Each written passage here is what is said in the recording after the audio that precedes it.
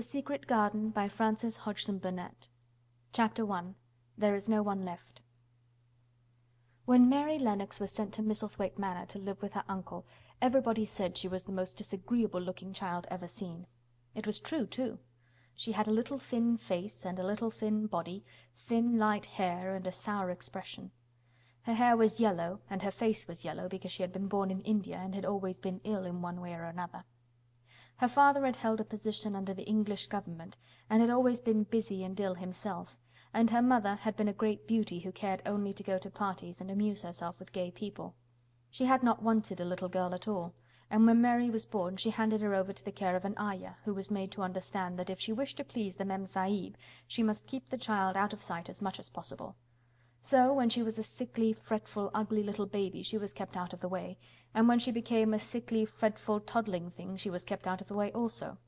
She never remembered seeing familiarly anything but the dark faces of her ayah and the other native servants, and as they always obeyed her and gave her her own way in everything, because the Mem Sahib would be angry if she was disturbed by her crying, by the time she was 6 years old she was as tyrannical and selfish a little pig as ever lived. The young English governess who came to teach her to read and write disliked her so much that she gave up her place in 3 months, and when other governesses came to try to fill it they always went away in a shorter time than the first one. So if Mary had not chosen to really want to know how to read books, she would never have learned her letters at all. One frightfully hot morning, when she was about 9 years old, she awakened feeling very cross, and she became crosser still when she saw that the servant who stood by her bedside was not her ayah. "Why did you come?" she said to the strange woman. "I will not let you stay. Send my ayah to me." The woman looked frightened, but she only stammered that the ayah could not come, and when Mary threw herself into a passion and beat and kicked her, she looked only more frightened, and repeated that it was not possible for the ayah to come to Missy Sahib. There was something mysterious in the air that morning. Nothing was done in its regular order, and several of the native servants seemed missing, while those whom Mary saw slunk or hurried about with ashy and scared faces. But no one would tell her anything, and her ayah did not come. She was actually left alone as the morning went on, and at last she wandered out into the garden and began to play by herself under a tree near the veranda. She pretended that she was making a flower bed, and she stuck big scarlet hibiscus blossoms into little heaps of earth, all the time growing more and more angry and muttering to herself the things she would say and the names she would call Saidi when she returned. "Pig! Pig! Daughter of pigs!" she said, because to call a native a pig is the worst insult of all. She was grinding her teeth and saying this over and over again when she heard her mother come out on the veranda with someone. She was with a fair young man, and they stood talking together in low, strange voices. Mary knew the fair young man who looked like a boy. She had heard that he was a very young officer who had just come from England. The child stared at him, but she stared most at her mother. She always did this when she had a chance to see her, because the Mem Sahib, Mary used to call her that oftener than anything else, was such a tall, slim, pretty person, and wore such lovely clothes. Her hair was like curly silk, and she had a delicate little nose which seemed to be disdaining things, and she had large, laughing eyes. All her clothes were thin and floating, and Mary said they were full of lace. They looked fuller of lace than ever this morning, but her eyes were not laughing at all. They were large and scared, and lifted imploringly to the fair boy officer's face. "Is it so very bad? Oh, is it?" Mary heard her say. "Awfully," the young man answered in a trembling voice. "Awfully, Mrs. Lennox. You ought to have gone to the hills 2 weeks ago." The Mem Sahib wrung her hands. "Oh, I know I ought," she cried. "I only stayed to go to that silly dinner party. What a fool I was!" At that very moment such a loud sound of wailing broke out from the servants' quarters that she clutched the young man's arm, and Mary stood shivering from head to foot. The wailing grew wilder and wilder. "What is it? What is it?" Mrs. Lennox gasped. "Someone has died," answered the boy officer. "You did not say it had broken out among your servants." "I did not know," the Mem Sahib cried. "Come with me, come with me," and she turned and ran into the house. After that appalling things happened, and the mysteriousness of the morning was explained to Mary. The cholera had broken out in its most fatal form, and people were dying like flies. The ayah had been taken ill in the night, and it was because she had just died that the servants had wailed in the huts. Before the next day 3 other servants were dead, and others had run away in terror. There was panic on every side, and dying people in all the bungalows. During the confusion and bewilderment of the second day, Mary hid herself in the nursery and was forgotten by everyone. Nobody thought of her, nobody wanted her, and strange things happened of which she knew nothing. Mary alternately cried and slept through the hours. She only knew that people were ill, and that she heard mysterious and frightening sounds. Once she crept into the dining-room and found it empty, though a partly finished meal was on the table, and chairs and plates looked as if they had been hastily pushed back when the diners rose suddenly for some reason. The child ate some fruit and biscuits, and being thirsty, she drank a glass of wine which stood nearly filled. It was sweet, and she did not know how strong it was. Very soon it made her intensely drowsy, and she went back to her nursery and shut herself in again, frightened by cries she heard in the huts, and by the hurrying sound of feet. The wine made her so sleepy that she could scarcely keep her eyes open, and she lay down on her bed and knew nothing more for a long time. Many things happened during the hours in which she slept so heavily, but she was not disturbed by the wails and the sound of things being carried in and out of the bungalow. When she awakened, she lay and stared at the wall. The house was perfectly still. She had never known it to be so silent before. She heard neither voices nor footsteps, and wondered if everybody had got well of the cholera and all the trouble was over. She wondered also who would take care of her now her Ayah was dead. There would be a new Ayah, and perhaps she would know some new stories. Mary had been rather tired of the old ones. She did not cry because her nurse had died. She was not an affectionate child, and had never cared much for anyone. The noise and hurrying about and wailing over the cholera had frightened her, and she had been angry because no one seemed to remember that she was alive. Everyone was too panic-stricken to think of a little girl no one was fond of. When people had the cholera, it seemed that they remembered nothing but themselves. But if everyone had got well again, surely someone would remember and come to look for her. But no one came, and as she lay waiting, the house seemed to grow more and more silent. She heard something rustling on the matting, and when she looked down, she saw a little snake gliding along and watching her with eyes like jewels. She was not frightened, because he was a harmless little thing who would not hurt her, and he seemed in a hurry to get out of the room. He slipped under the door as she watched him. "How queer and quiet it is," she said. "It sounds as if there were no one in the bungalow but me and the snake." Almost the next minute she heard footsteps in the compound, and then on the veranda. They were men's footsteps, and the men entered the bungalow and talked in low voices. No one went to meet them or speak to them, and they seemed to open doors and look into rooms. "What desolation," she heard one say. "That pretty, pretty woman. I suppose the child, too. I heard there was a child, though no one ever saw her." Mary was standing in the middle of the nursery when they opened the door a few minutes later. She looked an ugly, cross little thing, and was frowning because she was beginning to be hungry and feel disgracefully neglected. The first man who came in was a large officer she had once seen talking to her father. He looked tired and troubled, but when he saw her he was so startled that he almost jumped back. "Barney!" he cried out. "There is a child here! A child alone! In a place like this! Mercy on us, who is she?" "I am Mary Lennox," the little girl said, drawing herself up stiffly. She thought the man was very rude to call her father's bungalow a place like this.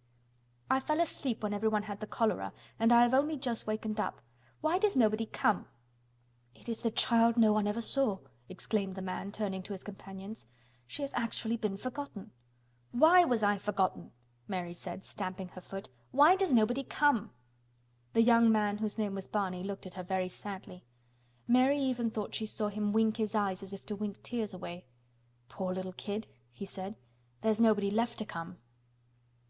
It was in that strange and sudden way that Mary found out that she had neither father nor mother left, that they had died and been carried away in the night, and that the few native servants who had not died also had left the house as quickly as they could get out of it, none of them even remembering that there was a Missy Sahib. That was why the place was so quiet. It was true that there was no one in the bungalow but herself and the little rustling snake. Chapter 2. Mistress Mary Quite Contrary.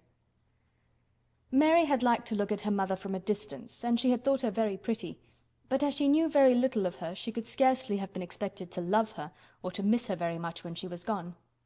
She did not miss her at all, in fact, and as she was a self-absorbed child, she gave her entire thought to herself, as she had always done. If she had been older, she would no doubt have been very anxious at being left alone in the world, but she was very young, and as she had always been taken care of, she supposed she always would be. What she thought was that she would like to know if she was going to nice people, who would be polite to her and give her her own way, as her ayah and the other native servants had done. She knew that she was not going to stay at the English clergyman's house where she was taken at first. She did not want to stay.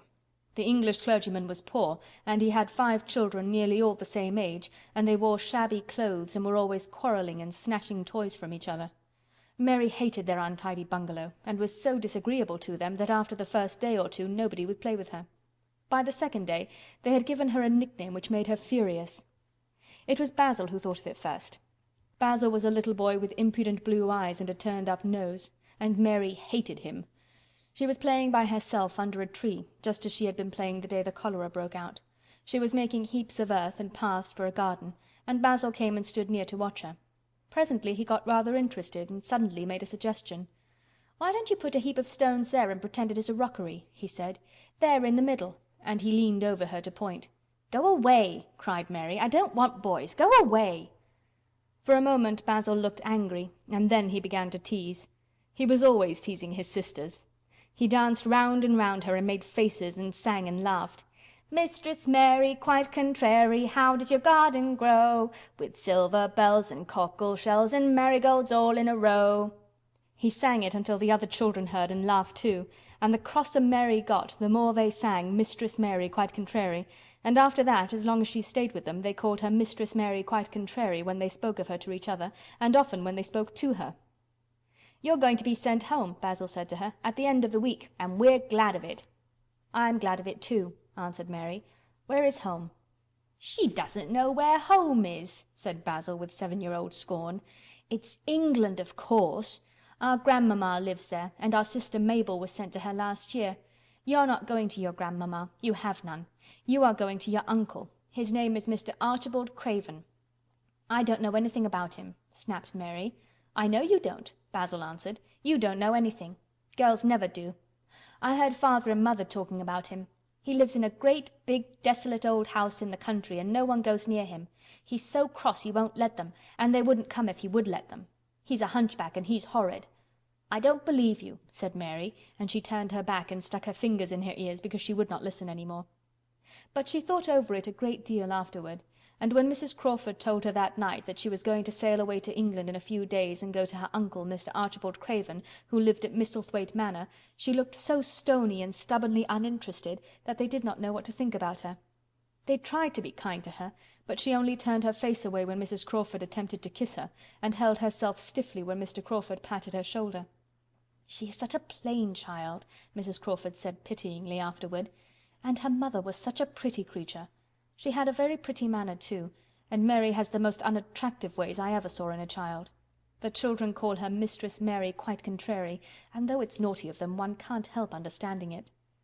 Perhaps if her mother had carried her pretty face and her pretty manners oftener into the nursery, Mary might have learned some pretty ways too. It is very sad, now the poor beautiful thing is gone, to remember that many people never even knew that she had a child at all. "I believe she scarcely ever looked at her," sighed Mrs. Crawford. "When her ayah was dead there was no one to give a thought to the little thing. Think of the servants running away and leaving her all alone in that deserted bungalow. Colonel McGrew said he nearly jumped out of his skin when he opened the door and found her standing by herself in the middle of the room." Mary made the long voyage to England under the care of an officer's wife, who was taking her children to leave them in a boarding school. She was very much absorbed in her own little boy and girl, and was rather glad to hand the child over to the woman Mr. Archibald Craven sent to meet her in London. The woman was his housekeeper at Misselthwaite Manor, and her name was Mrs. Medlock. She was a stout woman, with very red cheeks and sharp black eyes. She wore a very purple dress, a black silk mantle with jet fringe on it, and a black bonnet with purple velvet flowers which stuck up and trembled when she moved her head. Mary did not like her at all, but as she very seldom liked people, there was nothing remarkable in that. Besides which, it was very evident Mrs. Medlock did not think much of her. "My word, she's a plain little piece of goods," she said. "And we'd heard her mother was a beauty. She hasn't handed down much of it, has she, ma'am?" "Perhaps she will improve as she grows older," the officer's wife said good-naturedly.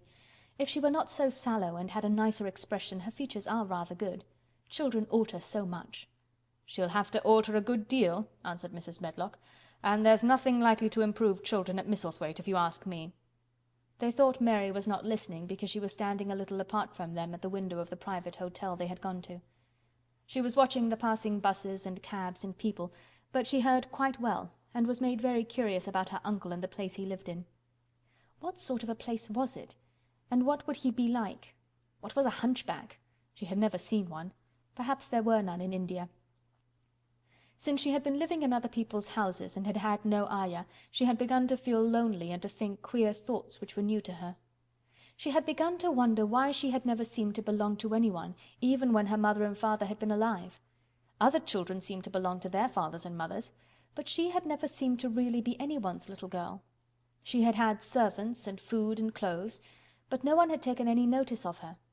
She did not know that this was because she was a disagreeable child, but then of course she did not know she was disagreeable. She often thought that other people were, but she did not know that she was so herself. She thought Mrs. Medlock the most disagreeable person she had ever seen, with her common highly coloured face and her common fine bonnet. When the next day they set out on their journey to Yorkshire, she walked through the station to the railway carriage with her head up and trying to keep as far away from her as she could, because she did not want to seem to belong to her. It would have made her angry to think people imagined she was her little girl. But Mrs. Medlock was not in the least disturbed by her and her thoughts. She was the kind of woman who would stand no nonsense from young ones. At least, that is what she would have said if she had been asked. She had not wanted to go to London just when her sister Maria's daughter was going to be married, but she had a comfortable, well-paid place as housekeeper at Misselthwaite Manor, and the only way in which she could keep it was to do at once what Mr. Archibald Craven told her to do. She never dared even to ask a question. "Captain Lennox and his wife died of the cholera," Mr. Craven had said in his short, cold way. "Captain Lennox was my wife's brother, and I am their daughter's guardian. The child is to be brought here. You must go to London and bring her yourself." So she packed her small trunk and made the journey. Mary sat in the corner of the railway carriage and looked plain and fretful. She had nothing to read or to look at, and she had folded her thin little black-gloved hands in her lap. Her black dress made her look yellower than ever, and her limp light hair straggled from under her black crape hat. "A more marred-looking young one I never saw in my life," Mrs. Medlock thought. Marred is a Yorkshire word and means spoiled and pettish. She had never seen a child who sat so still without doing anything, and at last she got tired of watching her and began to talk in a brisk, hard voice. "I suppose I may as well tell you something about where you are going," she said. "Do you know anything about your uncle?" "No," said Mary. "Never heard your father and mother talk about him?" "No," said Mary, frowning. She frowned because she remembered that her father and mother had never talked to her about anything in particular. Certainly they had never told her things. "Hm," muttered Mrs. Medlock, staring at her queer, unresponsive little face. She did not say any more for a few minutes, and then she began again. "I suppose you might as well be told something to prepare you. You are going to a queer place." Mary said nothing at all, and Mrs. Medlock looked rather discomfited by her apparent indifference, but after taking a breath she went on. "Not but that it's a grand big place in a gloomy way, and Mr. Craven's proud of it in his way, and that's gloomy enough too. The house is 600 years old, and it's on the edge of the moor, and there's near 100 rooms in it, though most of them shut up and locked. And there's pictures and fine old furniture and things that's been there for ages, and there's a big park round it, and gardens and trees with branches trailing to the ground, some of them." She paused and took another breath. "But there's nothing else," she ended suddenly. Mary had begun to listen in spite of herself. It all sounded so unlike India, and anything new rather attracted her. But she did not intend to look as if she were interested. That was one of her unhappy, disagreeable ways. So she sat still. "Well," said Mrs. Medlock, "what do you think of it?" "Nothing," she answered. "I know nothing about such places." That made Mrs. Medlock laugh a short sort of laugh. "Heh," she said. "But you are like an old woman. Don't you care?" "It doesn't matter," said Mary, "whether I care or not." "You're right enough there," said Mrs. Medlock. "It doesn't. What you're to be kept at Misselthwaite Manor for I don't know, unless because it's the easiest way. He's not going to trouble himself about you, that's sure and certain. He never troubles himself about no one." She stopped herself as if she had just remembered something in time. "He's got a crooked back," she said. "That set him wrong. He was a sour young man and got no good of all his money and big place till he was married." Mary's eyes turned toward her in spite of her intention not to seem to care. She had never thought of the hunchbacks being married, and she was a trifle surprised. Mrs. Medlock saw this, and as she was a talkative woman, she continued with more interest. This was one way of passing some of the time, at any rate. "She was a sweet, pretty thing, and he'd have walked the world over to get her a blade o' grass she wanted. Nobody thought she'd marry him, but she did. And people said she married him for his money. But she didn't. She didn't. Positively. When she died—" Mary gave a little involuntary jump. "Oh, did she die?" she exclaimed quite without meaning to. She had just remembered a French fairy story she had once read called Riquet à la houppe. It had been about a poor hunchback and a beautiful princess, and it had made her suddenly sorry for Mr. Archibald Craven. "Yes, she died," Mrs. Medlock answered, "and it made him queerer than ever. He cares about nobody. He won't see people. Most of the time he goes away, and when he is at Misselthwaite he shuts himself up in the west wing and won't let anyone but Pitcher see him. Pitcher's an old fellow, but he took care of him when he was a child, and he knows his ways." It sounded like something in a book, and it did not make Mary feel cheerful. A house with 100 rooms, nearly all shut up, and with their doors locked. A house on the edge of a moor, whatsoever a moor was, sounded dreary. A man with a crooked back who shut himself up also. She stared out of the window with her lips pinched together, and it seemed quite natural that the rain should have begun to pour down in grey, slanting lines and splash and stream down the window panes. If the pretty wife had been alive, she might have made things cheerful by being something like her own mother, and by running in and out and going to parties as she had done in frocks full of lace. But she was not there any more. "You needn't expect to see him, because 10 to 1 you won't," said Mrs. Medlock. "And you mustn't expect that there will be people to talk to you. You'll have to play about and look after yourself. You'll be told what rooms you can go into and what rooms you're to keep out of. There's gardens enough. But when you're in a house, don't go wandering and poking about. Mr. Craven won't have it." "I shall not want to go poking about," said sour little Mary, and just as suddenly as she had begun to be rather sorry for Mr. Archibald Craven, she began to cease to be sorry, and to think he was unpleasant enough to deserve all that had happened to him. And she turned her face toward the streaming panes of the window of the railway carriage, and gazed out at the grey rainstorm which looked as if it would go on forever and ever. She watched it so long and steadily that the greyness grew heavier and heavier before her eyes, and she fell asleep. Chapter 3. Across the Moor. She slept a long time, and when she awakened Mrs. Medlock had brought a lunch basket at one of the stations, and they had some chicken and cold beef and bread and butter and some hot tea. The rain seemed to be streaming down more heavily than ever, and everybody in the station wore wet and glistening waterproofs. The guard lighted the lamps in the carriage, and Mrs. Medlock cheered up very much over her tea and chicken and beef. She ate a great deal, and afterward fell asleep herself, and Mary sat and stared at her, and watched her fine bonnet slip on one side, until she herself fell asleep once more in the corner of the carriage, lulled by the splashing of the rain against the windows. It was quite dark when she awakened again. The train had stopped at a station, and Mrs. Medlock was shaking her. "You have had a sleep," she said. "It's time to open your eyes. We're at Thwaite Station, and we've got a long drive before us." Mary stood up and tried to keep her eyes open while Mrs. Medlock collected her parcels. The little girl did not offer to help her, because in India native servants always picked up or carried things, and it seemed quite proper that other people should wait on one. The station was a small one, and nobody but themselves seemed to be getting out of the train. The station-master spoke to Mrs. Medlock in a rough, good-natured way, pronouncing his words in a queer, broad fashion which Mary found out afterwards was Yorkshire. "I see thou's got back," he said, "and thou's brought the young un with thee." "Aye, that's her," answered Mrs. Medlock, speaking with a Yorkshire accent herself, and jerking her head over her shoulder toward Mary. "How's thy missus?" "Well enow. The carriage is waiting outside for thee." A brougham stood on the road before the little outside platform. Mary saw that it was a smart carriage, and that it was a smart footman who helped her in. His long waterproof coat and the waterproof covering of his hat were shining and dripping with rain, as everything was, the burly station-master included. When he shut the door, mounted the box with the coachman, and they drove off, the little girl found herself seated in a comfortably cushioned corner, but she was not inclined to go to sleep again. She sat and looked out of the window, curious to see something of the road over which she was being driven to the queer place Mrs. Medlock had spoken of. She was not at all a timid child, and she was not exactly frightened, but she felt that there was no knowing what might happen in a house with 100 rooms nearly all shut up, a house standing on the edge of a moor. "What is a moor?" she said suddenly to Mrs. Medlock. "Look out the window in about 10 minutes and you'll see," the woman answered. "We've got to drive 5 miles across Missel Moor before we get to the manor. You won't see much because it's a dark night, but you can see something." Mary asked no more questions, but waited in the darkness of her corner, keeping her eyes on the window. The carriage lamps cast rays of light a little distance ahead of them, and she caught glimpses of the things they passed. After they had left the station they had driven through a tiny village, and she had seen whitewashed cottages and the lights of a public house. Then they had passed a church and a vicarage, and a little shop window or so in a cottage with toys and sweets and odd things set out for sale. Then they were on the high road, and she saw hedges and trees. After that there seemed nothing different for a long time, or at least it seemed a long time to her.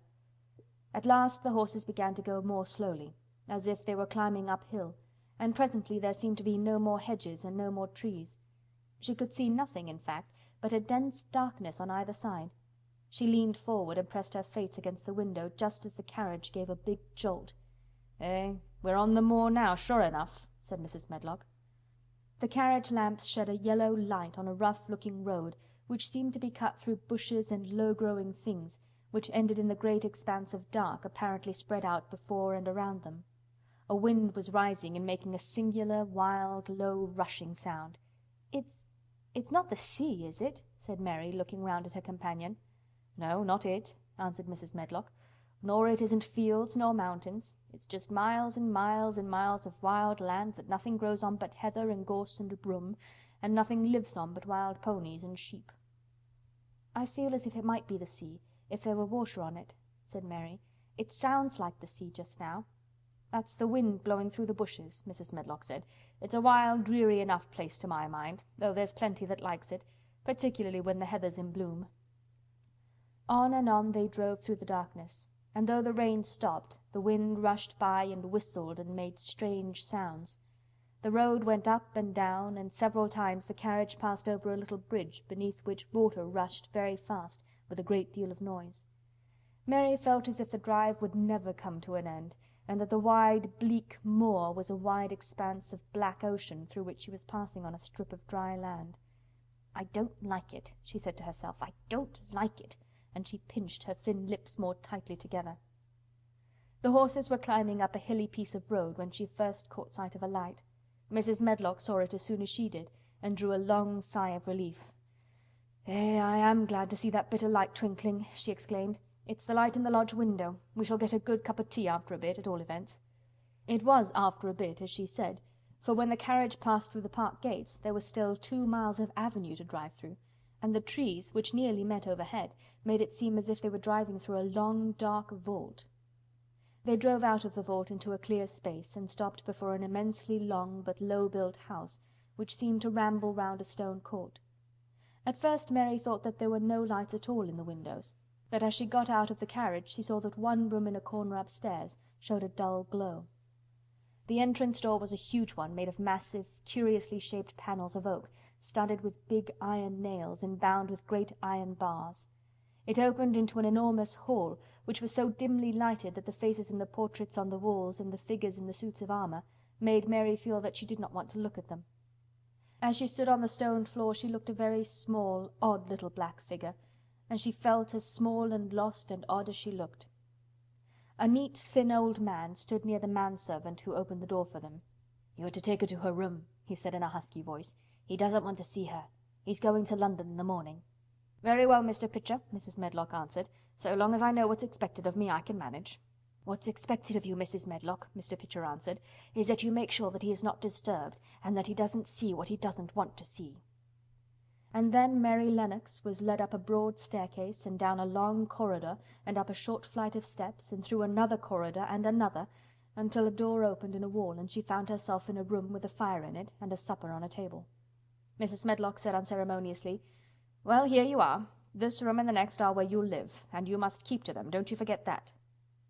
It was in this way Mistress Mary arrived at Misselthwaite Manor, and she had, perhaps, never felt quite so contrary in all her life. Chapter 4. Martha. When she opened her eyes in the morning, it was because a young housemaid had come into her room to light the fire, and was kneeling on the hearthrug, raking out the cinders noisily. Mary lay and watched her for a few moments, and then began to look about the room. She had never seen a room at all like it, and thought it curious and gloomy. The walls were covered with tapestry with a forest scene embroidered on it. There were fantastically dressed people under the trees, and in the distance there was a glimpse of the turrets of a castle. There were hunters and horses and dogs and ladies. Mary felt as if she were in the forest with them. Out of a deep window she could see a great climbing stretch of land which seemed to have no trees on it and to look rather like an endless, dull, purplish sea. "What is that?" she said, pointing out of the window. Martha, the young housemaid, who had just risen to her feet, looked and pointed also. "That there?" she said. "Yes, that's the moor," with a good-natured grin. "Does tha like it?" "No," answered Mary, "I hate it." "That's because tha'rt not used to it," Martha said, going back to her hearth. "Tha thinks it's too big and bare now. But tha will like it." "Do you?" inquired Mary. "Aye, that I do," answered Martha, cheerfully polishing away at the grate. "I just love it. It's none bare. It's covered with growing things as smells sweet. It's fair lovely in spring and summer when the gorse and the broom and heather's in flower. It smells of honey, and there's such a lot of fresh air and the sky looks so high and the bees and skylarks make such a nice noise hummin' and singin'. I wouldn't live away from the moor for anything." Mary listened to her with a grave, puzzled expression. The native servants she had been used to in India were not in the least like this. They were obsequious and servile, and did not presume to talk to their masters as if they were their equals. They made salams and called them "protector of the poor" and names of that sort. Indian servants were commanded to do things, not asked. It was not the custom to say "please" and "thank you," and Mary had always slapped her Ayah in the face when she was angry. She wondered a little what this girl would do if one slapped her in the face.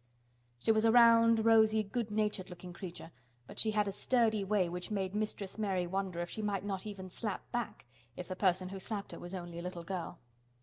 "You are a strange servant," she said from her pillows, rather haughtily. Martha sat up on her heels, with her blacking brush in her hand, and laughed, without seeming the least out of temper. I know that," she said. "If there was a grand missus at Misselthwaite I should never have been even one of the under housemaids. I might have been let to be scullery maid, but I'd never have been let upstairs. I'm too common, and I talk too much Yorkshire. But this is a funny house, for all that it's so grand. Seems like there's neither master nor mistress, 'cept Mr. Pitcher and Miss Medlock. Mr. Craven, he won't be troubled about anything when he's here, and he's nearly always away. Mrs. Medlock gave me the place out of kindness. She told me she could never have done it if Misselthwaite had been like other big houses." "Are you going to be my servant?" Mary asked, still in her imperious little Indian way. Martha began to rub her grate again. "I'm Mrs. Medlock's servant," she said stoutly, "and she's Mr. Craven's. But I'm to do the housemaid's work up here and wait on you a bit. But you won't need much waiting on." "Who is going to dress me?" demanded Mary. Martha sat up on her heels and stared. She spoke in broad Yorkshire in her amazement. "Canna tha dress thysen?" she said. "What do you mean? I don't understand your language," said Mary. "I forgot," Martha said. "Mrs. Medlock told me I'd have to be careful or you wouldn't know what I was saying. I mean, can't you put on your own clothes?" "No," answered Mary quite indignantly. "I never did in my life. My Ayah dressed me, of course." "Well," said Martha, evidently not in the least aware that she was impudent, "it's time tha should learn. Tha cannot begin younger. It'll do thee good to wait on thysen a bit. My mother always said she couldn't see why grand people's children didn't turn out fair fools, what with nurses and bein' washed and dressed and took out to walk as if they was puppies." "It is different in India," said Mistress Mary disdainfully. She could scarcely stand this. But Martha was not at all crushed. "I can see it's different," she answered almost sympathetically. "I dare say it's because there's such a lot of blacks there instead of respectable white people. When I heard you was comin' from India I thought you was a black too." Mary sat up in bed furious. "What?" she said. "What? You thought I was a native! You daughter of a pig!"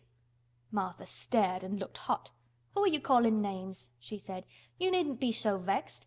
That's not the way for a young lady to talk. I've nothing against the blacks. When you read about 'em in tracts they're always very religious. You always read as a black's a man and a brother. I have never seen a black and I was fair pleased to think I was going to see one close. When I come in to light your fire this morning I crept up to your bed and pulled the cover back careful to look at you. And there you was," disappointedly, "no more black than me, for all you're so yeller." Mary did not even try to control her rage and humiliation. "You thought I was a native! You dared! You don't know anything about natives. They're not people, they're servants who must salaam to you. You know nothing about India. You know nothing about anything." She was in such a rage and felt so helpless before the girl's simple stare, and somehow she suddenly felt so horribly lonely and far away from everything she understood and which understood her, that she threw herself face downward on the pillows and burst into passionate sobbing. She sobbed so unrestrainedly that good-natured Yorkshire Martha was a little frightened and quite sorry for her. She went to the bed and bent over her. You mustn't cry like that there," she begged. "You mustn't for sure. I didn't know you'd be vexed. I don't know anything about anything, just like you said. I beg your pardon, miss. Do stop crying." There was something comforting and really friendly in her queer Yorkshire speech and sturdy way, which had a good effect on Mary. She gradually ceased crying and became quiet. Martha looked relieved. "It's time for thee to get up now," she said. "Mrs. Medlock says I was to carry thy breakfast and tea and dinner into the room next to this. It's been made into a nursery for thee. I'll help thee on with thy clothes if thou'll get out of bed.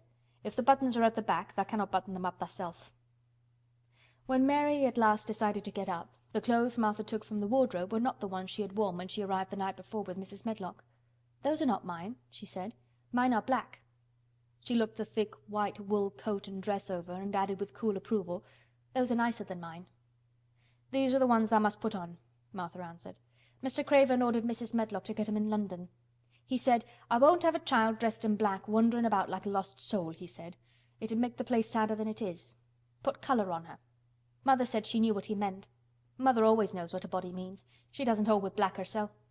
"I hate black things," said Mary. The dressing process was one which taught them both something. Martha had buttoned up her little sisters and brothers, but she had never seen a child who stood still and waited for another person to do things for her as if she had neither hands nor feet of her own. "Why doesn't tha put on thy own shoes?" she said, when Mary quietly held out her foot. "My ayah did it," answered Mary, staring. "It was the custom." She said that very often. It was the custom. The native servants were always saying it. If one told them to do a thing their ancestors had not done for 1,000 years, they gazed at one mildly and said, "It is not the custom," and one knew that was the end of the matter. It had not been the custom that Mistress Mary should do anything but stand and allow herself to be dressed like a doll, but before she was ready for breakfast she began to suspect that her life at Misselthwaite Manor would end by teaching her a number of things quite new to her. Things such as putting on her own shoes and stockings, and picking up things she let fall. If Martha had been a well-trained, fine young lady's maid, she would have been more subservient and respectful, and would have known that it was her business to brush hair and button boots and pick things up and lay them away. She was, however, only an untrained Yorkshire rustic, who had been brought up in a moorland cottage with a swarm of little brothers and sisters, who had never dreamed of doing anything but waiting on themselves and on the younger ones, who were either babies in arms or just learning to totter about and tumble over things. If Mary Lennox had been a child who was ready to be amused, she would perhaps have laughed at Martha's readiness to talk, but Mary only listened to her coldly and wondered at her freedom of manner. At first she was not at all interested, but gradually, as the girl rattled on in her good-tempered, homely way, Mary began to notice what she was saying. You should see 'em all," she said. "There's 12 of us, and my father only gets 16 shilling a week. I can tell you my mother's put to it to get porridge for 'em all. They tumble about on the moor and play there all day, and mother says the air of the moor fattens them. She says she believes they eat the grass same as the wild ponies do. Our Dickon, he's 12 years old, and he's got a young pony he calls his own." "Where did he get it?" asked Mary. "He found it on the moor with its mother when it was a little un, and began to make friends with it and give it bits of bread and pluck young grass for it.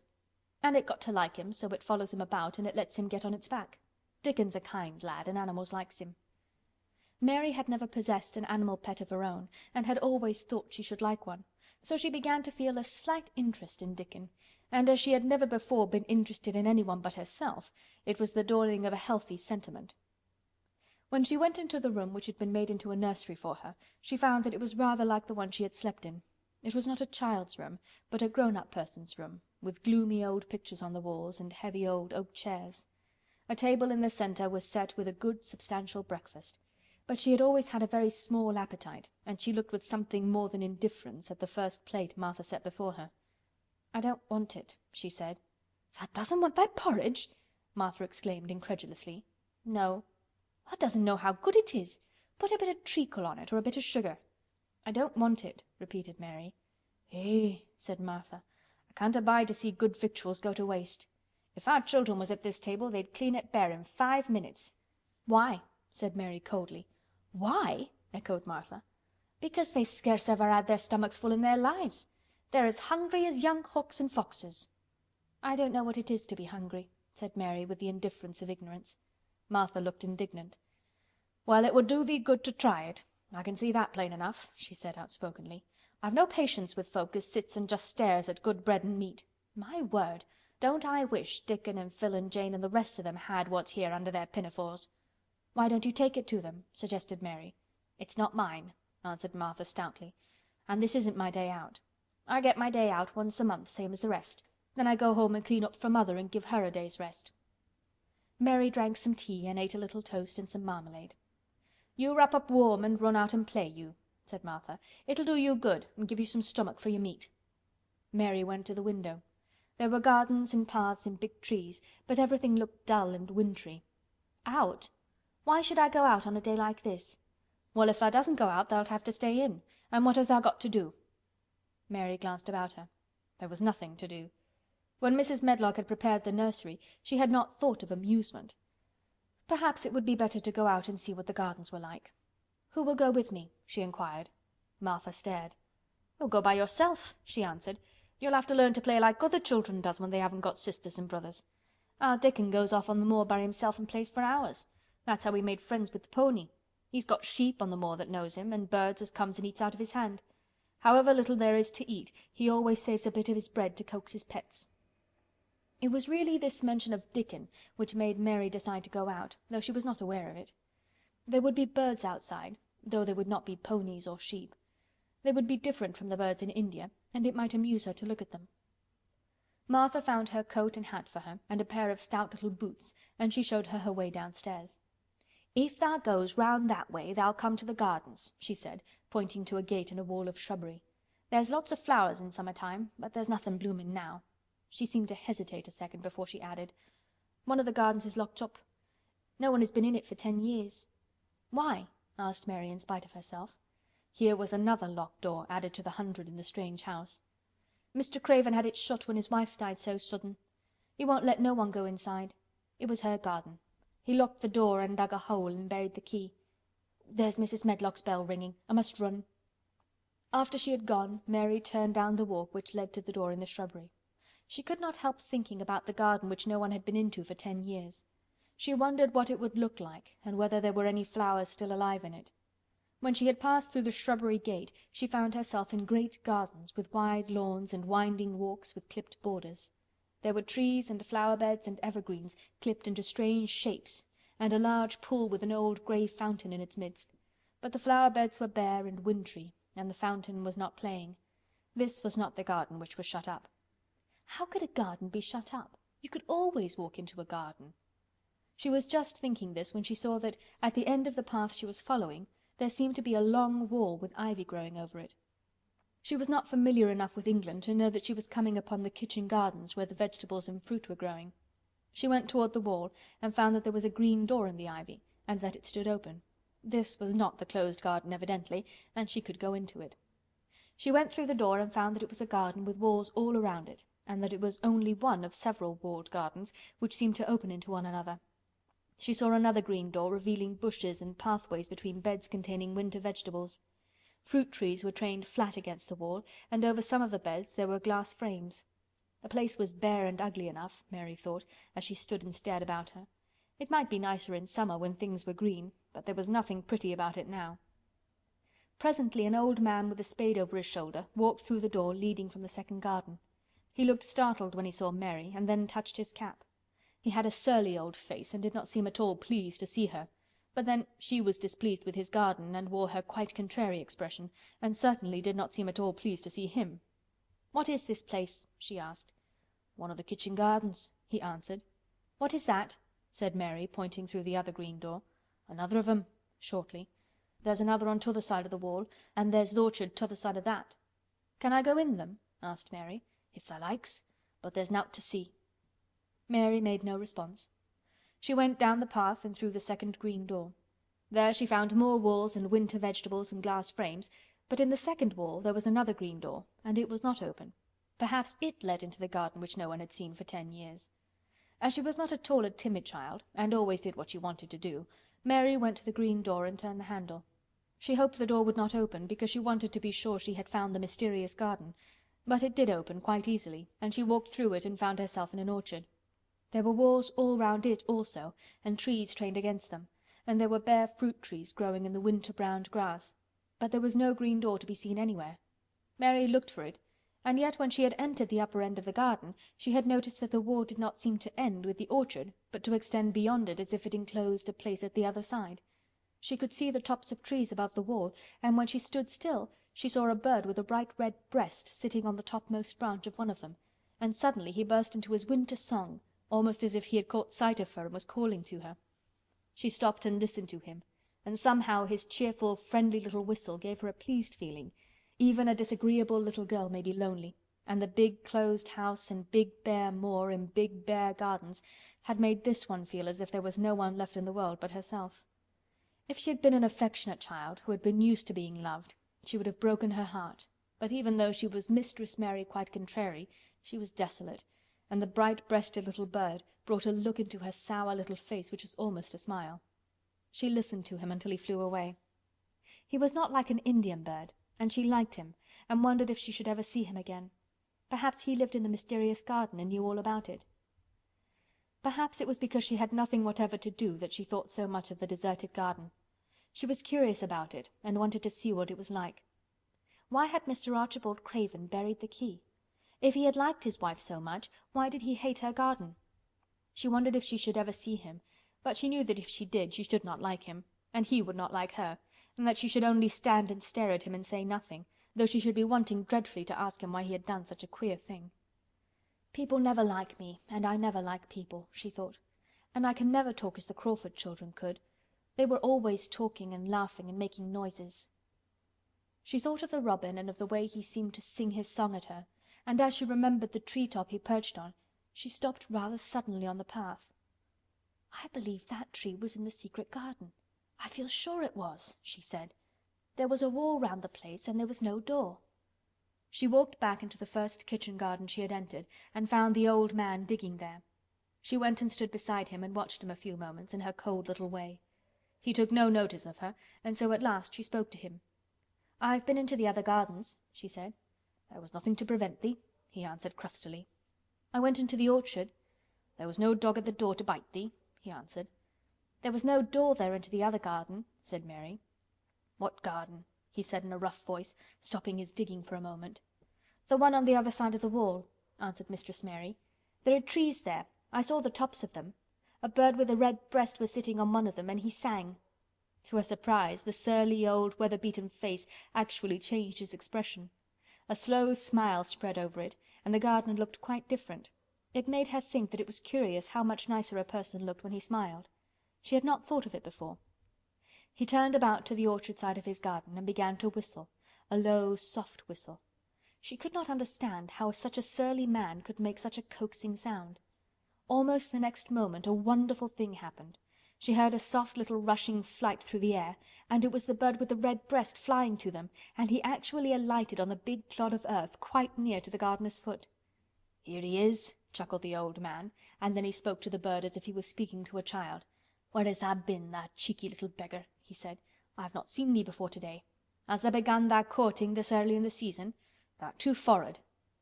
The bird put his tiny head on one side and looked up at him with his soft, bright eye, which was like a black dewdrop. He seemed quite familiar and not the least afraid. He hopped about and pecked the earth briskly, looking for seeds and insects. It actually gave Mary a queer feeling in her heart because he was so pretty and cheerful and seemed so like a person. He had a tiny plump body and a delicate beak and slender delicate legs.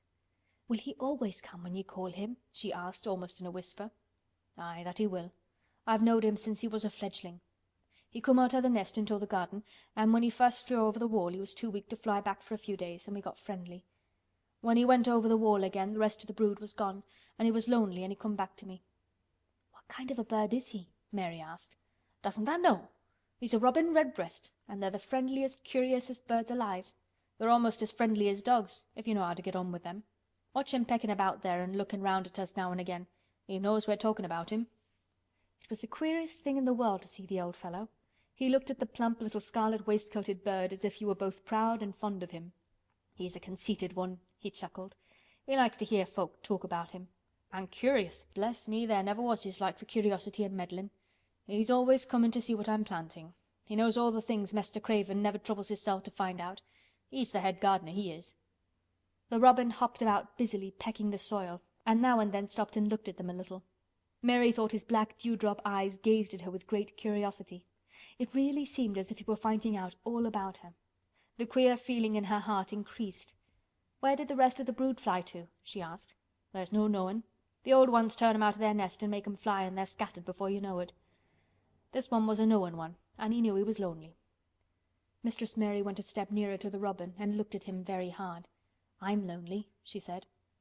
She had not known before that this was one of the things which made her feel sour and cross. She seemed to find it out when the robin looked at her and she looked at the robin.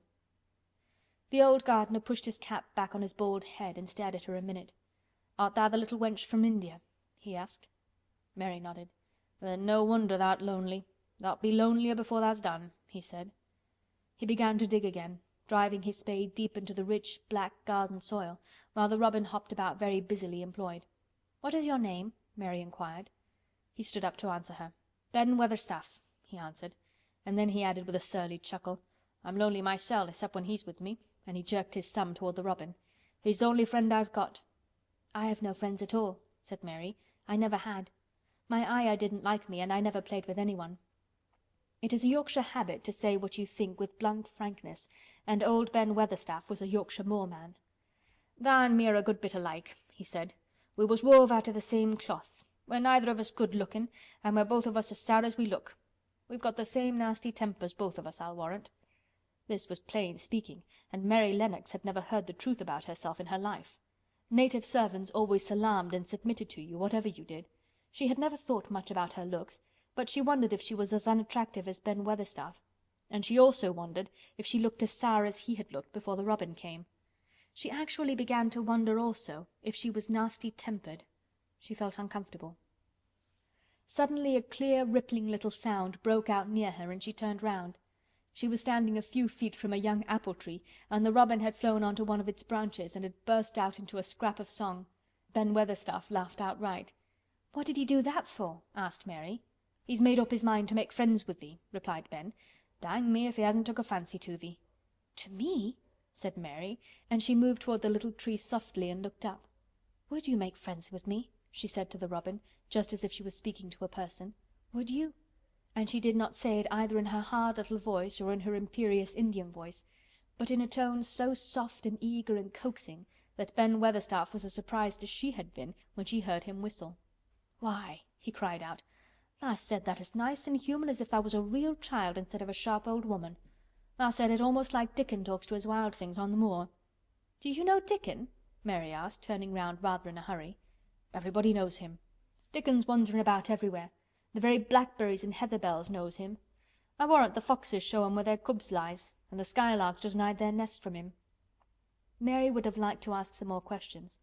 She was almost as curious about Dickon as she was about the deserted garden. But just that moment the robin, who had ended his song, gave a little shake of his wings, spread them and flew away. He had made his visit and had other things to do. "He has flown over the wall!" Mary cried out, watching him. "He has flown into the orchard. He has flown across the other wall, into the garden where there is no door." "He lives there," said old Ben. "He came out of the egg there. If he's courtin', he's making up to some young madam of a robin that lives 'mong the old rose trees there." "Rose trees?" said Mary. "Are there rose trees?" Ben Weatherstaff took up his spade again and began to dig. "There was 10 year ago," he mumbled. "I should like to see them," said Mary. "Where is the green door? There must be a door somewhere." Ben drove his spade deep and looked as uncompanionable as he had looked when she first saw him. "There was 10 year ago, but there isn't now," he said. "No door?" cried Mary. "There must be." "None as anyone can find, and none as is anyone's business. Don't you be a meddlesome wench and poke your nose where it's no cause to go. Here, I must get on with my work. Get you gone and play you. I've no more time." And he actually stopped digging, threw his spade over his shoulder and walked off, without even glancing at her or saying goodbye. Chapter 5. The Cry in the Corridor. At first, each day which passed by for Mary Lennox was exactly like the others. Every morning she awoke in her tapestried room and found Martha kneeling upon the hearth building her fire. Every morning she ate her breakfast in the nursery, which had nothing amusing in it, and after each breakfast she gazed out of the window across to the huge moor, which seemed to spread out on all sides and climb up to the sky, and after she had stared for a while, she realized that if she did not go out, she would have to stay in and do nothing, and so she went out. She did not know that this was the best thing she could have done, and she did not know that, when she began to walk quickly or even run along the paths and down the avenue, she was stirring her slow blood and making herself stronger by fighting with the wind which swept down from the moor. She ran only to make herself warm, and she hated the wind which rushed at her face and roared and held her back as if it were some giant she could not see. But the big breaths of rough fresh air blown over the heather filled her lungs with something which was good for her whole thin body, and whipped some red colour into her cheeks and brightened her dull eyes when she did not know anything about it. But after a few days spent almost entirely out of doors, she wakened one morning knowing what it was to be hungry, and when she sat down to her breakfast she did not glance disdainfully at her porridge and push it away, but took up her spoon and began to eat it, and went on eating it until her bowl was empty. "I got on well enough with that this morning, didn't I?" said Martha. "It tastes nice to-day," said Mary, feeling a little surprised herself. "It's there o' the moor that's given thee stomach for thy victuals," answered Martha. "It's lucky for thee thou's got victuals as well as appetite. There's been 12 in our cottage that's had the stomach and nothing to put in it. You go on playing you out o' doors every day, and you'll get some flesh on your bones, and you won't be so yeller." "I don't play," said Mary. "I have nothing to play with." "Nothing to play with!" exclaimed Martha. "Our children plays with sticks and stones. They just runs about and shouts and looks at things." Mary did not shout, but she looked at things. There was nothing else to do. She walked round and round the gardens and wandered about the paths in the park. Sometimes she looked for Ben Weatherstaff, but though several times she saw him at work, he was too busy to look at her, or was too surly. Once, when she was walking toward him, he picked up his spade and turned away as if he did it on purpose. One place she went to oftener than to any other. It was the long walk outside the gardens, with the walls round them. There were bare flower beds on either side of it, and against the walls ivy grew thickly. There was one part of the wall where the creeping dark green leaves were more bushy than elsewhere. It seemed as if for a long time that part had been neglected. The rest of it had been clipped and made to look neat, but at this lower end of the walk it had not been trimmed at all. A few days after she had talked to Ben Weatherstaff, Mary stopped to notice this, and wondered why it was so. She had just paused and was looking up at a long spray of ivy swinging in the wind, when she saw a gleam of scarlet and heard a brilliant chirp, and there on the top of the wall forward perched Ben Weatherstaff's robin Redbreast, tilting forward to look at her with his small head on one side. "Oh!" she cried out, "is it you? Is it you?" And it did not seem at all queer to her that she spoke to him as if she were sure that he would understand and answer her. He did answer. He twittered and chirped and hopped along the wall as if he were telling her all sorts of things. It seemed to Mistress Mary as if she understood him too, though he was not speaking in words. It was as if he said, "Good morning! Isn't the wind nice? Isn't the sun nice? Isn't everything nice? Let us both chirp and hop and twitter. Come on, come on!" Mary began to laugh, and as he hopped and took little flights along the wall, she ran after him. Poor little thin, sallow, ugly Mary! She actually looked almost pretty for a moment. "I like you, I like you!" she cried out, pattering down the walk. And she chirped and tried to whistle, which last she did not know how to do in the least. But the robin seemed to be quite satisfied, and chirped and whistled back at her. At last he spread his wings and made a darting flight to the top of a tree, where he perched and sang loudly. That reminded Mary of the first time she had seen him. He had been swinging on a tree-top then, and she had been standing in the orchard. Now she was on the other side of the orchard and standing in the path outside a wall, much lower down, and there was the same tree inside. "It's in the garden no one can go into," she said to herself. "It's the garden without a door. He lives in there. How I wish I could see what it is like." She ran up the walk to the green door she had entered the first morning. Then she ran down the path through the other door, and then into the orchard, and when she stood and looked up, there was the tree on the other side of the wall, and there was the robin just finishing his song and beginning to preen his feathers with his beak. "It is the garden," she said. "I am sure it is." She walked round and looked closely at that side of the orchard wall, but she only found what she had found before, that there was no door in it. Then she ran through the kitchen gardens again and out into the walk outside the long ivy-covered wall, and she walked to the end of it and looked at it, but there was no door. And then she walked to the other end, looking again, but there was no door. "It's very queer," she said. "Ben Weatherstaff said there was no door, and there is no door, but there must have been one 10 years ago, because Mr. Craven buried the key." This gave her so much to think of that she began to be quite interested, and feel that she was not sorry that she had come to Misselthwaite Manor. In India she had always felt hot and too languid to care much about anything. The fact was that the fresh wind from the moor had begun to blow the cobwebs out of her young brain and to waken her up a little. She stayed out of doors nearly all day, and when she sat down to her supper at night she felt hungry and drowsy and comfortable. She did not feel cross when Martha chatted away. She felt as if she rather liked to hear her, and at last she thought she should ask her a question. She asked it after she had finished her supper and had sat down on the hearth-rug before the fire. "Why did Mr. Craven hate the garden?" she said. She had made Martha stay with her, and Martha had not objected at all. She was very young, and used to a crowded cottage full of brothers and sisters, and she found it dull in the great servants' hall downstairs, where the footmen and upper housemaids made fun of her Yorkshire speech, and looked upon her as a common little thing, and sat and whispered among themselves. Martha liked to talk, and the strange child who had lived in India and been waited upon by blacks was novelty enough to attract her. She sat down on the hearth herself without waiting to be asked. "Art thou thinking about that garden yet?" she said. "I knew thou would. That was just the way with me when I first heard about it." "Why did he hate it?" Mary persisted. Martha tucked her feet under her and made herself quite comfortable. "Listen to the wind wuthering around the house," she said. "You could bear stand up on the moor if you was out on it tonight." Mary did not know what wuthering meant until she listened, and then she understood. It must mean that hollow, shuddering sort of roar which rushed round and round the house as if the giant no one could see were buffeting it and beating at the walls and windows to try to break in. But one knew he could not get in, and somehow it made one feel very safe and warm inside a room with a red coal fire. "But why did he hate it so?" she asked after she had listened. She intended to know if Martha did. Then Martha gave up her store of knowledge. "Mind," she said, "Mrs. Medlock said it's not to be talked about. There's lots of things in this place that's not to be talked over. That's Mr. Craven's orders. His troubles are none servant's business, he says. But for the garden he wouldn't be like he is. It was Mrs. Craven's garden that she had made when first they were married, and she just loved it, and they used to tend the flowers themselves, and none of the gardeners was ever let to go in. Him and her used to go in and shut the door and stay there hours and hours, reading and talking. And she was just a bit of a girl, and there was an old tree with a branch bent like a seat on it, and she made roses grow over it, and she used to sit there. But one day when she was sitting there, the branch broke, and she fell on the ground, and was hurt so bad that next day she died. The doctors thought he'd go out of his mind and die too. That's why he hates it. No one's ever gone in since, and he won't let anyone talk about it." Mary did not ask any more questions. She looked at the red fire and listened to the wind wuthering. It seemed to be wuthering louder than ever. At that moment a very good thing was happening to her. 4 good things had happened to her, in fact, since she came to Misselthwaite Manor. She had felt as if she had understood a robin, and that he had understood her. She had run in the wind until her blood had grown warm.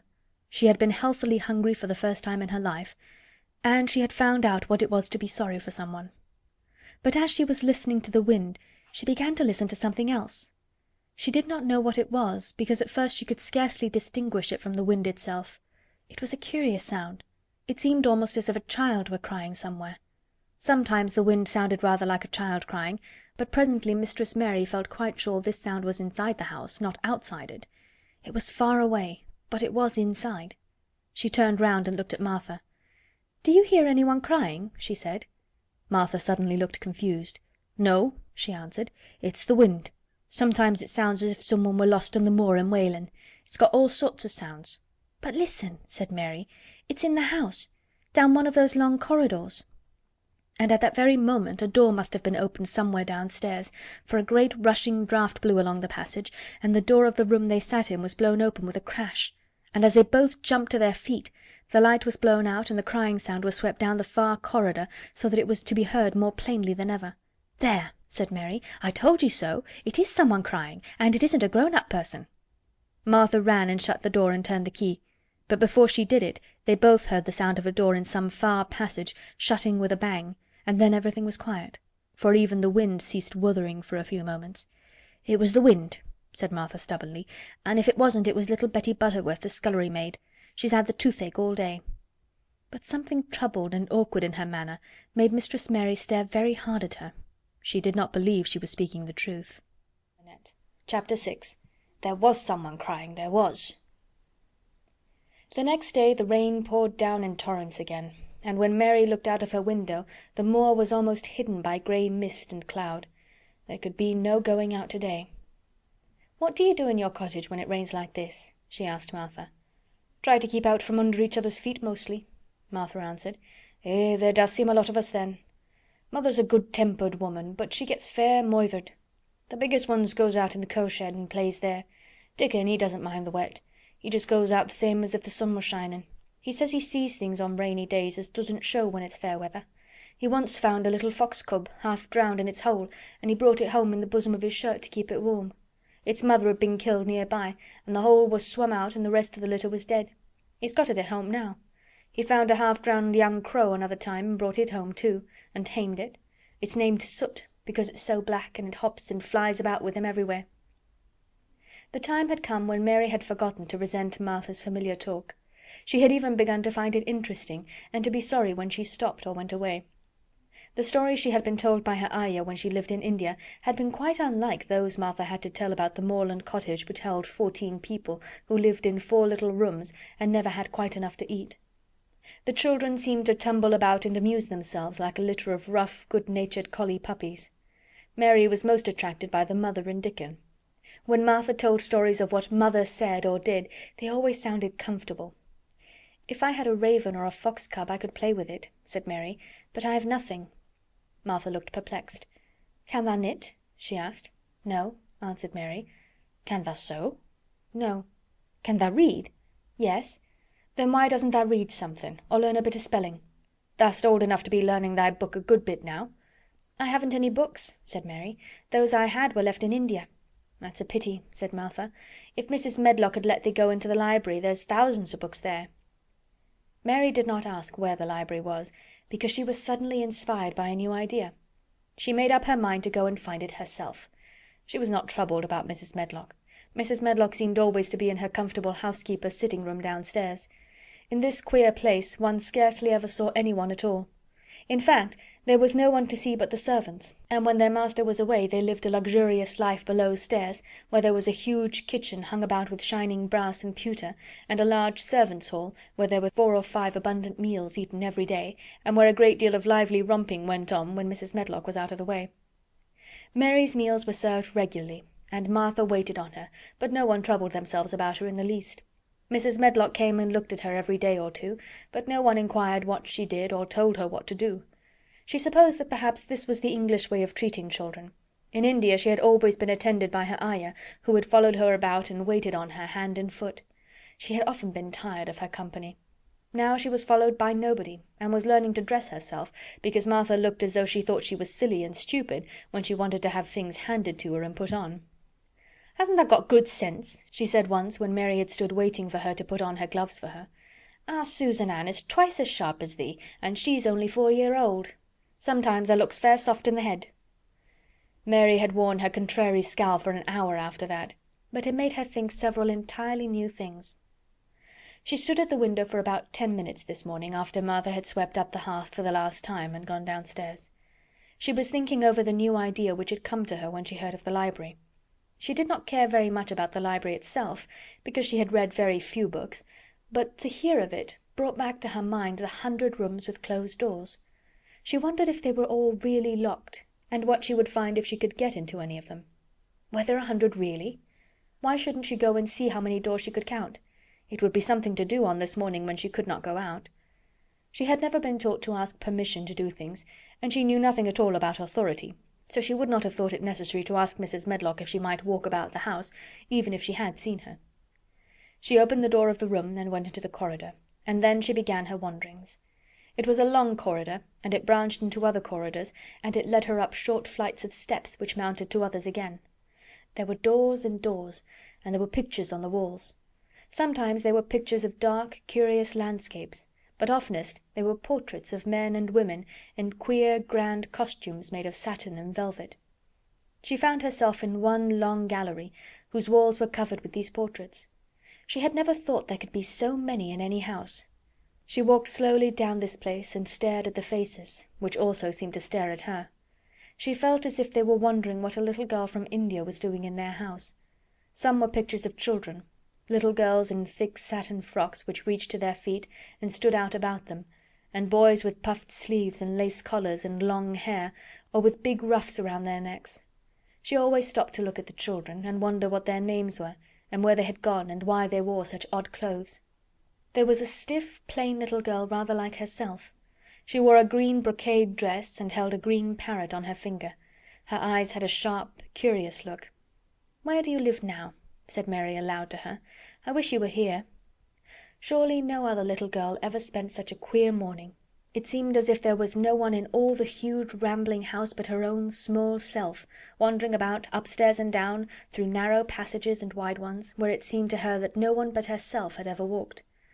Since so many rooms had been built, people must have lived in them, but it all seemed so empty that she could not quite believe it true. It was not until she climbed to the second floor that she thought of turning the handle of a door. All the doors were shut, as Mrs. Medlock had said they were, but at last she put her hand on the handle of one of them and turned it.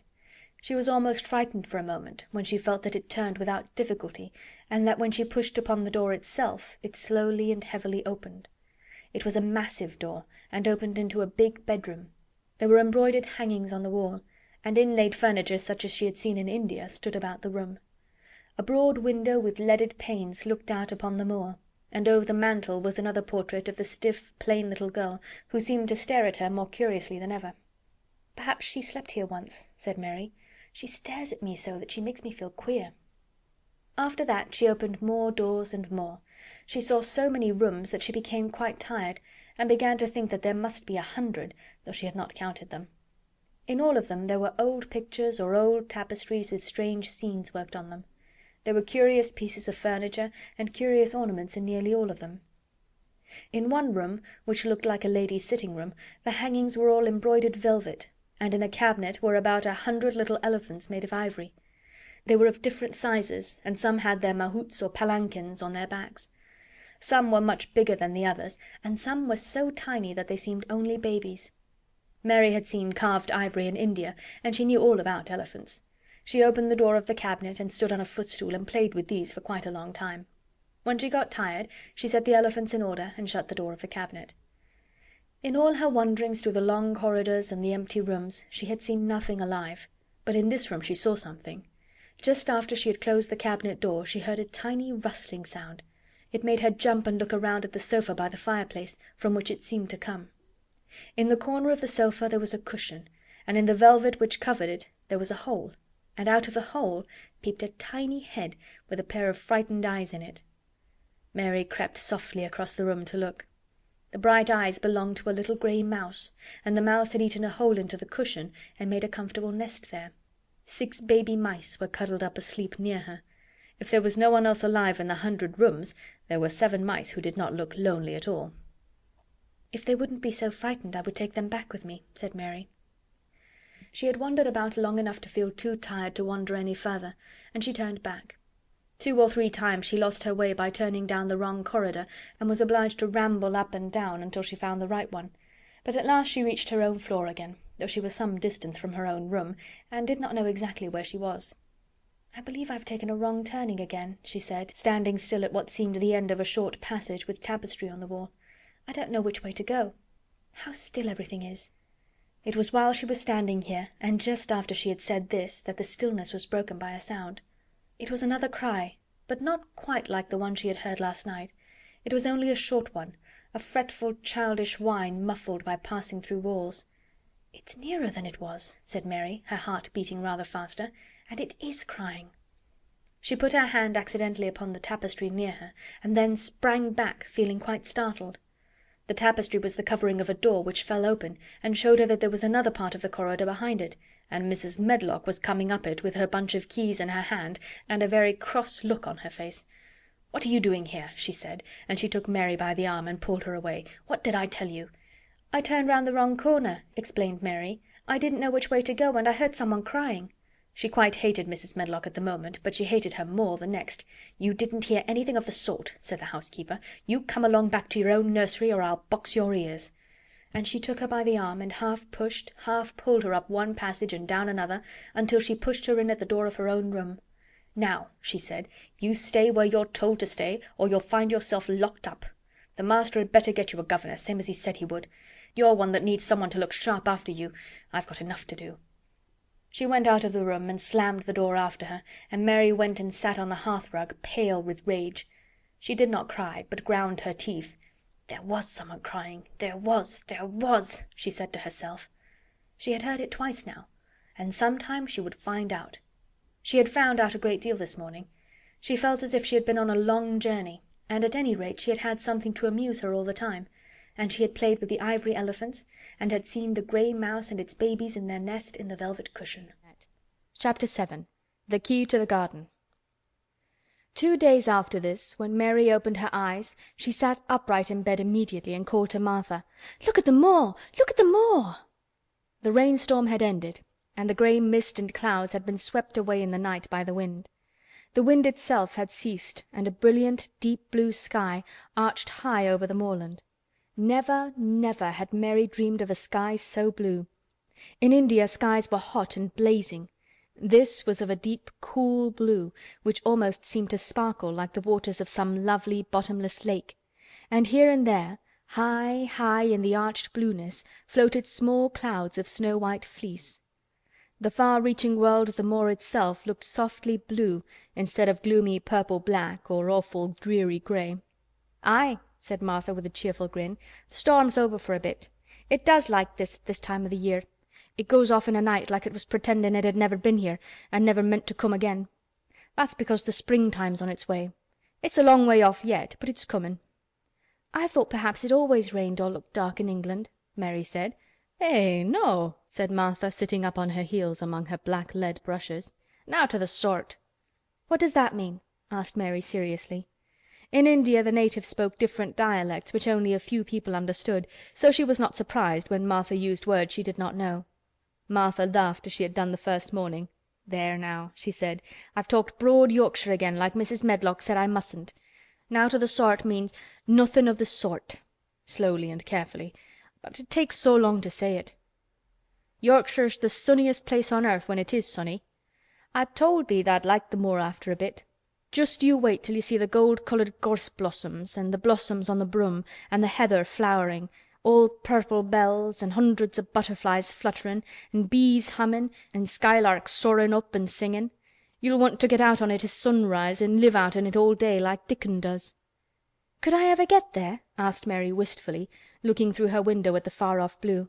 It was so new and big and wonderful, and such a heavenly colour. "I don't know," answered Martha. "Tha's never used thy legs since tha was born, it seems to me. Tha couldn't walk 5 mile. It's 5 mile to our cottage." "I should like to see your cottage." Martha stared at her a moment curiously before she took up her polishing brush and began to rub the grate again. She was thinking that the small plain face did not look quite as sour at this moment as it had done the first morning she saw it. It looked just a trifle like little Susan Ann's when she wanted something very much. "I'll ask my mother about it," she said. "She's one of them that nearly always sees a way to do things. It's my day out today and I'm going home. I am glad. Mrs. Medlock thinks a lot of mother. Perhaps she could talk to her." "I like your mother," said Mary. "I should think tha' did," agreed Mary, polishing away. "I've never seen her," said Mary. "No, tha' hasn't," replied Martha. She sat up on her heels again and rubbed the end of her nose with the back of her hand as if puzzled for a moment, but she ended quite positively. "Well, she's that sensible and hard-workin' and good-natured and clean that no one could help likin' her whether they'd seen her or not. When I'm goin' home to her on my day out I just jump for joy when I'm crossin' the moor." "I like Dickon," added Mary, "and I've never seen him." "Well," said Martha stoutly, "I've told thee that the very birds likes him, and the rabbits and wild sheep and ponies and the foxes themselves. I wonder," staring at her reflectively, "what Dickon would think of thee." "He wouldn't like me," said Mary in her stiff, cold little way. "No one does." Martha looked reflective again. "How does tha like thysel'?" she inquired, really quite as if she were curious to know. Mary hesitated a moment and thought it over. "Not at all, really," she answered. "But I never thought of that before." Martha grinned a little as if at some homely recollection. "Mother said that to me once," she said. "She was at her wash-tub and I was in a bad temper and talking ill of folk, and she turns round on me and says, 'Tha young vixen, tha! There tha stands sayin' tha doesn't like this one and tha doesn't like that one. How does tha like thysel'?' That made me laugh and it brought me to my senses in a minute." She went away in high spirits as soon as she had given Mary her breakfast. She was going to walk 5 miles across the moor to the cottage, and she was going to help her mother with the washing and do the week's baking and enjoy herself thoroughly. Mary felt lonelier than ever when she knew she was no longer in the house. She went out into the garden as quickly as possible, and the first thing she did was to run round and round the fountain flower garden 10 times. She counted the times carefully, and when she had finished she felt in better spirits. The sunshine made the whole place look different. The high, deep blue sky arched over Misselthwaite as well as over the moor, and she kept lifting her face and looking up into it, trying to imagine what it would be like to lie down on one of the little snow-white clouds and float about. She went into the first kitchen garden and found Ben Weatherstaff working there with 2 other gardeners. The change in the weather seemed to have done him good. He spoke to her of his own accord. "Springtime's comin'," he said. "Cannot tha smell it?" Mary sniffed and thought she could. "I smell something nice and fresh and damp," she said. "That's the good rich earth," he answered, digging away. "It's in a good humour making ready to grow things. It's glad when plantin' time comes. It's dull in the winter when it's got nowt to do. In the flower gardens out there things will be stirrin' down below in the dark. The sun's warmin' 'em. You'll see bits o' green spikes stickin' out o' the black earth after a bit." "What will they be?" asked Mary. "Crocuses and snowdrops and daffydowndillys. Has tha never seen them?" "No. Everything is hot and wet and green after the rains in India," said Mary, "and I think things grow up in a night." "These won't grow up in a night," said Weatherstaff. "Tha'll have to wait for 'em. They'll poke up a bit higher here and push out a spike more there and uncurl a leaf this day and another that. You watch 'em." "I'm going to," answered Mary. Very soon she heard the soft rustling flight of wings again, and she knew at once that the robin had come again. He was very pert and lively, and hopped about so close to her feet and put his head on one side and looked at her so slyly that she asked Ben Weatherstaff a question. "Do you think he remembers me?" she said. "Remembers thee?" said Weatherstaff indignantly. "He knows every cabbage stump in the gardens, let alone the people. He's never seen a little wench here before, and he's bent on finding out all about thee. Tha's no need to try to hide anything from him." "Are things stirring down below in the dark in that garden where he lives?" Mary inquired. "What garden?" grunted Weatherstaff, becoming surly again. "The one where the old rose trees are." She could not help asking, because she wanted so much to know. "Are all the flowers dead, or do some of them come again in the summer? Are there ever any roses?" "Ask him," said Ben Weatherstaff, hunching his shoulders toward the robin. "He's the only one as knows. No one else has seen inside it for 10 year." 10 years was a long time, Mary thought. She had been born 10 years ago. She walked away slowly, thinking. She had begun to like the garden, just as she had begun to like the robin and Dickon and Martha's mother. She was beginning to like Martha too. That seemed a good many people to like, when you were not used to liking. She thought of the robin as one of the people. She went to her walk outside the long, ivy-covered wall over which she could see the tree-tops, and the second time she walked up and down the most interesting and exciting thing happened to her, and it was all through Ben Weatherstaff's robin. She heard a chirp and a twitter, and when she looked at the bare flower bed on her left, there he was, hopping about and pretending to peck things out of the earth to persuade her that he had not followed her. But she knew he had followed her, and the surprise so filled her with delight that she almost trembled a little. "You do remember me!" she cried out. "You do! You're prettier than anything else in the world." She chirped and talked and coaxed, and he hopped and flirted his tail and twittered. It was as if he were talking. His red waistcoat was like satin, and he puffed his tiny breast out and was so fine and so grand and so pretty that it was really as if he was showing her how important and like a human person a robin could be. Mistress Mary forgot that she had ever been contrary in her life when he allowed her to draw closer and closer to him, and bend down and talk and try to make something like robin sounds. Oh, to think that he should actually let her come as near to him as that! He knew nothing in the world would make her put out her hand toward him or startled him in the least tiniest way. He knew it because he was a real person, only nicer than any other person in the world. She was so happy that she scarcely dared to breathe. The flower bed was not quite bare.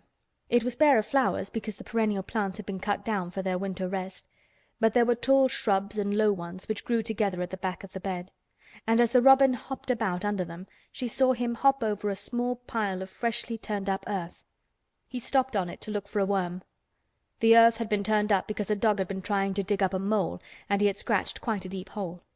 Mary looked at it, not really knowing why the hole was there, and as she looked she saw something almost buried in the newly turned soil. It was something like a ring of rusty iron or brass, and when the robin flew up into a tree near by, she put out her hand and picked the ring up. It was more than a ring, however. It was an old key, which looked as if it had been buried a long time. Mistress Mary stood up and looked at it with an almost frightened face as it hung from her finger. "Perhaps it has been buried for 10 years," she said in a whisper. "Perhaps it is the key to the garden." Chapter 8. The Robin Who Showed the Way. She looked at the key quite a long time. She turned it over and over and thought about it. As I have said before, she was not a child who had been trained to ask permission or consult her elders about things. All she thought about the key was that if it was the key to the closed garden, and she could find out where the door was, she could perhaps open it and see what was inside the walls and what had happened to the old rose trees.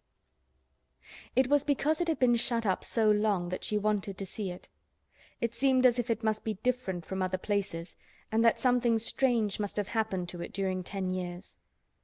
Besides that, if she liked it, she could go into it every day and shut the door behind her, and she could make up some play of her own and play it quite alone, because nobody would ever know where she was, but would think the door was still locked and the key buried in the earth. The thought of that pleased her very much. Living, as it were, all by herself in a house with 100 mysteriously closed rooms, and having nothing whatever to do to amuse herself, had set her inactive brain to working, and was actually awakening her imagination.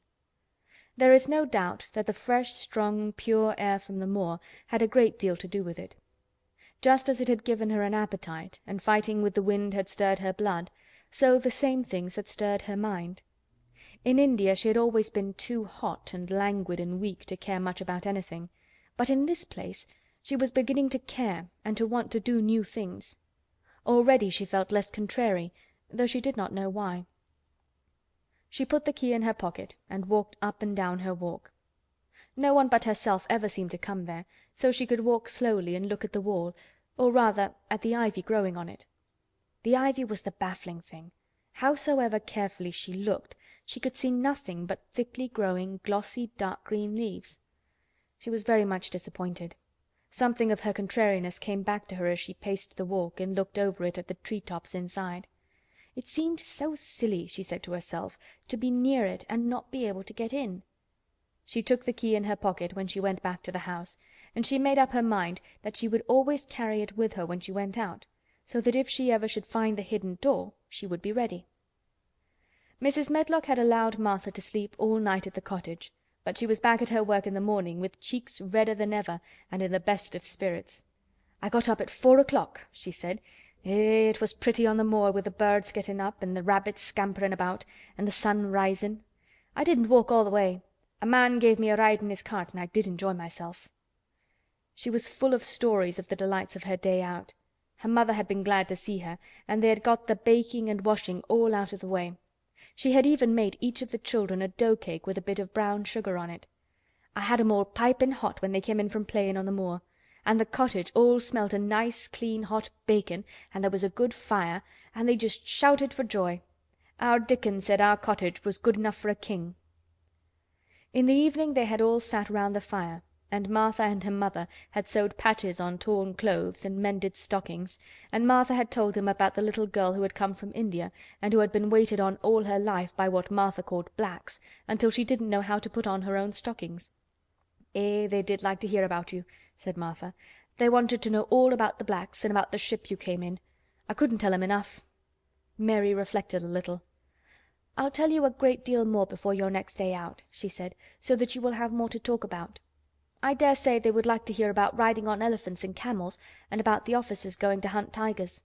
"My word!" cried delighted Martha. "It would set 'em clean off their heads. Would tha' really do that, miss? It would be same as a wild beast show like we heard they had in York once." "India is quite different from Yorkshire," said Mary slowly as she thought the matter over. "I never thought of that. Did Dickon and your mother like to hear you talk about me?" "Why, our Dickon's eyes nearly started out of his head, they got that round," answered Martha.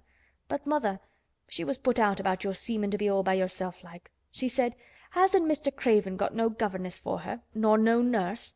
And I said, 'No, he hasn't, though Mrs. Medlock says he will when he thinks of it, but she says he mayn't think of it for 2 or 3 years.'" "I don't want a governess," said Mary sharply. "But mother says you ought to be learning your book by this time, and you ought to have a woman to look after you, and she says, 'Now, Martha, you just think how you'd feel yourself in a big place like that, wandering about all alone and no mother. You do your best to cheer her up,' she says, and I said I would." Mary gave her a long, steady look. "You do cheer me up," she said. "I like to hear you talk." Presently Martha went out of the room and came back with something held in her hands under her apron. "What does tha think?" she said with a cheerful grin. "I've bought thee a present." "A present!" exclaimed Mistress Mary. How could a cottage full of 14 hungry people give anyone a present? "A man was driving across the moor peddling," Martha explained, "and he stopped his cart at our door. He had pots and pans and odds and ends, but mother had no money to buy anything. Just as he was going away, our Elizabeth Ellen called out, 'Mother, he's got skipping ropes with red and blue handles.' And mother, she calls out quite sudden, 'Here, stop, mister. How much are they?' And he says, 'Tuppence.' And mother, she began fumbling in her pocket, and she says to me, 'Martha, tha's brought me thy wages like a good lass, and I've got 4 places to put every penny, but I'm just going to take 2pence out of it to buy that child a skipping rope.' And she bought one, and here it is." She brought it out from under her apron and exhibited it quite proudly. It was a strong, slender rope with a striped red and blue handle at each end. But Mary Lennox had never seen a skipping rope before. She gazed at it with a mystified expression. "What is it for?" she asked curiously. "For?" cried out Martha. "Does thou mean that they've not got skipping ropes in India, for all they've got elephants and tigers and camels? No wonder most of 'em's black. This is what it's for. Just watch me." And she ran into the middle of the room, and taking a handle in each hand, began to skip and skip and skip, while Mary turned in her chair to stare at her, and the queer faces in the old portraits seemed to stare at her too, and wonder what on earth this common little cottager had the impudence to be doing under their very noses. But Martha did not even see them. The interest and curiosity in Mistress Mary's face delighted her, and she went on skipping and counted as she skipped until she had reached 100. "I could skip longer than that," she said when she stopped. "I've skipped as much as 500 when I was 12, but I wasn't as fat then as I am now, and I was in practice." Mary got up from her chair, beginning to feel excited herself. "It looks nice," she said. "Your mother is a kind woman. Do you think I could ever skip like that?" "You just try it," urged Martha, handing her the skipping rope. "You can't skip 100 at first, but if you practice you'll mount up. That's what mother said. She says, 'Nothin' will do her more good than skipping rope. It's the sensiblest toy a child can have. Let her play out in the fresh air skipping, and it'll stretch her legs and arms and give her some strength in 'em.'" It was plain that there was not a great deal of strength in Mistress Mary's arms and legs when she first began to skip. She was not very clever at it, but she liked it so much that she did not want to stop. "Put on thy things and run and skip out of doors," said Martha. "Mother said I must tell you to keep out of doors as much as you could, even when it rains a bit, so as thou wrap up warm." Mary put on her coat and hat and took her skipping rope over her arm. She opened the door to go out, and then suddenly thought of something, and turned back rather slowly. "Martha," she said, "they were your wages. It was your 2 pence, really. Thank you." She said it stiffly, because she was not used to thanking people, or noticing that they did things for her. "Thank you," she said, and held out her hand, because she did not know what else to do. Martha gave her hand a clumsy little shake, as if she was not accustomed to this sort of thing either. Then she laughed. "That a queered old womanish thing," she said. "If tha'd been our Elizabeth Ellen, tha'd have given me a kiss." Mary looked stiffer than ever. "Do you want me to kiss you?" Martha laughed again. "Nay, not me," she answered. "If thou was different, p'raps tha'd want to thysel'. But tha isn't. Run off outside and play with thy rope." Mistress Mary felt a little awkward as she went out of the room. Yorkshire people seemed strange, and Martha was always rather a puzzle to her. At first she had disliked her very much, but now she did not. The skipping rope was a wonderful thing. She counted and skipped and counted until her cheeks were quite red, and she was more interested than she had ever been since she was born. The sun was shining and a little wind was blowing. Not a rough wind, but one which came in delightful little gusts and brought a fresh scent of newly turned earth with it. She skipped round the fountain garden and up one walk and down another. She skipped at last into the kitchen garden and saw Ben Weatherstaff digging and talking to his robin, which was hopping about him. She skipped down the walk toward him, and he lifted his head and looked at her with a curious expression. She had wondered if he would notice her. She wanted him to see her skip. "Well," he exclaimed, "'pon my word, p'raps tha'rt a young un after all, an' p'raps tha's got child's blood in thy veins instead o' sour buttermilk. Tha skipped red into thy cheeks as sure as my name's Ben Weatherstaff. I wouldn't have believed tha could do it." "I never skipped before," Mary said. "I'm just beginning. I can only go up to 20." "Tha keep on," said Ben. "Tha shapes well enough for it for a young un that's lived with heathen. Just see how he's watchin' thee," jerking his head toward the robin. "He followed after thee yesterday. He'll be at it again today.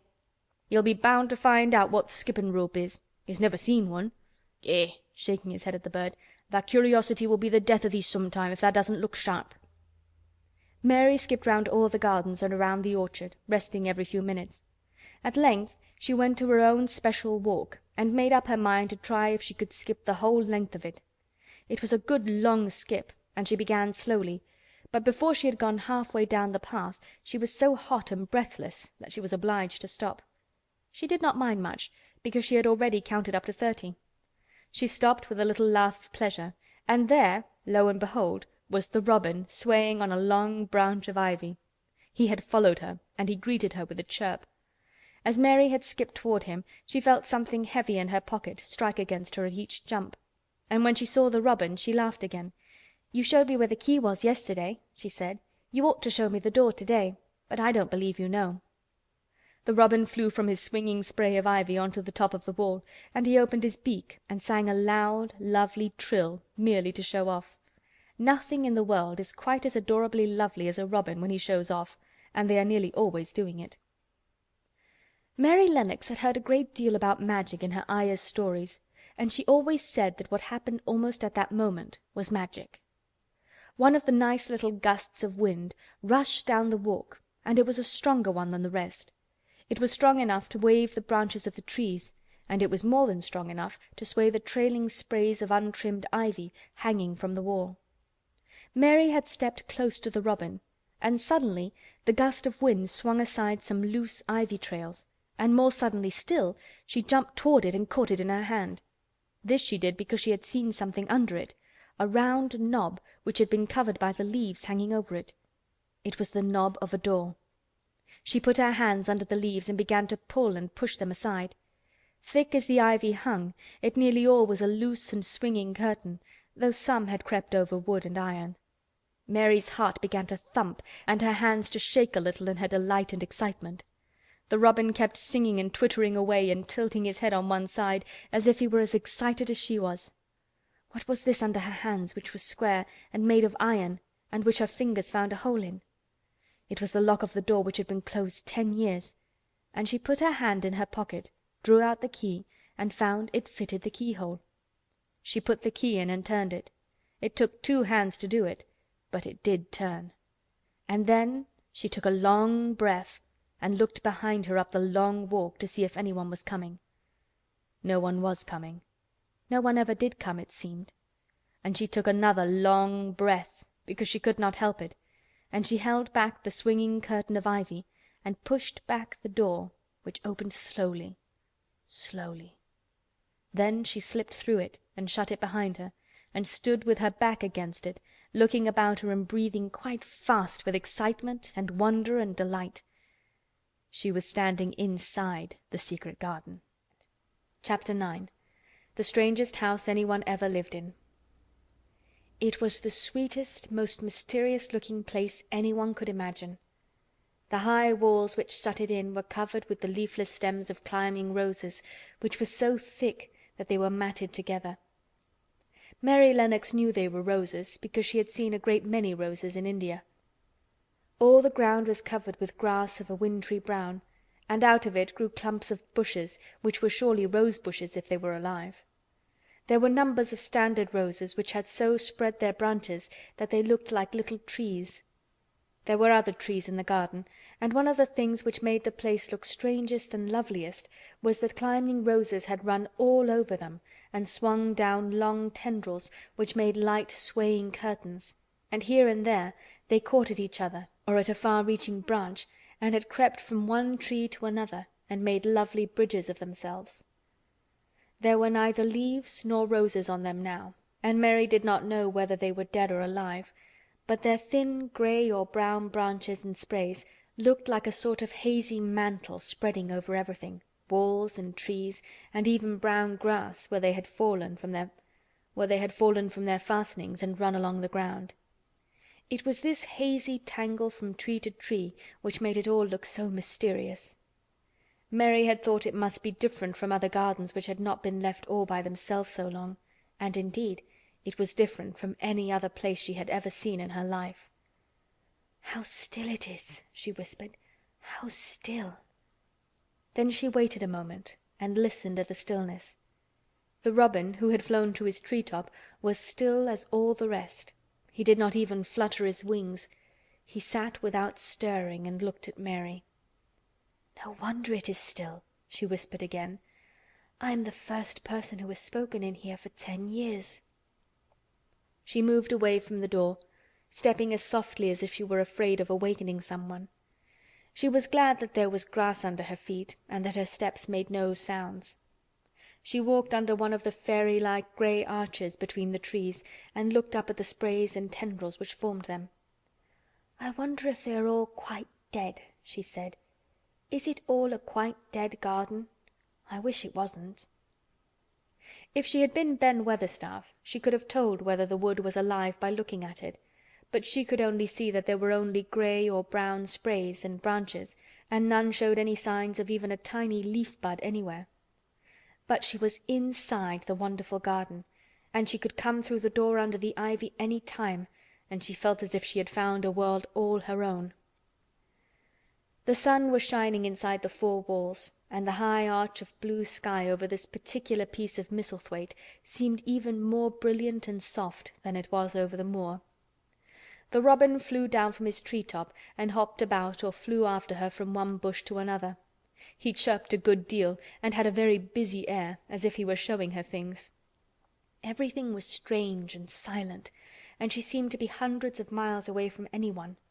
But somehow she did not feel lonely at all. All that troubled her was her wish that she knew whether all the roses were dead, or if perhaps some of them had lived and might put out leaves and buds as the weather got warmer. She did not want it to be a quite dead garden. If it were a quite alive garden, how wonderful it would be, and what thousands of roses would grow on every side. Her skipping rope had hung over her arm when she came in, and after she had walked about for a while, she thought she would skip around the whole garden, stopping when she wanted to look at things. There seemed to have been grass paths here and there, and in 1 or 2 corners there were alcoves of evergreen with stone seats or tall moss-covered flower urns in them. As she came near the second of these alcoves, she stopped skipping.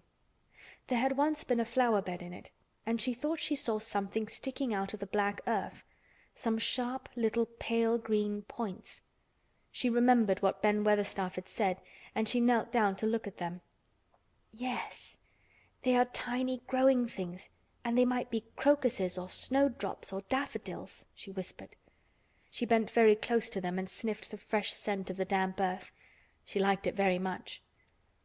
"Perhaps there are some other ones coming up in other places," she said. "I will go all over the garden and look." She did not skip, but walked. She went slowly and kept her eyes on the ground. She looked in the old border beds and among the grass, and after she had gone round, trying to miss nothing, she had found ever so many more sharp, pale green points, and she had become quite excited again. "It isn't a quite dead garden," she cried out softly to herself. "Even if the roses are dead, there are other things alive." She did not know anything about gardening, but the grass seemed so thick in some of the places where the green points were pushing their way through that she thought they did not seem to have enough room to grow. She searched about until she found a rather sharp piece of wood, and knelt down and dug and weeded out the weeds and grass until she made nice little clear places around them. "Now they look as if they could breathe," she said, after she had finished with the first ones. "I'm going to do ever so many more. I'll do all I can see. If I haven't time today, I can come tomorrow." She went from place to place and dug and weeded and enjoyed herself so immensely that she was led on from bed to bed and into the grass under the trees. The exercise made her so warm that she first threw her coat off and then her hat, and without knowing it she was smiling down onto the grass and the pale green points all the time. The robin was tremendously busy. He was very much pleased to see gardening begun on his own estate. He had often wondered at Ben Weatherstaff.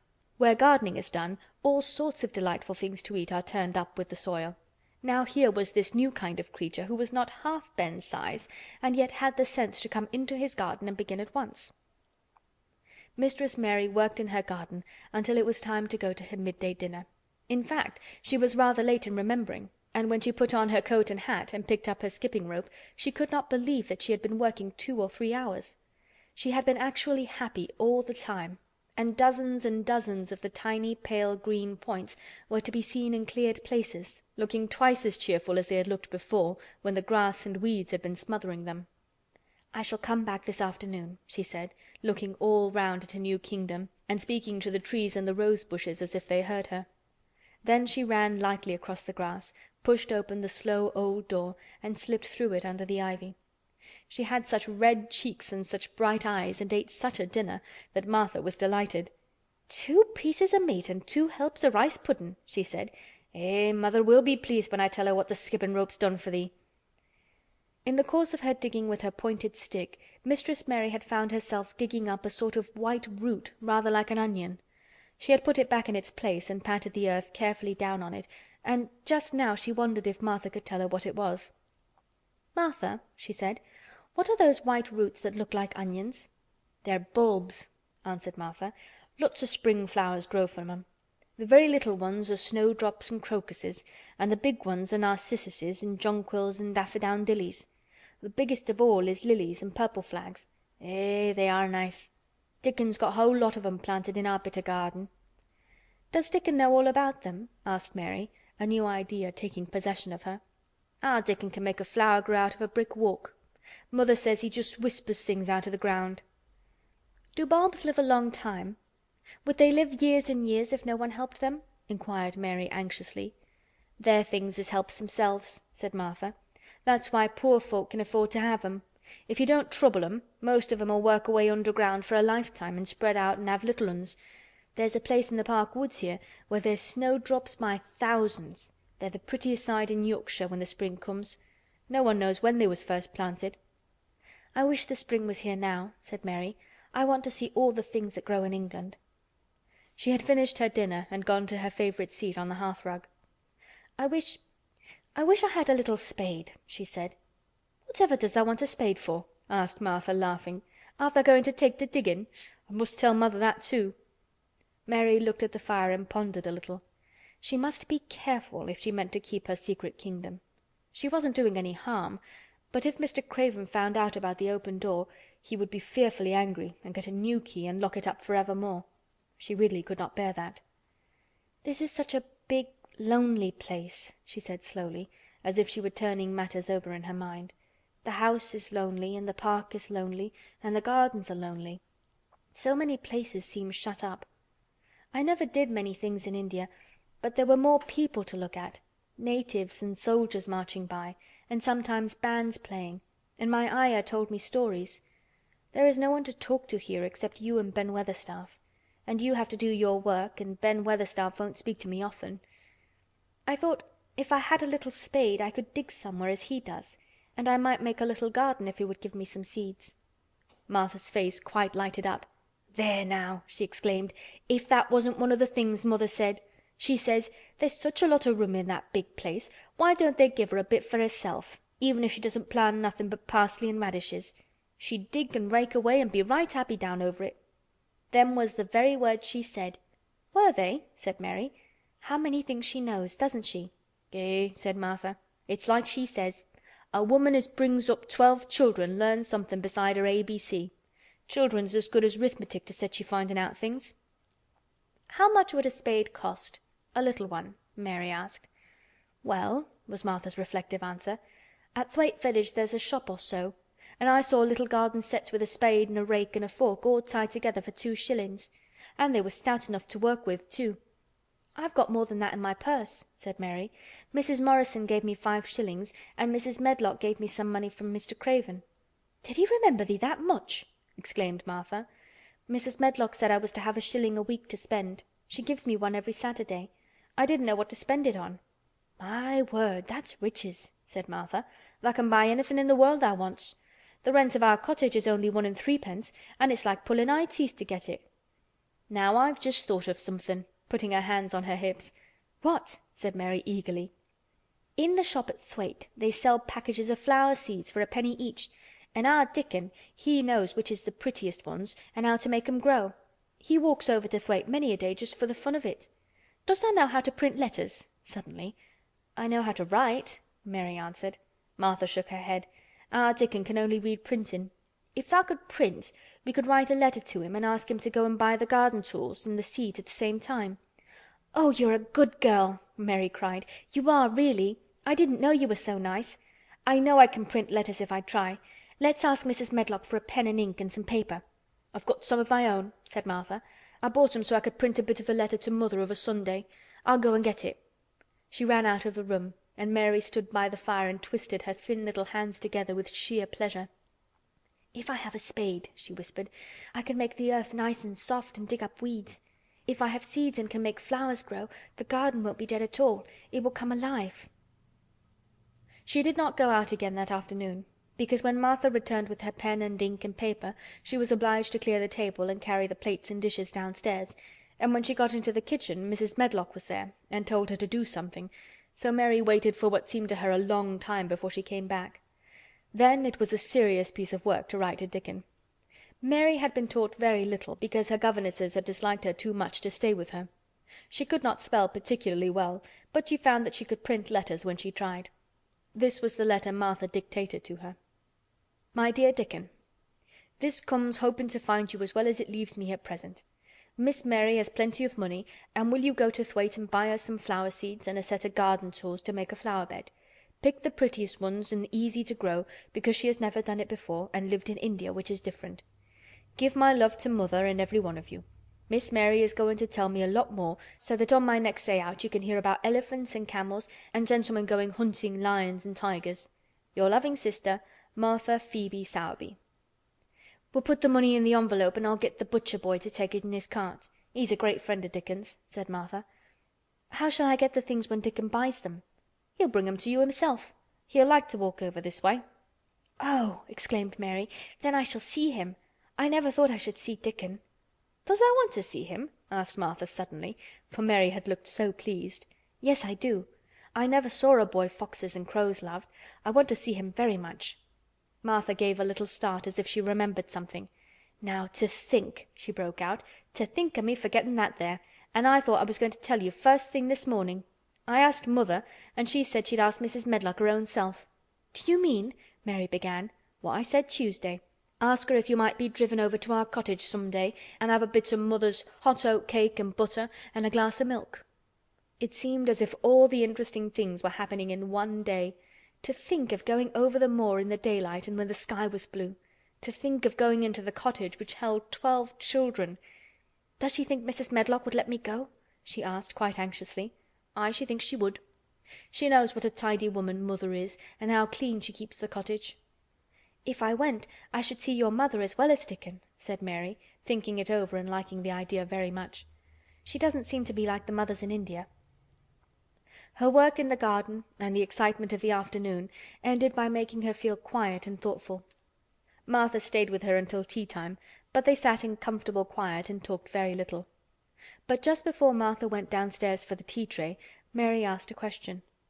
"Martha," she said, "has the scullery maid had the toothache again today?" Martha certainly started slightly. "What makes thee ask that?" she said. "Because when I waited so long for you to come back I opened the door and walked down the corridor to see if you were coming, and I heard that far-off crying again, just as we heard it the other night. There isn't a wind today, so you see it couldn't have been the wind." "Eh," said Martha restlessly, "tha mustn't go walking about in corridors and listening. Mr. Craven would be that there angry there's no knowing what he'd do." "I wasn't listening," said Mary. "I was just waiting for you, and I heard it. That's 3 times." "My word, there's Mrs. Medlock's bell," said Martha, and she almost ran out of the room. "It's the strangest house anyone ever lived in," said Mary drowsily, as she dropped her head on the cushioned seat of the armchair near her. Fresh air and digging and skipping rope had made her feel so comfortably tired that she fell asleep. Chapter 10. Dickon.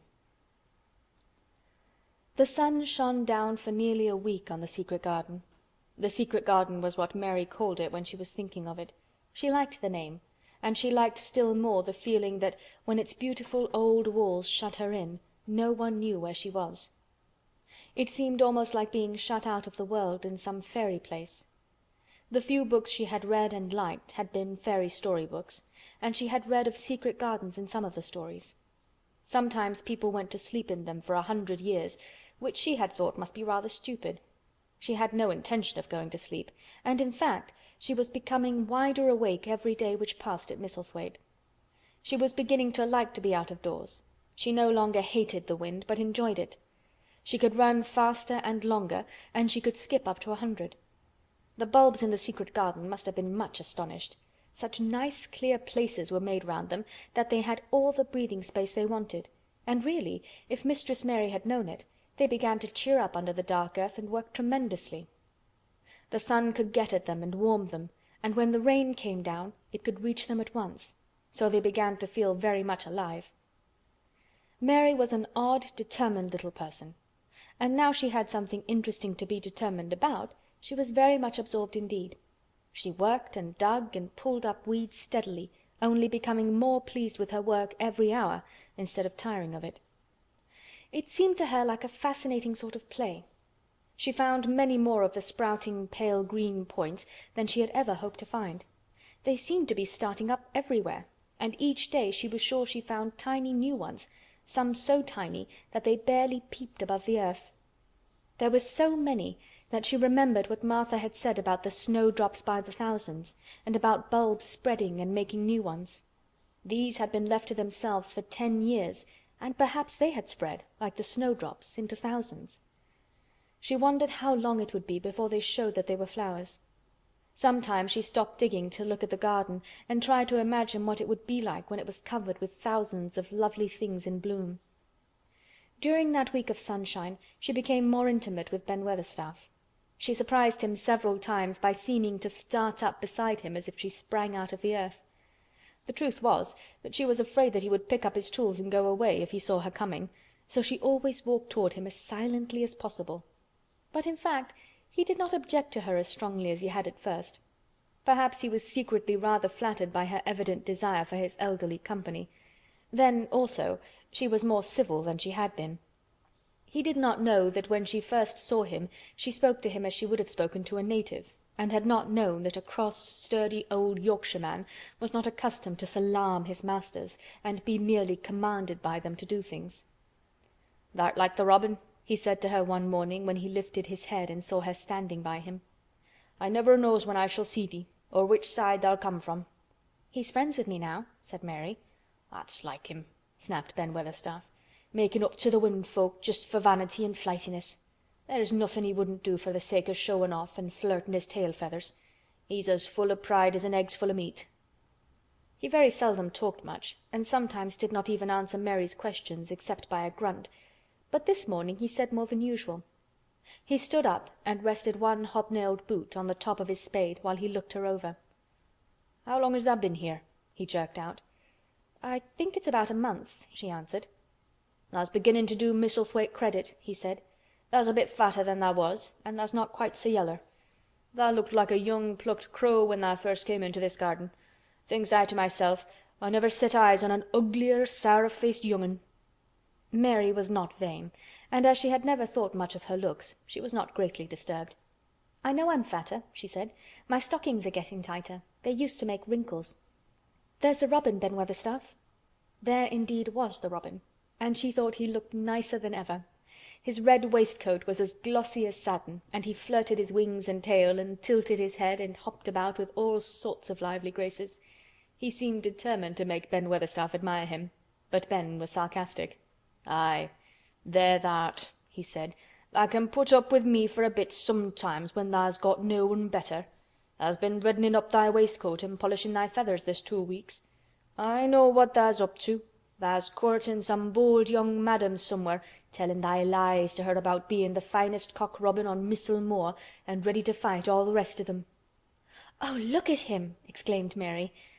The robin was evidently in a fascinating, bold mood. He hopped closer and closer and looked at Ben Weatherstaff more and more engagingly. He flew to the nearest currant bush and tilted his head and sang a little song right at him. "Tha thinks tha'll get over me by doing that," said Ben, wrinkling his face up in such a way that Mary felt sure he was trying not to look pleased.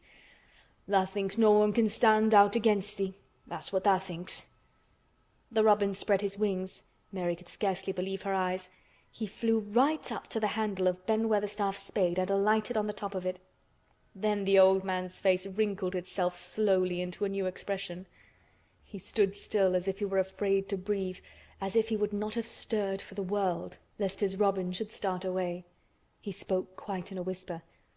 "Well, I'm danged," he said, as softly as if he were saying something quite different. "Tha does know how to get at a chap, tha does. Tha's fair unearthly, tha's so knowin'." And he stood without stirring, almost without drawing his breath, until the robin gave another flirt to his wings and flew away. Then he stood looking at the handle of the spade as if there might be magic in it, and then he began to dig again, and said nothing more for several minutes. But because he kept breaking into a slow grin now and then, Mary was not afraid to talk to him. "Have you a garden of your own?" she asked. "No. I'm a bachelder and lodge with Martin at the gate." "If you had one," said Mary, "what would you plant?" "Cabbages and taters and onions." "But if you wanted to make a flower garden," persisted Mary, "what would you plant?" "Bulbs and sweet-smelling things, but mostly roses." Mary's face lighted up. "Do you like roses?" she said. Ben Weatherstaff rooted up a weed and threw it aside before he answered. "Well, yes, I do. I was learned that by a young lady I was gardener to. She had a lot in a place she was fond of, and she loved 'em like they was children, or robins. I've seen her bend over and kiss 'em." He dragged out another weed and scowled at it. "That were as much as 10 year ago." "Where is she now?" asked Mary, much interested. "Heaven," he answered, and drove his spade deep into the soil, "'cordin' to what parson says." "What happened to the roses?" Mary asked again, more interested than ever. "They was left to themselves." Mary was becoming quite excited. "Did they quite die? Do roses quite die when they are left to themselves?" she ventured. "Well, I'd got to like 'em, and I liked her, and she liked 'em," Ben Weatherstaff admitted reluctantly. "Once or twice a year I'd go and work at 'em a bit, prune 'em and dig about the roots. They run wild, but they was in rich soil, so some of 'em lived." "When they have no leaves and look grey and brown and dry, how can you tell whether they are dead or alive?" inquired Mary. "Wait till the spring gets at 'em. Wait till the sun shines on the rain and the rain falls on the sunshine, and then tha'll find out." "How? How?" cried Mary, forgetting to be careful. "Look along the twigs and branches, and if tha see a bit of a brown lump swellin' here and there, watch it after the warm rain and see what happens." He stopped suddenly and looked curiously at her eager face. "Why does tha care so much about roses and such all of a sudden?" he demanded. Mistress Mary felt her face grow red. She was almost afraid to answer. I want to play that I have a garden of my own," she stammered. There is nothing for me to do. I have nothing, and no one." "Well," said Ben Weatherstaff slowly as he watched her, "that's true. Tha hasn't." He said it in such an odd way that Mary wondered if he was actually a little sorry for her. She had never felt sorry for herself. She had only felt tired and cross because she disliked people and things so much. But now the world seemed to be changing and getting nicer. If no one found out about the secret garden, she should enjoy herself always. She stayed with him for 10 or 15 minutes longer and asked him as many questions as she dared. He answered every one of them in his queer grunting way, and did not seem really cross, and did not pick up his spade and leave her. He said something about roses just as she was going away, and it reminded her of the ones he had said he had been fond of. "Do you go and see those other roses now?" she asked. "Not been this year. My rheumatics has made me too stiff in the joints." He said it in his grumbling voice, and then quite suddenly he seemed to get angry with her, though she did not see why he should. "Now look here," he said sharply. "Don't tha ask so many questions. Tha'rt the worst wench for asking questions I've ever come across. Get thee gone and play thee. I've done talking for today." And he said it so crossly that she knew there was not the least use in staying another minute. She went skipping slowly down the outside walk, thinking him over and saying to herself that, queer as it was, here was another person whom she liked, in spite of his crossness. She liked old Ben Weatherstaff. Yes, she did like him. She always wanted to try to make him talk to her. Also, she began to believe that he knew everything in the world about flowers. There was a laurel-hedged walk which curved round the secret garden and ended at a gate which opened into a wood in the park. She thought she would slip round this walk and look into the wood and see if there were any rabbits hopping about. She enjoyed the skipping very much, and when she reached the little gate, she opened it and went through, because she heard a low, peculiar whistling sound and wanted to find out what it was. It was a very strange thing indeed. She quite caught her breath as she stopped to look at it. A boy was sitting under a tree, with his back against it, playing on a rough wooden pipe. He was a funny-looking boy, about 12. He looked very clean, and his nose turned up, and his cheeks were as red as poppies, and never had Mistress Mary seen such round and such blue eyes in any boy's face. And on the trunk of the tree he leaned against, a brown squirrel was clinging and watching him, and from behind a bush near by a cock-pheasant was delicately stretching his neck to peep out, and quite near him were 2 rabbits sitting up and sniffing with tremulous noses, and it actually appeared as if they were all drawing near to watch him and listen to the strange, low little call his pipe seemed to make. When he saw Mary he held up his hand and spoke to her in a voice almost as low as, and rather like, his piping. "Don't tha move," he said. "It'd flight 'em." Mary remained motionless. He stopped playing his pipe and began to rise from the ground. He moved so slowly that it scarcely seemed as though he were moving at all. But at last he stood on his feet, and then the squirrel scampered back up into the branches of his tree, the pheasant withdrew his head, and the rabbits dropped on all fours and began to hop away, though not at all as if they were frightened. "I'm Dickon," the boy said. "I know tha'rt Miss Mary." Then Mary realized that somehow she had known at first that he was Dickon. Who else could have been charming rabbits and pheasants as the natives charm snakes in India? He had a wide, red, curving mouth, and his smile spread all over his face. "I got up slow," he explained, "because if tha makes a quick move, it startles them. A body has to move gentle and speak low when wild things is about." He did not speak to her as if they had never seen each other before, but as if he knew her quite well. Mary knew nothing about boys, and she spoke to him a little stiffly because she felt rather shy. "Did you get Martha's letter?" she asked. He nodded his curly, rust-colored head. "That's why I come." He stooped to pick up something which had been lying on the ground beside him when he piped. "I've got the garden tools. There's a little spade and a rake and a fork and a hoe. They're good uns. There's a trowel too, and the woman in the shop threw in a packet of white poppy and one of blue larkspur when I bought th' other seeds." "Will you show the seeds to me?" Mary said. She wished she could talk as he did. His speech was so quick and easy. It sounded as if he liked her and was not the least afraid that she would not like him, though he was only a common Moor boy in patched clothes and with a funny face and a rough, rusty red head. As she came closer to him, she noticed that there was a clean, fresh scent of heather and grass and leaves about him, almost as if he were made of them.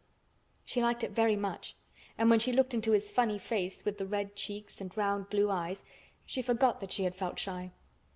"Let us sit down on this log and look at them," she said. They sat down, and he took a clumsy little brown paper package out of his coat pocket. He untied the string, and inside there were ever so many neater and smaller packages with a picture of a flower on each one. "There's a lot of mignonette and poppies," he said. "Mignonette's the sweetest smelling thing as grows, and it'll grow wherever you cast it, same as poppies will. Them as'll come up and bloom if you just whistle to 'em, them's the nicest of all." He stopped and turned his head quickly, his poppy-cheeked face lighting up. "Where's that robin as is calling us?" he said. The chirp came from a thick holly bush, bright with scarlet berries, and Mary thought she knew whose it was. "Is it really calling us?" she asked. "Aye," said Dickon, as if it was the most natural thing in the world. "He's calling someone he's friends with. That's same as saying, 'Here I am, look at me. I wants a bit of a chat.' There he is in the bush. Whose is he?" "He's Ben Weatherstaff's, but I think he knows me a little," answered Mary. "Aye, he knows thee," said Dickon in his low voice again. "An' he likes thee. He's took thee on. He'll tell me all about thee in a minute." He moved quite close to the bush with the slow movement Mary had noticed before, and then he made a sound almost like the robin's own twitter. The robin listened a few seconds intently and then answered quite as if he were replying to a question. "Aye, he's a friend o' yours," chuckled Dickon. "Do you think he is?" cried Mary eagerly. She did so want to know. "Do you think he really likes me?" "He wouldn't come near thee if he didn't," answered Dickon. "Birds is rare choosers, and a robin can flout a body worse than a man. See, he's making up to thee now. Cannot tha see a chap, he's saying?" And it really seemed as if it must be true. He so sidled and twittered and tilted as he hopped on his bush. "Do you understand everything birds say?" said Mary. Dickon's grin spread until he seemed all wide red curving mouth, and he rubbed his rough head. "I think I do, and they think I do," he said. "I've lived on the moor with 'em so long. I've watched 'em break shell and come out and fledge and learn to fly and begin to sing, till I think I'm one of 'em. Sometimes I think p'raps I'm a bird or a fox or a rabbit or a squirrel or even a beetle, and I don't know it." He laughed and came back to the log and began to talk about the flower seeds again. He told her what they looked like when they were flowers. He told her how to plant them and watch them and feed and water them. "See here," he said suddenly, turning round to look at her. "I'll plant them for thee myself. Where is thy garden?" Mary's thin hands clutched each other as they lay on her lap. She did not know what to say, so for a whole minute she said nothing. She had never thought of this. She felt miserable. And she felt as if she went red and then pale. "Tha's got a bit o' garden, hasn't tha?" Dickon said. It was true that she had turned red and then pale. Dickon saw her do it, and as she still said nothing, he began to be puzzled. "Wouldn't they give thee a bit?" he asked. "Hasn't tha got any yet?" She held her hands tighter and turned her eyes toward him. "I don't know anything about boys," she said slowly. "Could you keep a secret if I told you one? It's a great secret. I don't know what I should do if anyone found it out. I believe I should die." She said the last sentence quite fiercely. Dickon looked more puzzled than ever and even rubbed his hand over his rough head again, but he answered quite good-humoredly. "I'm keeping secrets all the time," he said. "If I couldn't keep secrets from th' other lads, secrets about foxes' cubs and birds' nests and wild things' holes, there'd be naught safe on the moor. Aye, I can keep secrets." Mistress Mary did not mean to put out her hand and clutch his sleeve, but she did it. "I've stolen a garden," she said very fast. "It isn't mine. It isn't anybody's. Nobody wants it. Nobody cares for it. Nobody ever goes into it. Perhaps everything is dead in it already. I don't know." She began to feel hot and as contrary as she had ever felt in her life. "I don't care. I don't care. Nobody has any right to take it from me when I care about it and they don't. They're letting it die all shut in by itself," she ended passionately, and she threw her arms over her face and burst out crying. Poor little Mistress Mary. Dickon's curious blue eyes grew rounder and rounder. "Eh!" he said, drawing his exclamation out slowly, and the way he did it meant both wonder and sympathy. "I've nothing to do," said Mary. "Nothing belongs to me. I found it myself and I got into it myself. I was only just like the robin, and they wouldn't take it from the robin." "Where is it?" asked Dickon in a dropped voice. Mistress Mary got up from the log at once. She knew she felt contrary again and obstinate, and she did not care at all. She was imperious and Indian and at the same time hot and sorrowful. "Come with me and I'll show you," she said. She led him round the laurel path and to the walk where the ivy grew so thickly. Dickon followed her with a queer, almost pitying look on his face. He felt as if he were being led to look at some strange bird's nest and must move slowly.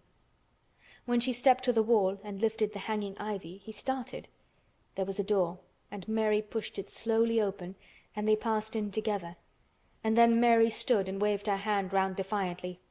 "It's this," she said.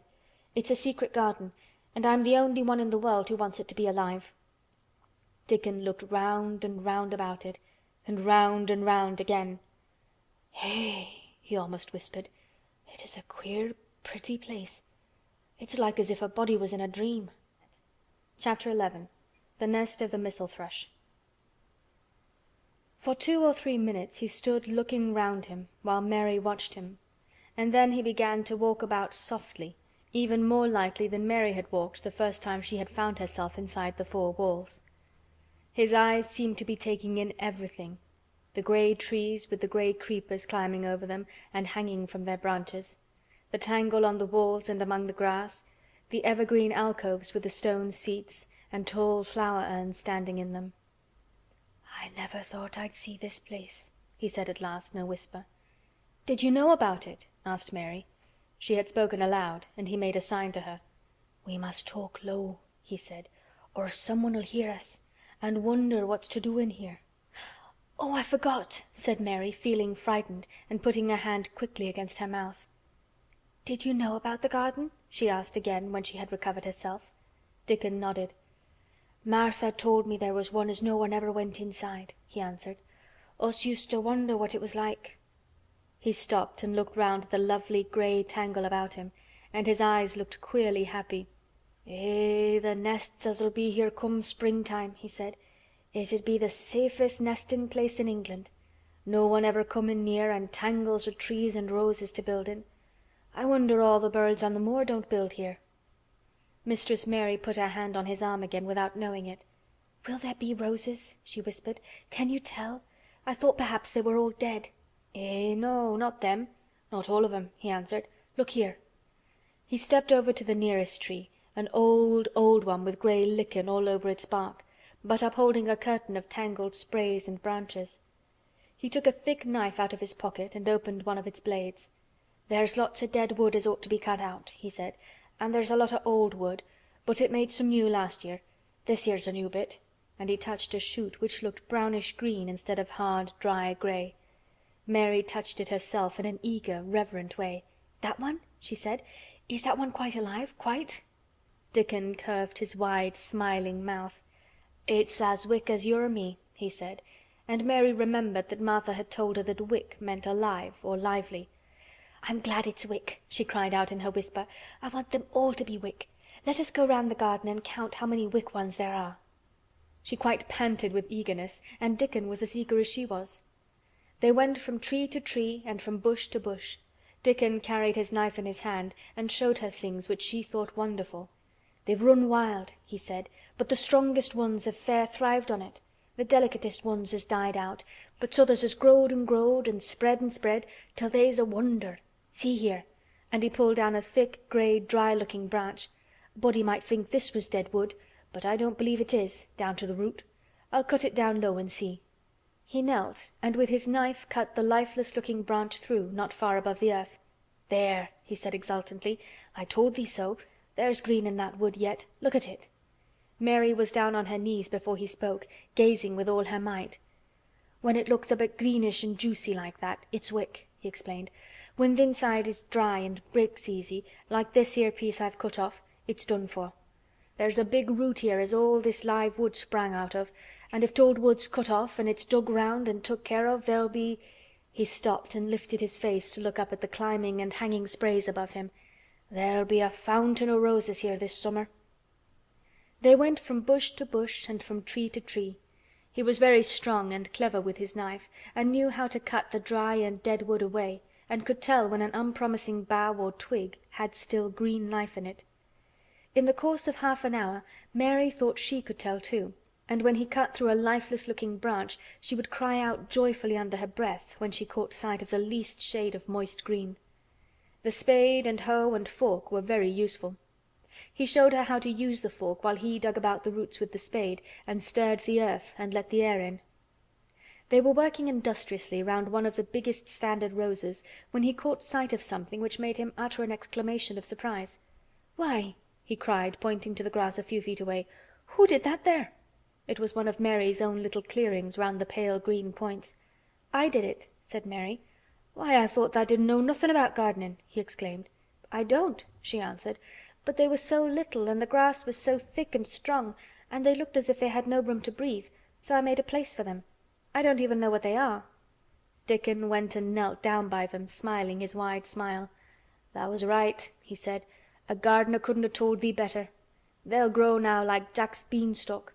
They're crocuses and snowdrops, and these here is narcissuses," turning to another patch, "and here's daffydowndillys.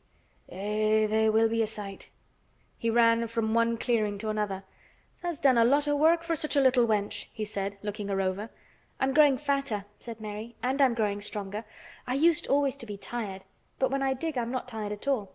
I like to smell the earth when it's turned up."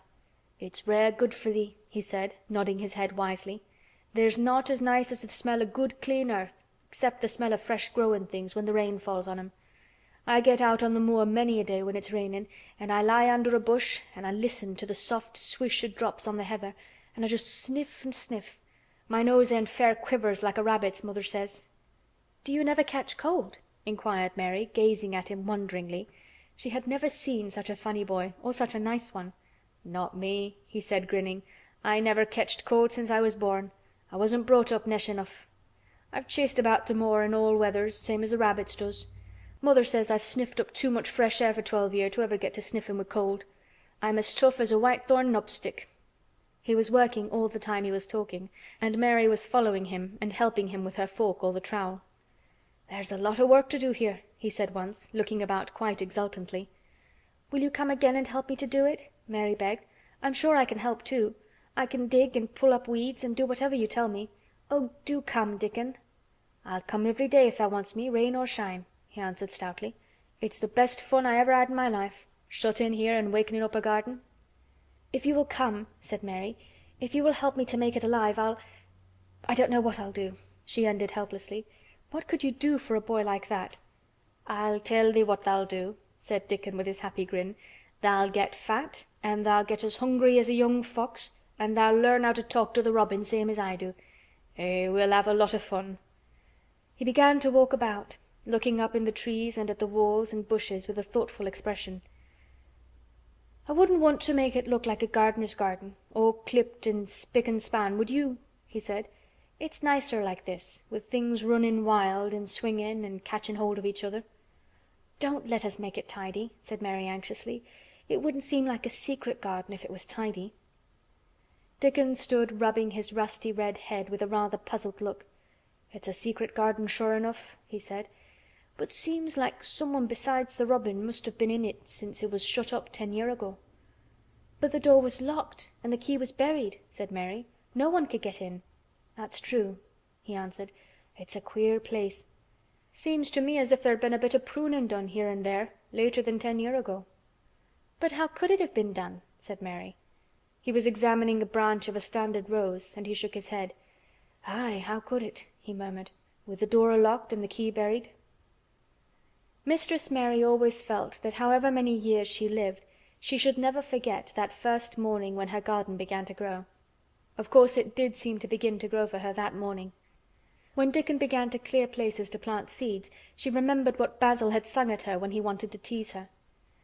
"Are there any flowers that look like bells?" she inquired. "Lilies of the valley does," he answered, digging away with the trowel. "And there's Canterbury bells and campanulas." "Let's plant some," said Mary. "There's lilies of the valley here already. I saw 'em. They'll have growed too close and we'll have to separate them, but there's plenty. T'other ones take 2 years to bloom from seed, but I can bring you some bits of plants from our cottage garden. Why does I want 'em?" Then Mary told him about Basil and his brothers and sisters in India, and of how she had hated them, and of their calling her Mistress Mary Quite Contrary. "They used to dance round and sing at me. They sang, 'Mistress Mary Quite Contrary, how does your garden grow, with silver bells and cockle shells and marigolds all in a row.' I just remembered it, and it made me wonder if there really were flowers like silver bells." She frowned a little and gave her trowel a rather spiteful dig into the earth. "I wasn't as contrary as they were." But Dickon laughed.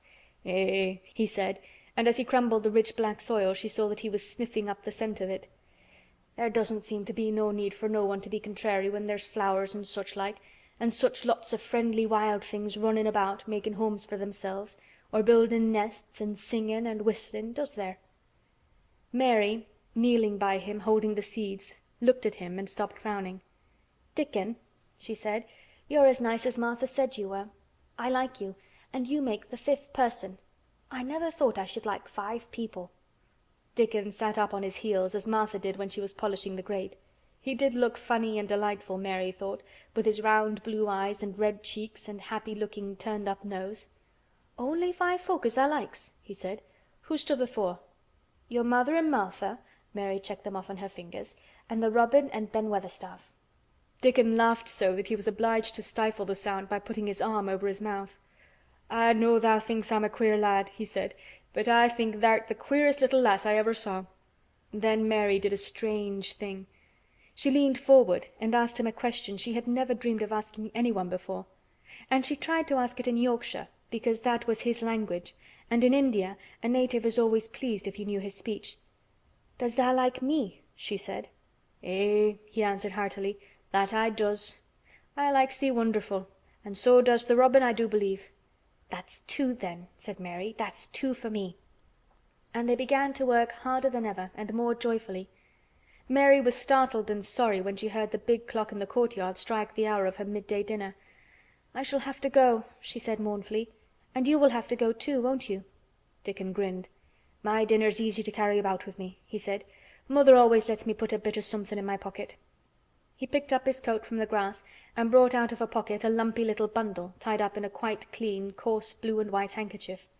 It held 2 thick pieces of bread with a slice of something laid between them. "It's oftenest naught but bread," he said, "but I've got a fine slice of fat bacon with it today." Mary thought it looked a queer dinner, but he seemed ready to enjoy it. "Run on and get thy victuals," he said. "I'll be done with mine first. I'll get some more work done before I start back home." He sat down with his back against a tree. "I'll call the robin up," he said, "and give him the rind o' the bacon to peck at. They likes a bit of fat wonderful." Mary could scarcely bear to leave him. Suddenly it seemed as if he might be a sort of wood fairy who might be gone when she came into the garden again. He seemed too good to be true. She went slowly halfway to the door in the wall, and then she stopped and went back. "Whatever happens, you never would tell," she said. His poppy-colored cheeks were distended with his first big bite of bread and bacon, but he managed to smile encouragingly. "If thou was a missel thrush and showed me where thy nest was, does tha think I'd tell anyone?" "Not me," he said. "Tha'rt as safe as a missel thrush." And she was quite sure she was. Chapter 12. Might I have a bit of earth? Mary ran so fast that she was rather out of breath when she reached her room. Her hair was ruffled on her forehead and her cheeks were bright pink. Her dinner was waiting on the table and Martha was waiting near it. "Tha's a bit late," she said. "Where has tha been?" "I've seen Dickon," said Mary. "I've seen Dickon." "I knew he'd come," said Martha exultantly. "How does tha like him?" I think he's beautiful," said Mary in a determined voice.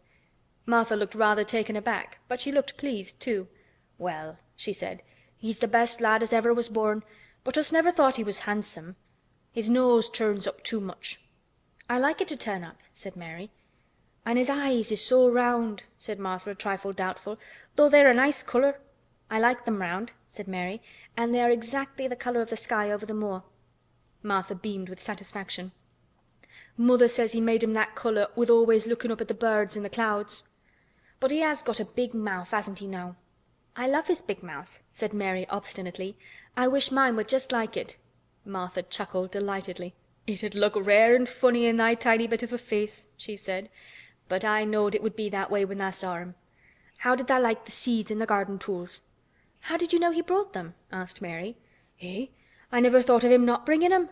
He'd be sure to bring 'em if they was in Yorkshire. He's such a trusty lad." Mary was afraid that she might begin to ask difficult questions, but she did not. She was very much interested in the seeds and gardening tools, and there was only one moment when Mary was frightened. This was when she began to ask where the flowers were to be planted. "Who did tha ask about it?" she inquired. "I haven't asked anybody yet," said Mary, hesitating. "Well, I wouldn't ask the head gardener. He's too grand, Mr. Roach is." "I've never seen him," said Mary. "I've only seen under gardeners and Ben Weatherstaff."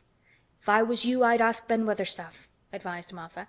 "He's not half as bad as he looks, for all he's so crabbed. Mr. Craven lets him do what he likes, because he was here when Mrs. Craven was alive, and he used to make her laugh. She liked him. Perhaps he'd find you a corner somewhere out of the way." "If it was out of the way and no one wanted it, no one could mind my having it, could they?" Mary said anxiously. "There wouldn't be no reason," answered Martha. "You wouldn't do no harm." Mary ate her dinner as quickly as she could, and when she rose from the table she was going to run to her room to put her hat on again, but Martha stopped her.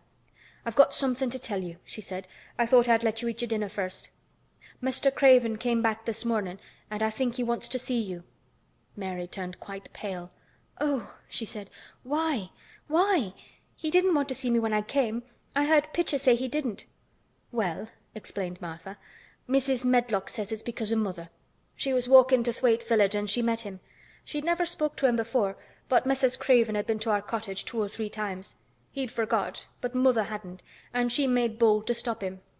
I don't know what she said to him about you, but she said something as has put him in the mind to see you before he goes away again tomorrow." "Oh!" cried Mary. "Is he going away tomorrow? I am so glad." "He's going for a long time. He mayn't come back till autumn or winter. He's going to travel in foreign places. He's always doing it." "Oh, I'm so glad, so glad," said Mary thankfully. If he did not come back until winter, or even autumn, there would be time to watch the secret garden come alive. Even if he found out then and took it away from her, she would have had that much at least. "When do you think you will want to see—" She did not finish the sentence because the door opened and Mrs. Medlock walked in. She had on her best black dress and cap, and her collar was fastened with a large brooch with a picture of a man's face on it. It was a colored photograph of Mr. Medlock, who had died years ago, and she always wore it when she was dressed up. She looked nervous and excited. "Your hair's rough," she said quickly. "Go and brush it. Martha, help her to slip on her best dress.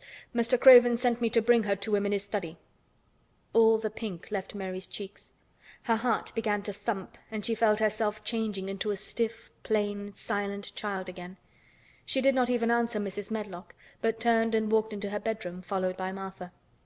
She said nothing while her dress was changed and her hair brushed, and after she was quite tidy, she followed Mrs. Medlock down the corridors in silence. What was there for her to say? She was obliged to go and see Mr. Craven, and he would not like her, and she would not like him. She knew what he would think of her. She was taken to a part of the house she had not been into before. At last Mrs. Medlock knocked at a door, and when someone said, "Come in," they entered the room together. A man was sitting in an armchair before the fire, and Mrs. Medlock spoke to him. "This is Miss Mary, sir," he said. "You can go and leave her here. I will ring for you when I want you to take her away," said Mr. Craven. When she went out and closed the door, Mary could only stand waiting, a plain little thing, twisting her thin hands together. She could see that the man in the chair was not so much a hunchback as a man with high, rather crooked shoulders, and he had black hair streaked with white. He turned his head over his shoulders and spoke to her. "Come here," he said. Mary went to him. He was not ugly. His face would have been handsome if it had not been so miserable. He looked as if the sight of her worried and fretted him, and as if he did not know what in the world to do with her. "Are you well?" he asked. "Yes," answered Mary. "Do they take good care of you?" "Yes." He rubbed his forehead fretfully as he looked her over. "You're very thin," he said. "I'm getting fatter," Mary answered in what she knew was her stiffest way. What an unhappy face he had! His black eyes seemed as if they scarcely saw her, as if they were seeing something else, and he could hardly keep his thoughts upon her. "I forgot you," he said. "How could I remember you? I intended to send you a governess or a nurse or someone of that sort, but I forgot." "Please," began Mary. "Please—" and then the lump in her throat choked her. "What do you want to say?" he inquired. I'm too big for a nurse," said Mary. "And please, please don't make me have a governess yet." He rubbed his forehead again and stared at her. "That was what the Sowerby woman said," he muttered absent-mindedly. Then Mary gathered a scrap of courage. Is she Martha's mother?" she stammered. "Yes, I think so," he replied. "She knows about children," said Mary. "She has 12. She knows." He seemed to rouse himself. "What do you want to do?" "I want to play out of doors," Mary answered, hoping that her voice did not tremble. "I never liked it in India. It makes me hungry here, and I'm getting fatter." He was watching. "Mrs. Sowerby said it would do you good." "Perhaps it will," he said. "She thought you had better get stronger before you had a governess." "It makes me feel strong when I play and the wind comes over the moor," argued Mary. "Where do you play?" he asked next. "Everywhere," gasped Mary. "Martha's mother sent me a skipping rope. I skip and run, and I look about to see if things are beginning to stick up out of the earth. I don't do any harm." "Don't look so frightened," he said in a worried voice. "You could not do any harm, a child like you. You may do what you like." Mary put her hand up to her throat because she was afraid he might see the excited lump which she felt jump into it. She came a step nearer to him. "May I?" she asked tremulously. Her anxious little face seemed to worry him more than ever. "Don't look so frightened," he exclaimed. "Of course you may. I am your guardian, though I am a poor one for any child. I cannot give you time or attention. I am too ill and wretched and distracted. But I wish you to be happy and comfortable. I don't know anything about children, but Mrs. Medlock is to see that you have all you need. I sent for you today because Mrs. Sowerby said I ought to see you. Her daughter had talked about you. She thought you needed fresh air and freedom and running about." "She knows all about children," Mary said again in spite of herself. "She ought to," said Mr. Craven. "I thought her rather bold to stop me in the moor, but she said Mrs. Craven had been kind to her." It seemed hard for him to speak his dead wife's name. "She is a respectable woman. Now I have seen you, I think she said sensible things. Play out of doors as much as you like. It's a big place, and you may go where you like and amuse yourself as you like. Is there anything you want?" As if a sudden thought had struck him. "Do you want toys, books, dolls?" "Might I," quavered Mary, "might I have a bit of earth?" In her eagerness she did not realize how queer the words would sound, and that they were not the ones she had meant to say. Mr. Craven looked quite startled. "Earth?" he repeated. "What do you mean?" "To plant seeds in, to make things grow, to see them come alive," Mary faltered. He gazed at her a moment, and then passed his hand quickly over his eyes. "Do you care about gardens so much?" he said slowly. "I didn't know about them in India," said Mary. "I was always ill and tired, and it was too hot. I sometimes made little beds in the sand and stuck flowers in them. But here it is different." Mr. Craven got up and began to walk slowly across the room. "A bit of earth," he said to himself, and Mary thought that somehow she must have reminded him of something. When he stopped and spoke to her, his dark eyes looked almost soft and kind. "You can have as much earth as you want," he said. "You remind me of someone else who loved the earth and things that grow. When you see a bit of earth you want," with something like a smile, "take it, child, and make it come alive." "May I take it from anywhere, if it's not wanted?" "Anywhere," he answered. "There, you must go now. I am tired." He touched the bell to call Mrs. Medlock. "Good-bye. I shall be away all summer." Mrs. Medlock came so quickly that Mary thought she must have been waiting in the corridor. "Mrs. Medlock," Mr. Craven said to her, "now I have seen the child, I understand what Mrs. Sowerby meant. She must be less delicate before she begins lessons. Give her simple, healthy food. Let her run wild in the garden. Don't look after her too much. She needs liberty and fresh air and romping about. Mrs. Sowerby is to come and see her now and then, and she may sometimes go to the cottage." Mrs. Medlock looked pleased. She was relieved to hear that she need not look after Mary too much. She had felt her a tiresome charge, and had, indeed, seen as little of her as she dared. In addition to this, she was fond of Martha's mother. "Thank you, sir," she said. "Susan Sowerby and me went to school together, and she's as sensible and good-hearted a woman as you'd find in a day's walk. I never had any children myself, and she's had 12, and there never was healthier or better ones. Miss Mary can get no harm from them. I'd always take Susan Sowerby's advice about children myself. She's what you might call healthy-minded, if you understand me." "I understand," Mr. Craven answered. "Take Miss Mary away now and send Pitcher to me." When Mrs. Medlock left her at the end of her own corridor, Mary flew back to her room. She found Martha waiting there.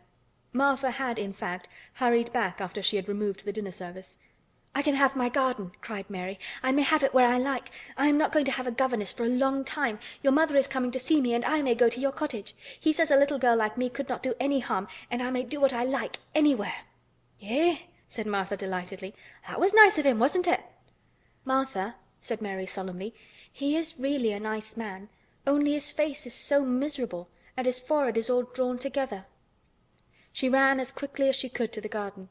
She had been away so much longer than she had thought she should, and she knew Dickon would have to set out early on his 5-mile walk. When she slipped through the door under the ivy, she saw that he was not working where she had left him. The gardening tools were laid together under a tree. She ran to them, looking all around the place, but there was no Dickon to be seen. He had gone away, and the secret garden was empty, except for the robin who had just flown across the wall and sat on a standard rose-bush watching her. "He's gone," she said woefully. "Oh, was he only a wood fairy?" Something white fastened to the standard rose-bush caught her eye. It was a piece of paper. In fact, it was a piece of the letter she had printed for Martha to send to Dickon. It was fastened on the bush with a long thorn, and in a minute she knew Dickon had left it there. There were some roughly printed letters on it, and a sort of picture. At first she could not tell what it was. Then she saw it was meant for a nest with a bird sitting on it. Underneath were the printed letters, and they said, "I will come back." Chapter 13. I am Colin. Mary took the picture back to the house when she went to her supper, and she showed it to Martha. "Eh?" said Martha with great pride. "I never knew our Dickon was as clever as that. That there's a picture of a missel thrush on her nest, as large as life and twice as natural." Then Mary knew Dickon had meant the picture to be a message. He had meant that she might be sure he would keep her secret. Her garden was her nest, and she was like a missel thrush. Oh, how she did like that queer common boy! She hoped he would come back the very next day, and she fell asleep looking forward to the morning. But you never know what the weather will do in Yorkshire, particularly in the springtime. She was awakened in the night by the sound of rain beating with heavy drops against her window. It was pouring down in torrents, and the wind was wuthering round the corners and in the chimneys of the huge old house. Mary sat up in bed and felt miserable and angry. "The rain is as contrary as I ever was," she said. "It came because it knew I did not want it." She threw herself back on her pillow and buried her face.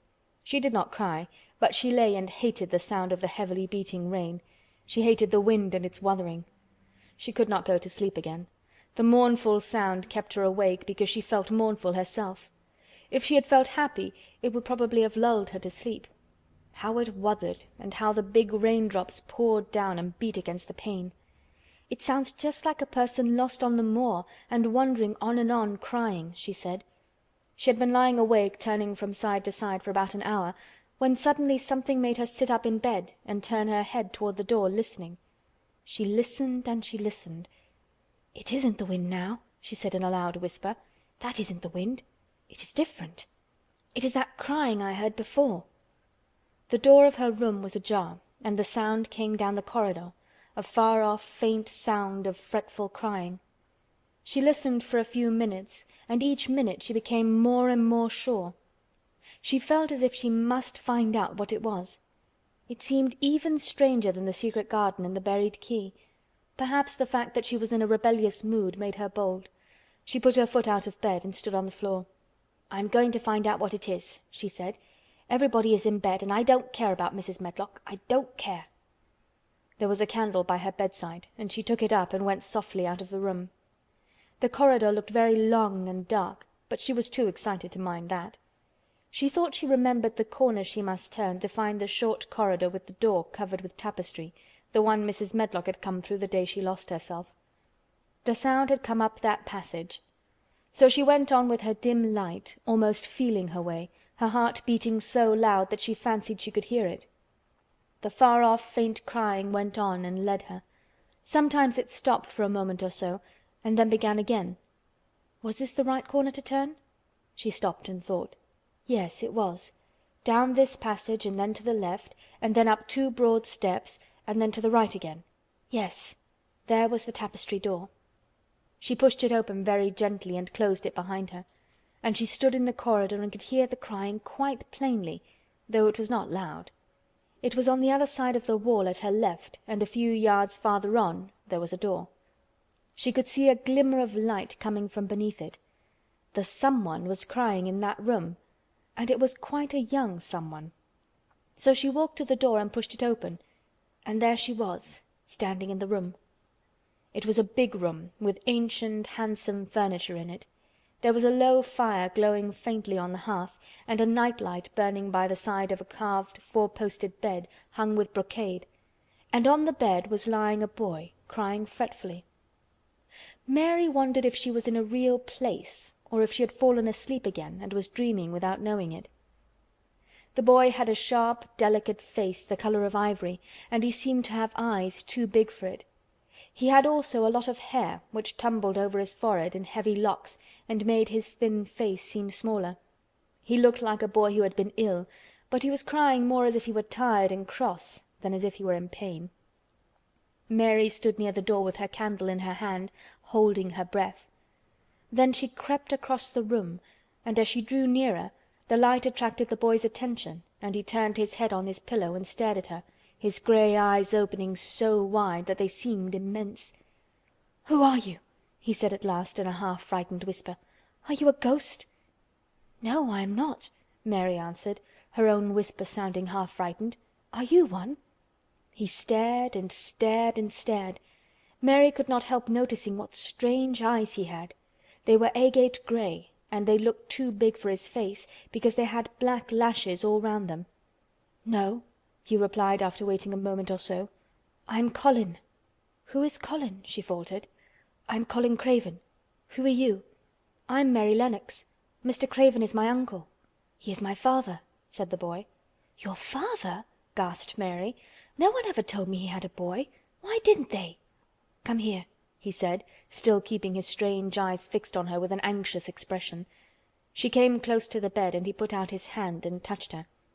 "You are real, aren't you?" he said. "I have such real dreams very often. You might be one of them." Mary had slipped on a woolen wrapper before she left her room, and she put a piece of it between his fingers. "Rub that and see how thick and warm it is," she said. "I will pinch you a little if you like, to show you how real I am. For a minute I thought you might be a dream too." "Where did you come from?" he asked. "From my own room. The wind wuthered so I couldn't go to sleep, and I heard someone crying and wanted to find out who it was." "What were you crying for?" "Because I couldn't go to sleep either and my head ached. Tell me your name again." "Mary Lennox. Did no one ever tell you I had come to live here?" He was still fingering the fold of her wrapper, but he began to look a little more as if he believed in her reality.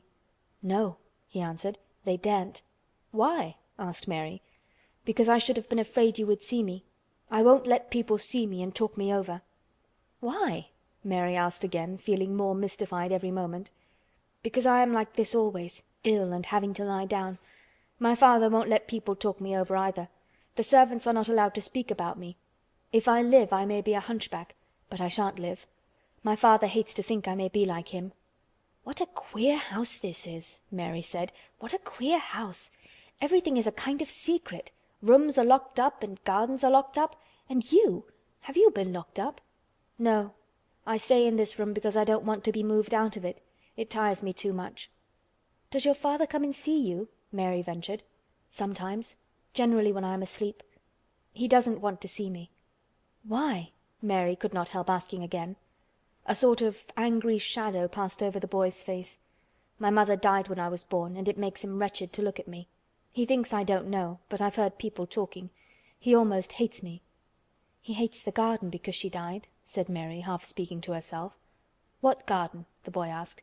"Oh, just a garden she used to like," Mary stammered. "Have you been here always?" "Nearly always. Sometimes I have been taken to places at the seaside, but I won't stay because people stare at me. I used to wear an iron thing to keep my back straight, but a grand doctor came from London to see me and said it was stupid. He told them to take it off and keep me out in the fresh air. I hate fresh air, and I don't want to go out." "I didn't when I first came here," said Mary. "Why do you keep looking at me like that?" "Because of the dreams that are so real," he answered rather fretfully. "Sometimes when I open my eyes I don't believe I'm awake." "We're both awake," said Mary. She glanced round the room with its high ceiling and shadowy corners and dim firelight. "It looks quite like a dream, and it's the middle of the night, and everybody in the house is asleep. Everybody but us. We are wide awake."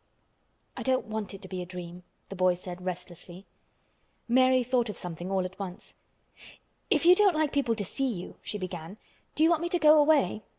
He still held the fold of her wrapper, and he gave it a little pull. "No," he said. "I should be sure you were a dream if you went. If you are real, sit down on that big footstool and talk. I want to hear about you." Mary put down her candle on the table near the bed and sat down on the cushioned stool. She did not want to go away at all. She wanted to stay in the mysterious hidden-away room and talk to the mysterious boy. "What do you want me to tell you?" she said. He wanted to know how long she had been at Misselthwaite. He wanted to know which corridor her room was on. He wanted to know what she had been doing, if she disliked the moor as he disliked it, where she had lived before she came to Yorkshire. She answered all these questions and many more, and he lay back on his pillow and listened. He made her tell him a great deal about India and about her voyage across the ocean. She found out that because he had been an invalid he had not learned things as other children had.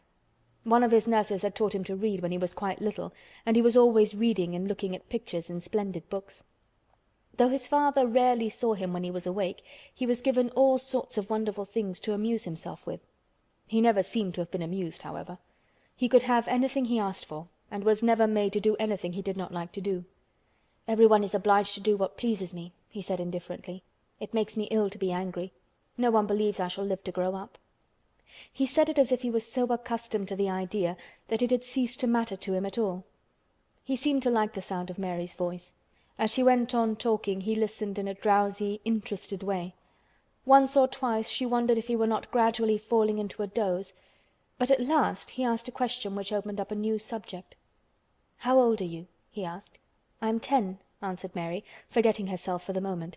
"And so are you." "How do you know that?" he demanded in a surprised voice. "Because when you were born the garden door was locked and the key was buried, and it has been locked for 10 years." Colin half sat up, turning toward her, leaning on his elbows. "What garden door was locked? Who did it? Where was the key buried?" he exclaimed, as if he were suddenly very much interested. It was the garden Mr. Craven hates," said Mary nervously. "He locked the door. No one knew where he buried the key." "What sort of a garden is it?" Colin persisted eagerly. "No one has been allowed to go into it for 10 years," was Mary's careful answer. But it was too late to be careful. He was too much like herself. He too had had nothing to think about, and the idea of a hidden garden attracted him as it had attracted her. He asked question after question. Where was it? Had she never looked for the door? Had she never asked the gardeners? "They won't talk about it," said Mary. "I think they've been told not to answer questions." "I would make them," said Colin. "Could you?" Mary faltered, beginning to feel frightened. If he could make people answer questions, who knew what might happen? "Everyone is obliged to please me, I told you that," he said. "If I were to live, this place would sometime belong to me. They all know that. I would make them tell me." Mary had not known that she herself had been spoiled, but she could see quite plainly that this mysterious boy had been. He thought that the whole world belonged to him. How peculiar he was, and how coolly he spoke of not living. "Do you think you won't live?" she asked, partly because she was curious and partly in hope of making him forget the garden. "I don't suppose I shall," he answered as indifferently as he had spoken before. "Ever since I remember anything I have heard people say I shan't. At first they thought I was too little to understand, and now they think I don't hear. But I do. My doctor is my father's cousin. He is quite poor, and if I die he will have all Misselthwaite when my father is dead. I should think he wouldn't want me to live." "Do you want to live?" inquired Mary. "No," he answered in a cross, tired fashion. "But I don't want to die. When I feel ill I lie here and think about it until I cry and cry." "I have heard you crying 3 times," Mary said, "but I did not know who it was. Were you crying about that?" She did so want him to forget the garden. "I dare say," he answered. "Let us talk about something else. Talk about that garden. Don't you want to see it?" "Yes," answered Mary in quite a low voice. "I do," he went on persistently. "I don't think I ever really wanted to see anything before, but I want to see that garden. I want the key dug up. I want the door unlocked. I would let them take me there in my chair. That would be getting fresh air. I'm going to make them open the door." He had become quite excited, and his strange eyes began to shine like stars and looked more immense than ever. "They have to please me," he said. "I will make them take me there, and I will let you go too." Mary's hands clutched each other. Everything would be spoiled, everything. Dickon would never come back. She would never again feel like a missel thrush with a safe hidden nest. "Oh, don't do that!" she cried out. He stared as if he thought she had gone crazy. "Why?" he exclaimed. "You said you wanted to see it." "I do," she answered, almost with a sob in her throat. "But if you make them open the door and take you in like that, it will never be a secret again." He leaned still farther forward. "A secret?" he said. "What do you mean? Tell me." Mary's words almost tumbled over one another. You see," she panted, "if no one knows but ourselves, if there was a door hidden somewhere under the ivy, if there was, and we could find it, and if we could slip through it together and shut it behind us, and no one knew anyone was inside, and we called it our garden and pretended that we were missel thrushes and it was our nest, and if we played there almost every day and dug and planted seeds and made it all come alive—" "Is it dead?" he interrupted her. "It soon will be if no one cares for it," she went on. "The bulbs will live, but the roses—" He stopped her again, as excited as she was herself. "What are bulbs?" he put in quickly. They're daffodils and lilies and snowdrops. They're working in the earth now, pushing up pale green points because the spring is coming." "Is the spring coming?" he said. "What is it like? You don't see it in rooms if you are ill." "It is the sun shining on the rain and the rain falling on the sunshine and things pushing up and working under the earth," said Mary. "If the garden was a secret and we could get into it we could watch the things grow bigger every day and see how many roses are alive. Don't you see? Oh, don't you see how much nicer it would be if it was a secret?" He dropped back on his pillow and lay there with an odd expression on his face. "I never had a secret," he said, "except that one about not living to grow up. They don't know I know that, so it is a sort of secret. But I like this kind better." "If you won't make them take you to the garden," pleaded Mary, "perhaps—I feel almost sure I can find out how to get in sometime. And then, if the doctor wants you to go out in your chair, and if you can always do what you want to do, perhaps we might find some boy who would push you, and we could go alone, and it would always be a secret garden. I should like that," he said very slowly, his eyes looking dreamy. "I should like that. I should not mind fresh air in a secret garden." Mary began to recover her breath and feel safer because the idea of keeping the secret seemed to please him. She felt almost sure that if she kept on talking and could make him see the garden in his mind as she had seen it, he would like it so much that he could not bear to think that everybody might tramp into it when they chose. "I'll tell you what I think it would be like if we could go into it," she said. "It has been shut up so long things have grown into a tangle, perhaps." He lay quite still and listened while she went on talking about the roses which might have clambered from tree to tree and hung down, about the many birds which might have built their nests there because it was so safe. And then she told him about the robin and Ben Weatherstaff, and there was so much to tell about the robin, and it was so easy and safe to talk about it, that she ceased to be afraid. The robin pleased him so much that he smiled until he looked almost beautiful, and at first Mary had thought that he was even plainer than herself, with his big eyes and heavy locks of hair. "I did not know birds could be like that," he said. "But if you stay in a room you never see things. What a lot of things you know! I feel as if you had been inside that garden." She did not know what to say, so she did not say anything. He evidently did not expect an answer, and the next moment he gave her a surprise. "I'm going to let you look at something," he said. "Do you see that rose-colored silk curtain hanging on the wall over the mantelpiece?" Mary had not noticed it before, but she looked up and saw it. It was a curtain of soft silk hanging over what seemed to be some picture. "Yes," she answered. "There is a cord hanging from it," said Colin. "Go and pull it." Mary got up, much mystified, and found the cord. When she pulled it the silk curtain ran back on rings, and when it ran back it uncovered a picture. It was the picture of a girl with a laughing face. She had bright hair tied up with a blue ribbon, and her gay, lovely eyes were exactly like Colin's unhappy ones, agate grey and looking twice as big as they really were because of the black lashes all round them. "She is my mother," said Colin complainingly. "I don't see why she died. Sometimes I hate her for doing it." "How queer," said Mary. "If she had lived I believe I should not have been ill always," he grumbled. "I dare say I should have lived too. And my father would not have hated to look at me. I dare say I should have had a strong back. Draw the curtain again." Mary did as she was told and returned to her footstool. "She is much prettier than you," she said, "but her eyes are just like yours. At least, they are the same shape and color. Why is the curtain drawn over her?" He moved uncomfortably. "I made them do it," he said. "Sometimes I don't like to see her looking at me. She smiles too much when I am ill and miserable. Besides, she is mine, and I don't want everyone to see her." There were a few moments of silence, and then Mary spoke. "What would Mrs. Medlock do if she found out I had been here?" she inquired. "She would do as I told her to do," he answered. "And I should tell her that I wanted you to come here and talk to me every day. I am glad you came." "So am I," said Mary. "I will come as often as I can, but—" she hesitated. "I shall have to look every day for the garden door." "Yes, you must," said Colin. "And you can tell me about it afterward." He lay thinking for a few minutes, as he had done before, and then he spoke again. "I think you shall be a secret too," he said. "I will not tell them until they find out. I can always send the nurse out of the room and say that I want to be by myself. Do you know Martha?" "Yes, I know her very well," said Mary. "She waits on me." He nodded his head toward the outer corridor. "She is the one who is asleep in the other room. The nurse went away yesterday to stay all night with her sister, and she always makes Martha attend to me when she wants to go out. Martha shall tell you when to come here." Then Mary understood Martha's troubled look when she had asked questions about the crying.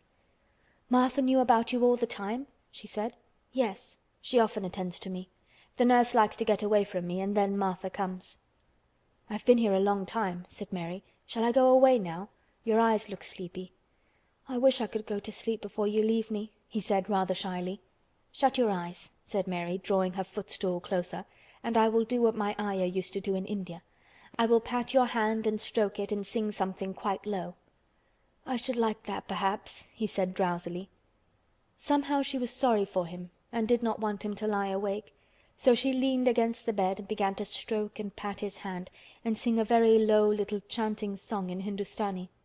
"That is nice," he said, more drowsily still, and she went on chanting and stroking, but when she looked at him again, his black lashes were lying closed against his cheeks, for his eyes were shut and he was fast asleep. So she got up softly, took her candle, and crept away without making a sound. Chapter 14. A Young Rajah. The moor was hidden in mist when the morning came, and the rain had not stopped pouring down. There could be no going out of doors. Martha was so busy that Mary had no opportunity of talking to her, but in the afternoon she asked her to come and sit with her in the nursery. She came bringing the stocking she was always knitting when she was doing nothing else. "What's the matter with thee?" she asked as soon as they sat down. "Thou looks as if tha'd something to say." "I have. I found out what the crying was," said Mary. Martha let her knitting drop on her knee and gazed at her with startled eyes. "Tha hasn't!" she exclaimed. "Never!" "I heard it in the night," Mary went on, "and I got up and went to see where it came from. It was Colin. I found him." Martha's face became red with fright. "Eh, Miss Mary," she said, half crying. "Tha shouldn't have done it. Tha shouldn't. Tha'll get me in trouble. I never told thee nothing about him, but tha'll get me in trouble. I shall lose my place, and what'll mother do?" "You won't lose your place," said Mary. "He was glad I came. We talked and talked, and he said he was glad I came." "Was he?" cried Martha. "Art tha sure? Tha doesn't know what he's like when anything vexes him. He's a big lad to cry like a baby, but when he's in a passion he'll fair scream just to frighten us. He knows us daren't call our souls our own." "He wasn't vexed," said Mary. "I asked him if I should go away and he made me stay. He asked me questions and I sat on a big footstool and talked to him about India and about the robin and gardens. He wouldn't let me go. He let me see his mother's picture. Before I left him I sang him to sleep." Martha fairly gasped with amazement. "I can scarcely believe thee," she protested. "It's as if tha'd walked straight into a lion's den. If he'd been like he is most times, he'd have throwed himself into one of his tantrums and roused the house. He won't let strangers look at him." "He let me look at him. I looked at him all the time and he looked at me. We stared," said Mary. "I don't know what to do," cried agitated Martha. "If Mrs. Medlock finds out she'll think I broke orders and told thee, and I shall be packed back to mother." "He is not going to tell Mrs. Medlock anything about it yet. It's to be a sort of secret just at first," said Mary firmly. "And he says everybody is obliged to do as he pleases." "Aye, that's true enough, the bad lad," sighed Martha, wiping her forehead with her apron.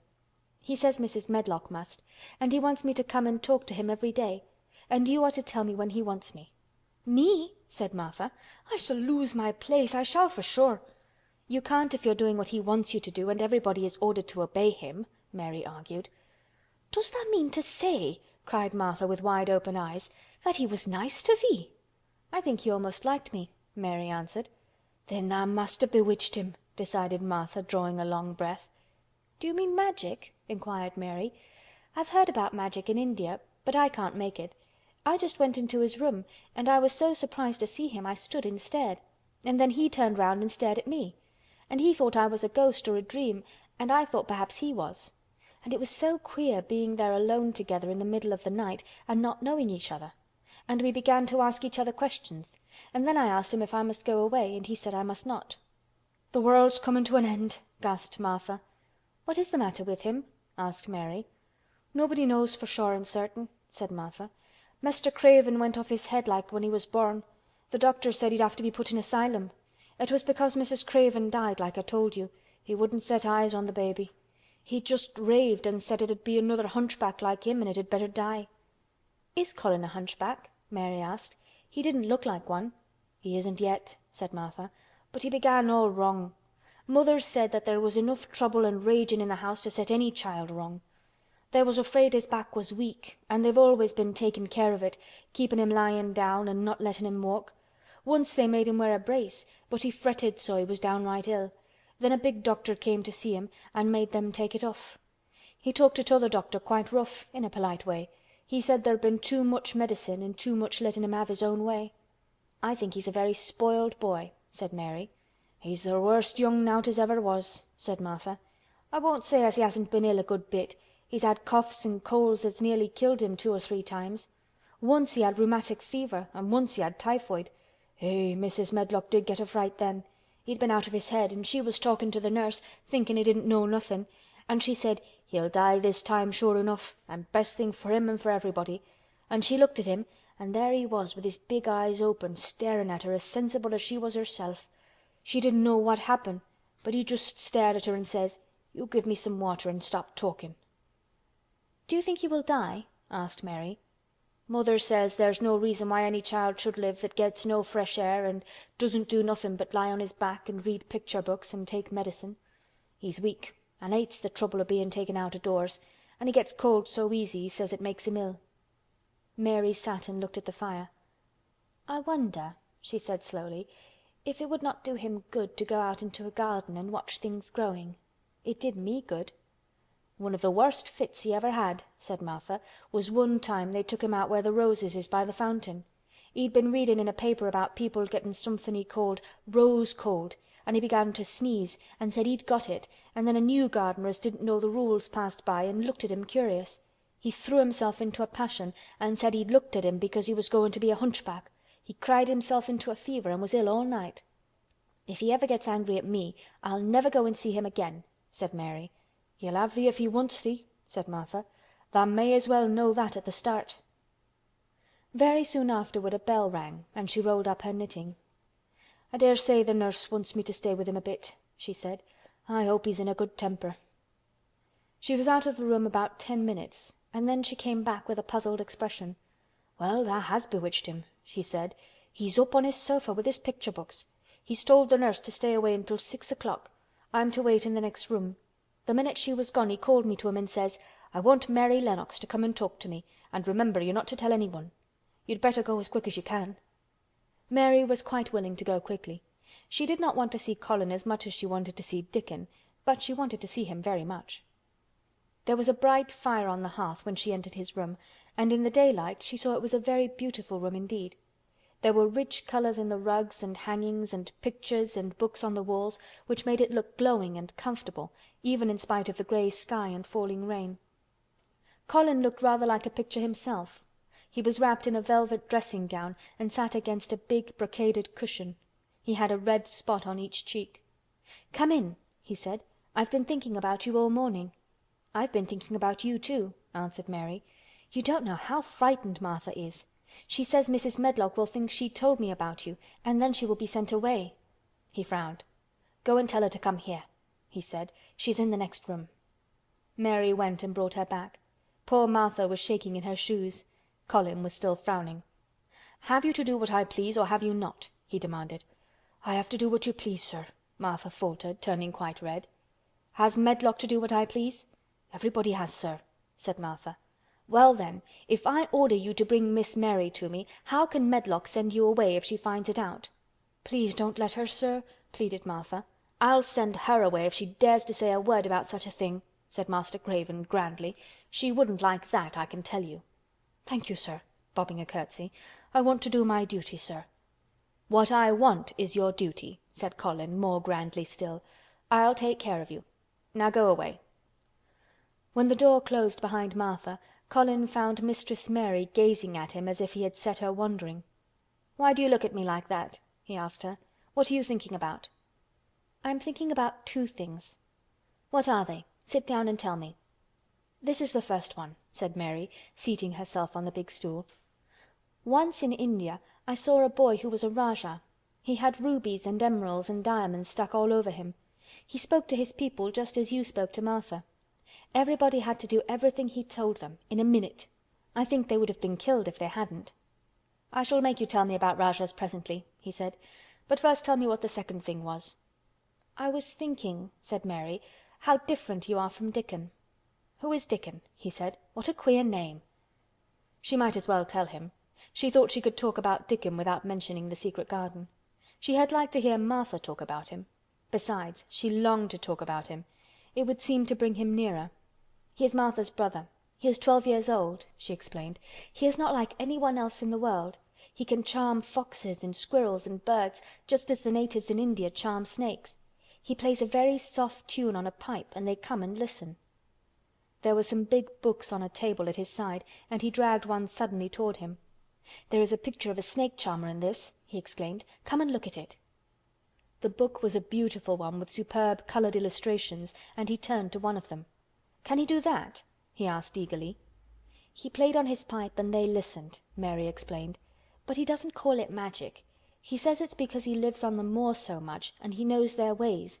He says he feels sometimes as if he was a bird or a rabbit himself, he likes them so. I think he asked the robin questions. It seemed as if they talked to each other in soft chirps."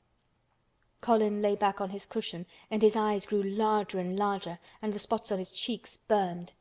"Tell me some more about him," he said. "He knows all about eggs and nests," Mary went on, "and he knows where foxes and badgers and otters live. He keeps them secret so that other boys won't find their holes and frighten them. He knows about everything that grows or lives on the moor." "Does he like the moor?" said Colin. "How can he when it's such a great bare dreary place?" "It's the most beautiful place," protested Mary. "Thousands of lovely things grow on it and there are thousands of little creatures all busy building nests and making holes and burrows and chippering or singing or squeaking to each other. They are so busy and having such fun under the earth or in the trees or heather. It's their world." "How do you know all that?" said Colin, turning on his elbow to look at her. "I have never been there once really," said Mary, suddenly remembering. "I only drove over it in the dark. I thought it was hideous. Martha told me about it at first, and then Dickon. When Dickon talks about it, you feel as if you saw things and heard them, and as if you were standing in the heather with the sun shining and the gorse smelling like honey and all full of bees and butterflies." "You never see anything if you are ill," said Colin restlessly. He looked like a person listening to a new sound in the distance and wondering what it was. "You can't if you stay in a room," said Mary. "I couldn't go on the moor," he said in a resentful tone. Mary was silent for a minute and then she said something bold. "You might. Sometime." He moved as if he was startled. "Go on the moor? How could I? I'm going to die." "How do you know?" said Mary unsympathetically. She didn't like the way he had of talking about dying. She did not feel very sympathetic. She felt rather as if he almost boasted about it. "Oh, I've heard it ever since I remember," he answered crossly. "They're always whispering about it and thinking I don't notice. They wish I would, too." Mistress Mary felt quite contrary. She pinched her lips together. "If they wished I would," she said, "I wouldn't. Who wishes you would?" "The servants. And of course Dr. Craven, because he would get Misselthwaite and be rich instead of poor. He daren't say so, but he always looks cheerful when I am worse. When I had typhoid fever his face got quite fat. I think my father wishes it too." "I don't believe he does," said Mary quite obstinately. That made Colin turn and look at her again. "Don't you?" he said. And then he lay back on his cushion and was still, as if he were thinking. And there was quite a long silence. Perhaps they were both of them thinking strange things children do not usually think. "I like the grand doctor from London because he made them take the iron thing off," said Mary at last. "Did he say you were going to die?" "No." "What did he say?" "He didn't whisper," Colin answered. "Perhaps he knew I hated whispering. I heard him say one thing quite aloud. He said, 'The lad might live if he would make up his mind to it. Put him in the humour.' It sounded as if he was in a temper." "I'll tell you who would put you in the humour, perhaps," said Mary, reflecting. She felt as if she would like this thing to be settled one way or the other. "I believe Dickon would. He's always talking about live things. He never talks about dead things or things that are ill. He's always looking up in the sky to watch birds flying, or looking down at the earth to see something growing. He has such round blue eyes and they're so wide open with looking about, and he laughs such a big laugh with his wide mouth, and his cheeks are as red as cherries." She pulled her stool nearer to the sofa, and her expression quite changed at the remembrance of the wide curving mouth and wide open eyes. "See here," she said, "don't let us talk about dying. I don't like it. Let us talk about living. Let us talk about Dickon, and then we will look at your pictures." It was the best thing she could have said. To talk about Dickon meant to talk about the moor, and about the cottage and the 14 people who lived in it on 16 shillings a week, and the children who got fat on the moor grass like the wild ponies, and about Dickon's mother, and the skipping rope, and the moor with the sun on it, and about pale green points sticking up out of the black sod. And it was all so alive that Mary talked more than she had ever talked before, and Colin both talked and listened as he had never done either before, and they both began to laugh over nothings as children will when they are happy together, and they laughed so that in the end they were making as much noise as if they had been 2 ordinary, healthy, natural 10-year-old creatures, instead of a hard little unloving girl and a sickly boy who believed that he was going to die. They enjoyed themselves so much that they forgot the pictures and they forgot about the time.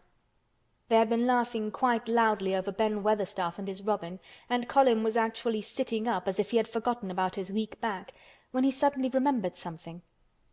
"Do you know, there is one thing we have never once thought of," he said. "We are cousins." It seemed so queer that they had talked so much and never remembered this simple thing that they laughed more than ever, because they had got into the humour to laugh at anything. And in the midst of the fun the door opened, and in walked Dr. Craven and Mrs. Medlock. Dr. Craven started in actual alarm, and Mrs. Medlock almost fell back because he had accidentally bumped against her. "Good Lord!" exclaimed poor Mrs. Medlock, with her eyes almost starting out of her head. "Good Lord!" "What is this?" said Dr. Craven, coming forward. "What does it mean?" Then Mary was reminded of the boy Rajah again. Colin answered as if neither the doctor's alarm nor Mrs. Medlock's terror were of the slightest consequence. He was as little disturbed or frightened as if an elderly cat and dog had walked into the room. "This is my cousin, Mary Lennox," he said. "I asked her to come and talk to me. I like her. She must come and talk to me whenever I send for her." Dr. Craven turned reproachfully to Mrs. Medlock. "Oh, sir," she panted, "I don't know how it's happened. There's not a servant on the place that dare to talk. They all have their orders." "Nobody told her anything," said Colin. "She heard me crying and found me herself. I am glad she came. Don't be silly, Medlock." Mary saw that Dr. Craven did not look pleased, but it was quite plain that he dared not oppose his patient. He sat down by Colin and felt his pulse. "I am afraid there has been too much excitement. Excitement is not good for you, my boy," he said. "I should be excited if she kept away," answered Colin, his eyes beginning to look dangerously sparkling. "I am better. She makes me better. The nurse must bring up her tea with mine. We will have tea together." Mrs. Medlock and Dr. Craven looked at each other in a troubled way, but there was evidently nothing to be done. "He does look rather better, sir," ventured Mrs. Medlock, "but," thinking the matter over, "he looked better this morning before she came into the room." "She came into the room last night. She stayed with me a long time. She sang a Hindustani song to me and it made me go to sleep," said Colin. "I was better when I wakened up. I wanted my breakfast. I want my tea now. Tell nurse, Mrs. Medlock." Dr. Craven did not stay very long. He talked to the nurse for a few minutes when she came into the room, and said a few words of warning to Colin. He must not talk too much. He must not forget that he was ill. He must not forget that he was very easily tired. Mary thought that there seemed to be a number of uncomfortable things he was not to forget. Colin looked fretful and kept his strange black-lashed eyes fixed on Dr. Craven's face. "I want to forget it," he said at last. "She makes me forget it. That is why I want her." Dr. Craven did not look happy when he left the room. He gave a puzzled glance at the little girl sitting on the large footstool. She had become a stiff, silent child again as soon as he entered, and he could not see what the attraction was. The boy actually did look brighter, however, and he sighed rather heavily as he went down the corridor. "They're always wanting me to eat things when I don't want to," said Colin, as the nurse brought in the tea and put it on the table by the sofa. "Now if you'll eat, I will. Those muffins look so nice and hot. Tell me about Rajah's." Chapter 15. Nest Building. After another week of rain the high arch of blue sky appeared again, and the sun which poured down was quite hot. Though there had been no chance to see either the secret garden or Dickon, Mistress Mary had enjoyed herself very much. The week had not seemed long. She had spent hours of every day with Colin in his room, talking about Rajahs or gardens or Dickon and the cottage on the moor. They had looked at the splendid books and pictures, and sometimes Mary had read things to Colin, and sometimes he had read a little to her. When he was amused and interested, she thought he scarcely looked like an invalid at all, except that his face was so colourless and he was always on the sofa.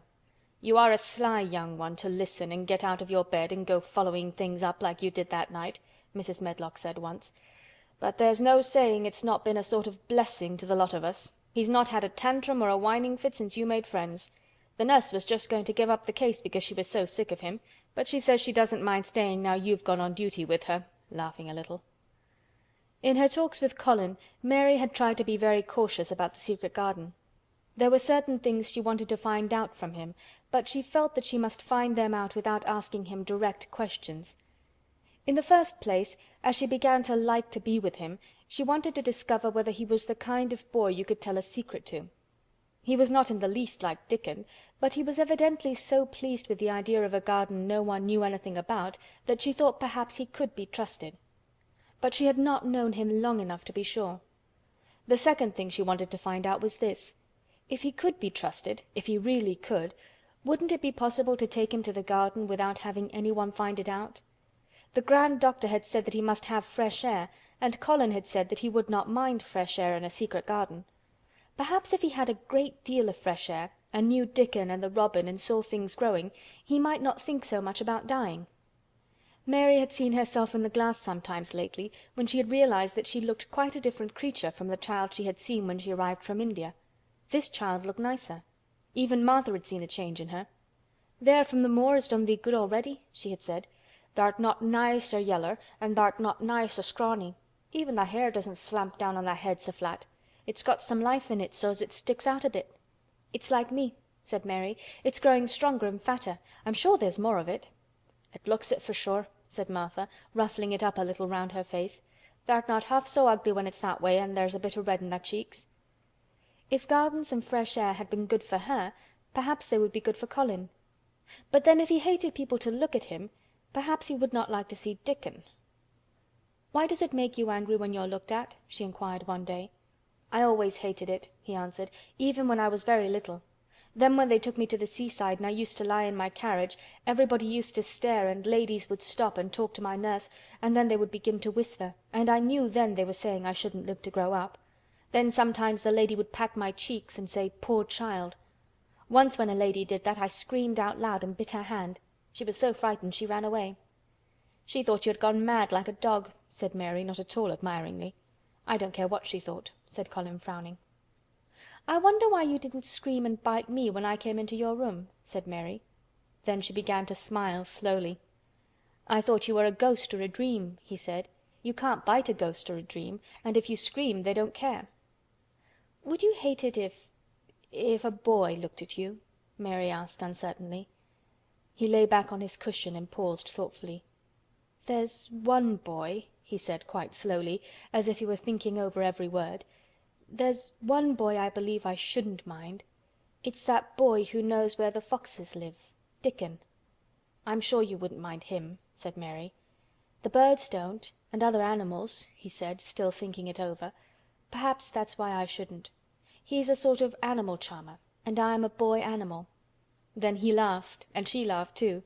In fact, it ended in their both laughing a great deal and finding the idea of a boy animal hiding in his hole very funny indeed. What Mary felt afterward was that she need not fear about Dickon. On that first morning when the sky was blue again, Mary wakened very early. The sun was pouring in slanting rays through the blinds, and there was something so joyous in the sight of it that she jumped out of bed and ran to the window. She drew up the blinds and opened the window itself, and a great waft of fresh scented air blew in upon her. The moor was blue, and the whole world looked as if some magic had happened to it. There were tender little fluting sounds here and there and everywhere, as if scores of birds were beginning to tune up for a concert. Mary put her hand out of the window and held it in the sun. "It's warm, warm," she said. "It will make the green points push up and up and up, and it will make the bulbs and roots work and struggle with all their might under the earth." She kneeled down and leaned out of the window as far as she could, breathing big breaths and sniffing the air until she laughed because she remembered what Dickon's mother had said about the end of his nose quivering like a rabbit's. "It must be very early," she said. "The little clouds are all pink, and I've never seen the sky look like this. No one is up. I don't even hear the stable boys." A sudden thought made her scramble to her feet. "I can't wait. I'm going to see the garden." She had learned to dress herself by this time, and she put on her clothes in 5 minutes. She knew a small side door which she could unbolt herself, and she flew downstairs in her stocking feet and put on her shoes in the hall. She unchained and unbolted and unlocked, and when the door was open she sprang across the step with one bound, and there she was, standing on the grass, which seemed to have turned green, and with the sun pouring down on her, and warm sweet wafts about her, and the fluting and twittering and singing coming from every bush and tree. She clasped her hands for pure joy and looked up in the sky, and it was so blue and pink and pearly and white and flooded with springtime light that she felt as if she must flute and sing aloud herself, and knew that thrushes and robins and skylarks could not possibly help it. She ran around the shrubs and paths towards the secret garden. "It is all different already," she said. "The grass is greener, and things are sticking up everywhere, and things are uncurling, and green buds of leaves are showing. This afternoon I am sure Dickon will come." The long warm rain had done strange things to the herbaceous beds which bordered the walk by the lower wall. There were things sprouting and pushing out from the roots of clumps of plants, and there were actually here and there glimpses of royal purple and yellow unfurling among the stems of crocuses. 6 months before, Mistress Mary would not have seen how the world was waking up, but now she missed nothing.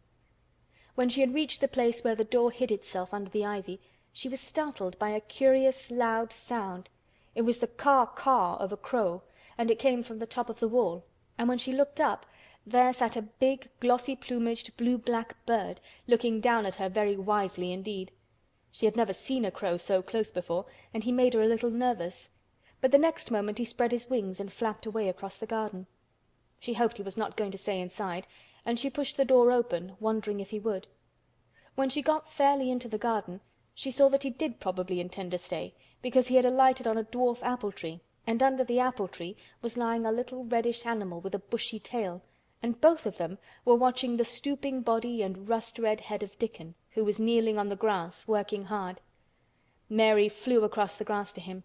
"Oh, Dickon, Dickon!" she cried out. "How could you get here so early? How could you? The sun has only just got up." He got up himself, laughing and glowing and tousled, his eyes like a bit of the sky. "Eh," he said, "I was up long before him. How could I have stayed abed? The world's all fair begun again this mornin', it has.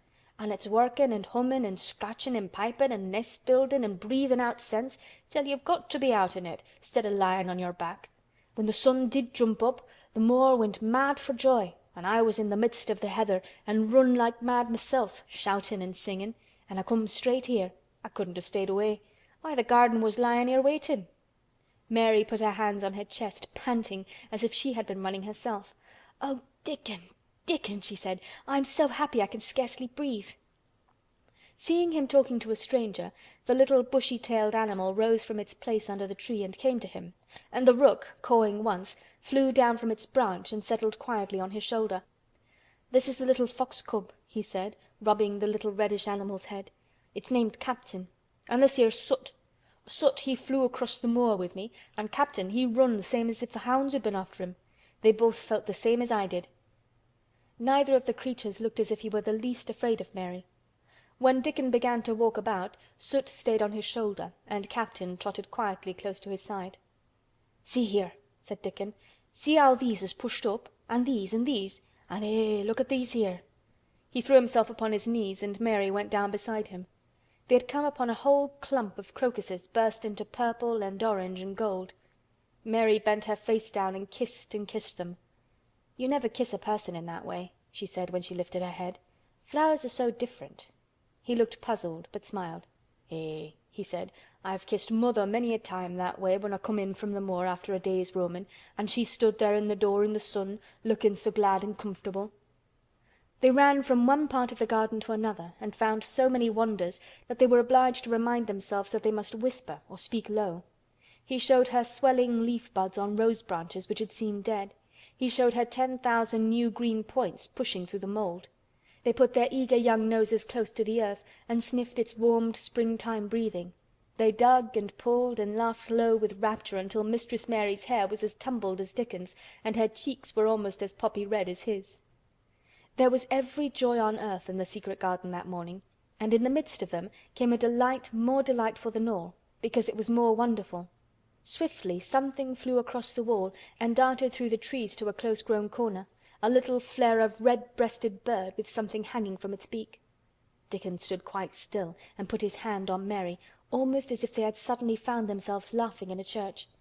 "We munnot stir," he whispered in broad Yorkshire. "We munnot scarce breathe. I knowed he was a mate huntin' when I seed him last. It's Ben Weatherstaff's robin. He's building his nest. He'll stay here if us don't fight him." They settled down softly upon the grass and sat there without moving. "Us mustn't seem as if us was watchin' him too close," said Dickon. "He'd be out with us for good if he got the notion us was interferin' now. He'll be a good bit different till all this is over. He's settin' up housekeepin'. He'll be shyer and readier to take things ill. He's got no time for visitin' and gossipin'. Us must keep still a bit and try to look as if us was grass and trees and bushes. Then, when he's got used to seein' us, I'll chirp a bit and he'll know us'll not be in his way." Mistress Mary was not at all sure that she knew, as Dickon seemed to, how to try to look like grass and trees and bushes. But he had said the queer thing as if it were the simplest and most natural thing in the world, and she felt it must be quite easy to him, and indeed she watched him for a few minutes carefully, wondering if it was possible for him to quietly turn green and put out branches and leaves. But he only sat wonderfully still, and when he spoke dropped his voice to such a softness that it was curious that she could hear him. But she could. "It's part o' the springtime, this nest buildin' is," he said. "I warrant it's been goin' on in the same way every year since the world was begun. They've got their way o' thinkin' and doin' things and a body had better not meddle. You can lose a friend in springtime easier than any other season if you're too curious." "If we talk about him I can't help looking at him," Mary said as softly as possible. "We must talk of something else. There is something I want to tell you." "He'll like it better if us talks of something else," said Dickon. "What is it tha's got to tell me?" "Well, do you know about Colin?" she whispered. He turned his head to look at her. "What does tha know about him?" he asked. "I've seen him. I've been to talk to him every day this week. He wants me to come. He says I'm making him forget about being ill and dying," answered Mary. Dickon looked actually relieved as soon as the surprise died away from his round face. "I'm glad o' that," he exclaimed. "I'm right down glad. It makes me easier. I knowed I must say nothin' about him, and I don't like havin' to hide things." "Don't you like hiding the garden?" said Mary. "I'll never tell about it," he answered. "But I says to mother, 'Mother,' I says, 'I got a secret to keep. It's not a bad un, tha knows that. It's no worse than hiding where a bird's nest is. Tha doesn't mind it, does tha?'" Mary always wanted to hear about mother. "What did she say?" she asked, not at all afraid to hear. Dickon grinned sweet-temperedly. "It was just like her what she said," he answered. "She give my head a bit of a rub and laughed and she says, 'Eh, lad, tha can have all the secrets tha likes. I've knowed thee 12 year.'" "How did you know about Colin?" asked Mary. "Everybody as knowed about Mester Craven knowed there was a little lad as was like to be a cripple, and they knowed Mester Craven didn't like him to be talked about. Folks is sorry for Mester Craven because Mrs. Craven was such a pretty young lady and they was so fond of each other. Mrs. Medlock stops in our cottage whenever she goes to Thwaite, and she doesn't mind talking to mother before us children because she knows us has been brought up to be trusty. How did tha find out about him? Martha was in fine trouble the last time she came home. She said tha'd heard him frettin' and tha was asking questions and she didn't know what to say." Mary told him her story about the midnight wuthering of the wind which had wakened her, and about the faint, far-off sounds of the complaining voice which had led her down the dark corridors with her candle, and had ended with her opening of the door of the dimly lighted room with the carven four-posted bed in the corner. When she described the small ivory-white face and the strange black-rimmed eyes, Dickon shook his head. "Them's just like his mother's eyes, only hers was always laughin', they say," he said. "They say as Mester Craven can't bear to see him when he's awake, and it's because his eyes is so like his mother's, and yet looks so different in his miserable bit of a face." "Do you think he wants to die?" whispered Mary. "No, but he wishes he'd never been born. Mother says that's the worst thing on earth for a child. Them as is not wanted scarce ever thrives. Mester Craven he'd buy anything as money could buy for the poor lad, but he'd like to forget as he's on earth. For one thing, he's afraid he'll look at him some day and find he's growed hunchback." "Colin's so afraid of it himself that he won't sit up," said Mary. "He says he's always thinking that if he should feel a lump coming he should go crazy and scream himself to death." "Eh, he oughtn't to lie there thinking things like that," said Dickon. "No lad could get well as thought them sort of things." The fox was lying on the grass close by him, looking up to ask for a pat now and then, and Dickon bent down and rubbed his neck softly and thought a few minutes in silence. Presently he lifted his head and looked round the garden. "When first we got in here," he said, "it seemed like everything was grey. Look round now and tell me if thou doesn't see a difference." Mary looked and caught her breath a little. "Why," she cried, "the grey wall is changing. It's as if a green mist were creeping over it. It's almost like a green gauze veil." "Aye," said Dickon, "and it'll be greener and greener till the grey's all gone. Can tha guess what I was thinking?" "I know it was something nice," said Mary eagerly. "I believe it was something about Colin." "I was thinking that if he was out here he wouldn't be watching for lumps to grow on his back. He'd be watching for buds to break on the rose bushes. And he'd likely be healthier," explained Dickon. "I was wondering if us could ever get him in the humour to come out here and lie under the trees in his carriage." "I've been wondering that myself. I've thought of it almost every time I've talked to him," said Mary. "I've wondered if he could keep a secret, and I've wondered if we could bring him here without anyone seeing us. I thought perhaps you could push his carriage. The doctor said he must have fresh air, and if he wants us to take him out, no one dare disobey him. He won't go out for other people, and perhaps they will be glad if he will go out with us. He could order the gardeners to keep away so they wouldn't find out." Dickon was thinking very hard as he scratched Captain's back. "It'd be good for him, I'll warrant," he said. "Us'd not be thinking he'd better never been born. Us'd be just two children watching a garden grow, and he'd be another. Two lads and a little lass, just looking on at the springtime. I warrant it'd be better than doctor's stuff." "He's been lying in his room so long, and he's always been so afraid of his back that it has made him queer," said Mary. "He knows a good many things out of books, but he doesn't know anything else. He says he has been too ill to notice things, and he hates going out of doors and hates gardens and gardeners. But he likes to hear about this garden because it is a secret. I daren't tell him much, but he said he wanted to see it." "Us'll have him out here some time for sure," said Dickon. "I could push his carriage well enough. Has tha noticed how the robin and his mate has been working while we've been sitting here? Look at him perched on that branch wondering where it'd be best to put that twig he's got in his beak." He made one of his low whistling calls, and the robin turned his head and looked at him inquiringly, still holding his twig. Dickon spoke to him as Ben Weatherstaff did, but Dickon's tone was one of friendly advice. "Wheresoever tha puts it," he said, "it'll be all right. Tha knew how to build tha nest before tha came out o' th' egg.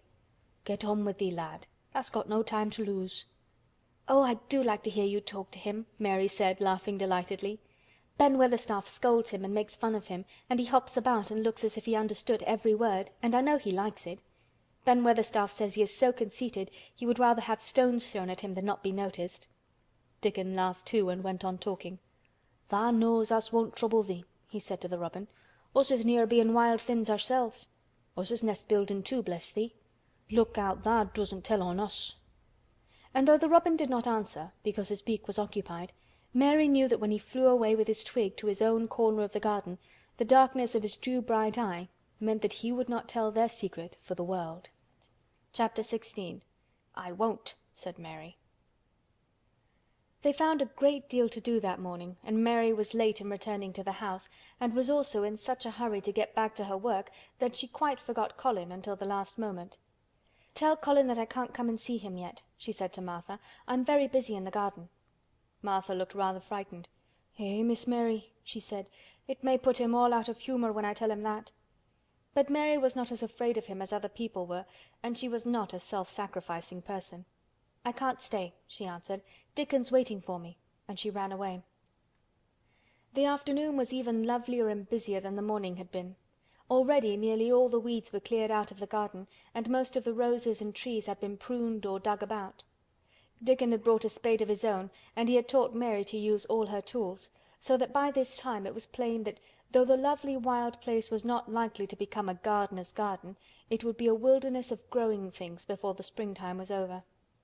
"There'll be apple blossoms and cherry blossoms overhead," Dickon said, working away with all his might, "and there'll be peach and plum trees in bloom against the walls, and the grass'll be a carpet o' flowers." The little fox and the rook were as happy and busy as they were, and the robin and his mate flew backward and forward like tiny streaks of lightning.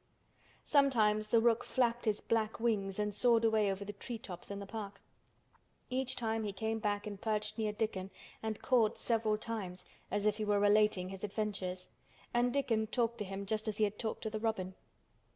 Once, when Dickon was so busy that he did not answer him at first, Soot flew onto his shoulders and gently tweaked his ear with his large beak. When Mary wanted to rest a little, Dickon sat down with her under a tree, and once he took his pipe out of his pocket and played the soft, strange little notes, and 2 squirrels appeared on the wall and looked and listened.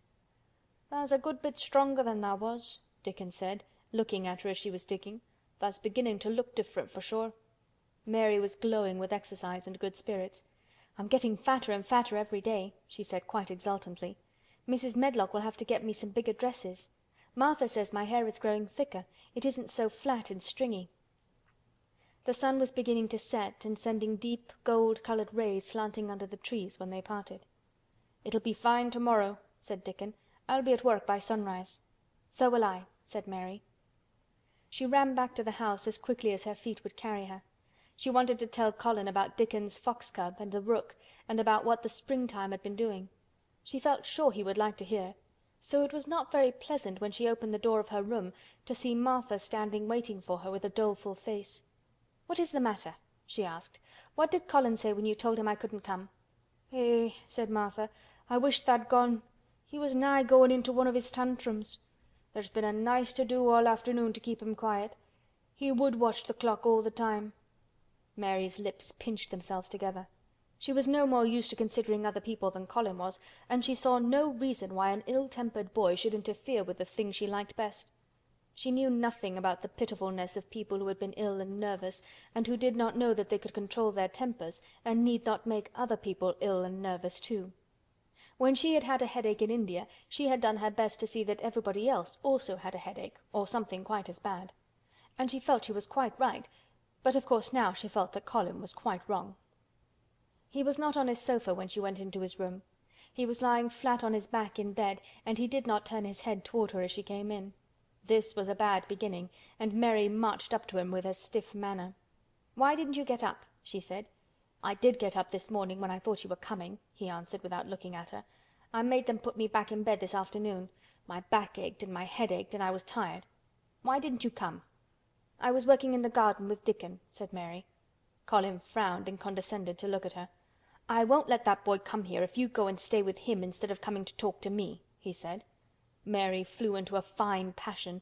She could fly into a passion without making a noise. She just grew sour and obstinate and did not care what happened. "If you send Dickon away I'll never come into this room again," she retorted.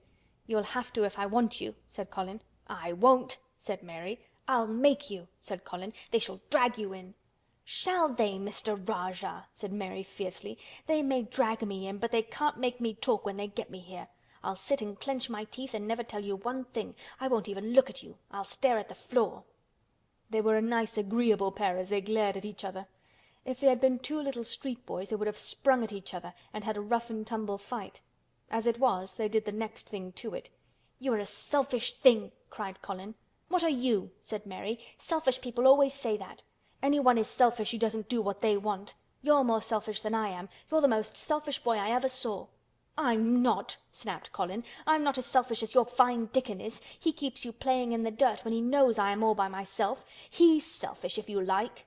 Mary's eyes flashed fire. "He's nicer than any other boy that ever lived," she said. He's like an angel." It might sound rather silly to say that, but she did not care. "A nice angel!" Colin sneered ferociously. "He's a common cottage boy off the moor." "He's better than a common Rajah," retorted Mary. "He's 1,000 times better." Because she was the stronger of the two, she was beginning to get the better of him. The truth was that he had never had a fight with anyone like himself in his life, and upon the whole it was rather good for him, though neither he nor Mary knew anything about that. He turned his head on his pillow and shut his eyes. and a big tear was squeezed out and ran down his cheek. He was beginning to feel pathetic and sorry for himself, not for anyone else. "I'm not as selfish as you, because I'm always ill, and I'm sure there's a lump coming on my back," he said, "and I'm going to die besides." "You're not," contradicted Mary unsympathetically. He opened his eyes quite wide with indignation. He had never heard such a thing said before. He was at once furious and slightly pleased, if a person could be both at one time. "I'm not!" he cried. "I am! You know I am! Everybody says so." "I don't believe it," said Mary sourly. "You just say that to make people sorry. I believe you're proud of it. I don't believe it. If you were a nice boy it might be true, but you're too nasty." In spite of his invalid back, Colin sat up in bed in quite a healthy rage. "Get out of the room!" he shouted, and he caught hold of his pillow and threw it at her. He was not strong enough to throw it far, and it only fell at her feet, but Mary's face looked as pinched as a nutcracker.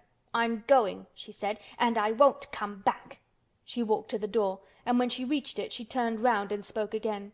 "I was going to tell you all sorts of nice things," she said. "Dickon brought his fox and his rook, and I was going to tell you all about them. Now I won't tell you a single thing."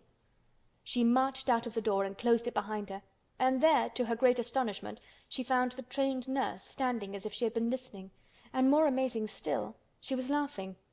She was a big, handsome young woman who ought not to have been a trained nurse at all, as she could not bear invalids, and she was always making excuses to leave Colin to Martha or anyone else who would take her place. Mary had never liked her, and she simply stood and gazed up at her as she stood giggling into her handkerchief. "What are you laughing at?" she asked her. "At you two young ones," said the nurse. "It's the best thing that could have happened to that sickly, pampered thing to have someone stand up to him that's as spoiled as himself." And she laughed into her handkerchief again. "If he'd had a young vixen of a sister to fight with, it would have been the saving of him." "Is he going to die?" "I don't know and I don't care," said the nurse. "Hysterics and temper are half what ails him." "What are hysterics?" asked Mary. "You'll find out if you work him into a tantrum after this. But at any rate you've given him something to have hysterics about, and I'm glad of it." Mary went back to her room, not feeling at all as she had felt when she had come in from the garden. She was cross and disappointed, but not at all sorry for Colin. She had looked forward to telling him a great many things, and she had meant to try to make up her mind whether it would be safe to trust him with a great secret. She had been beginning to think it would be, but now she had changed her mind entirely. She would never tell him, and he could stay in his room and never get any fresh air and die if he liked. It would serve him right. She felt so sour and unrelenting that for a few minutes she almost forgot about Dickon and the green veil creeping over the world and the soft wind blowing down from the moor. Martha was waiting for her, and the trouble in her face had been temporarily replaced by interest and curiosity. There was a wooden box on the table, and its cover had been removed and revealed that it was full of neat packages. "Mr. Craven sent it to you," said Martha. "It looks as if it had picture books in it." Mary remembered what he had asked her the day she had gone to his room. "Do you want anything? Dolls? Toys? Books?" She opened the package, wondering if he had sent a doll, and also wondering what she should do with it if he had. But he had not sent one. There were several beautiful books such as Colin had, and 2 of them were about gardens and were full of pictures.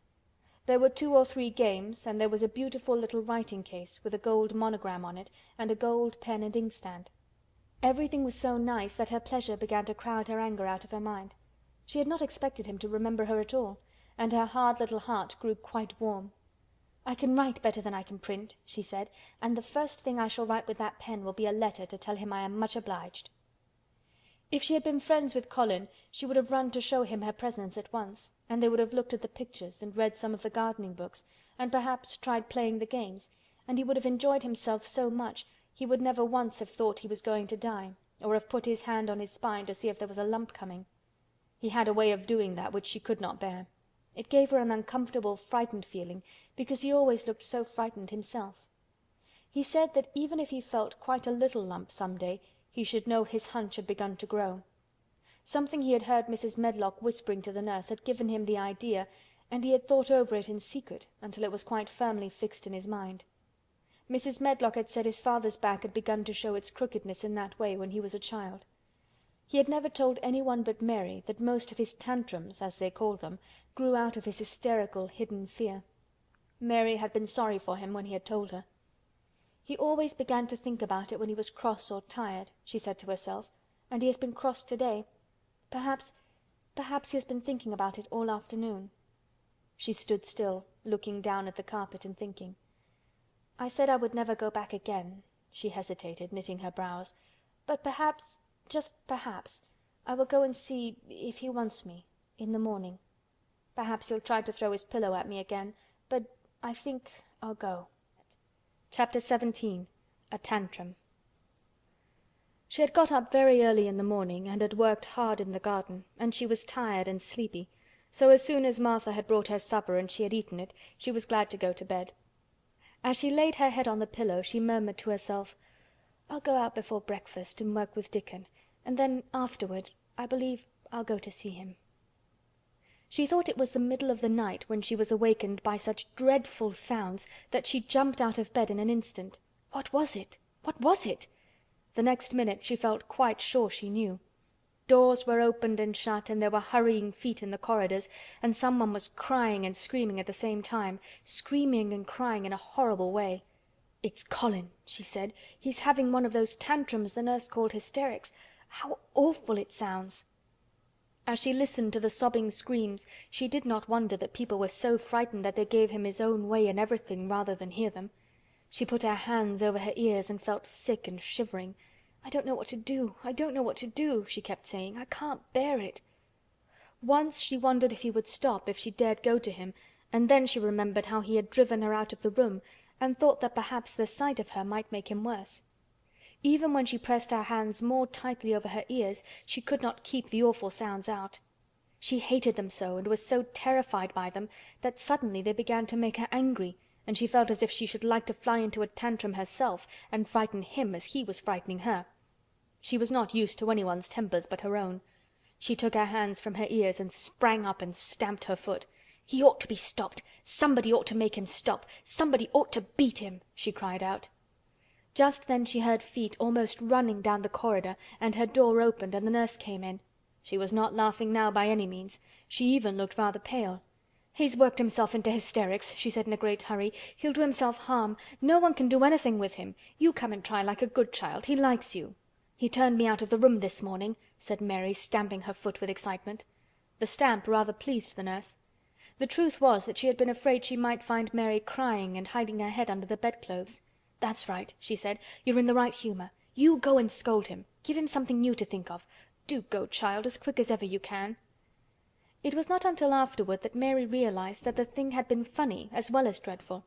That it was funny that all the grown-up people were so frightened that they came to a little girl, just because they guessed she was almost as bad as Colin himself. She flew along the corridor, and the nearer she got to the screams, the higher her temper mounted. She felt quite wicked by the time she reached the door. She slapped it open with her hand and ran across the room to the four-posted bed. "You stop!" she almost shouted. "You stop! I hate you! Everybody hates you! I wish everybody would run out of the house and let you scream yourself to death! You will scream yourself to death in a minute, and I wish you would!" A nice, sympathetic child could neither have thought nor said such things, but it just happened that the shock of hearing them was the best possible thing for this hysterical boy whom no one had ever dared to restrain or contradict. He had been lying on his face, beating his pillow with his hands, and he actually almost jumped around, he turned so quickly at the sound of the furious little voice. His face looked dreadful, white and red and swollen, and he was gasping and choking, but savage little Mary did not care an atom.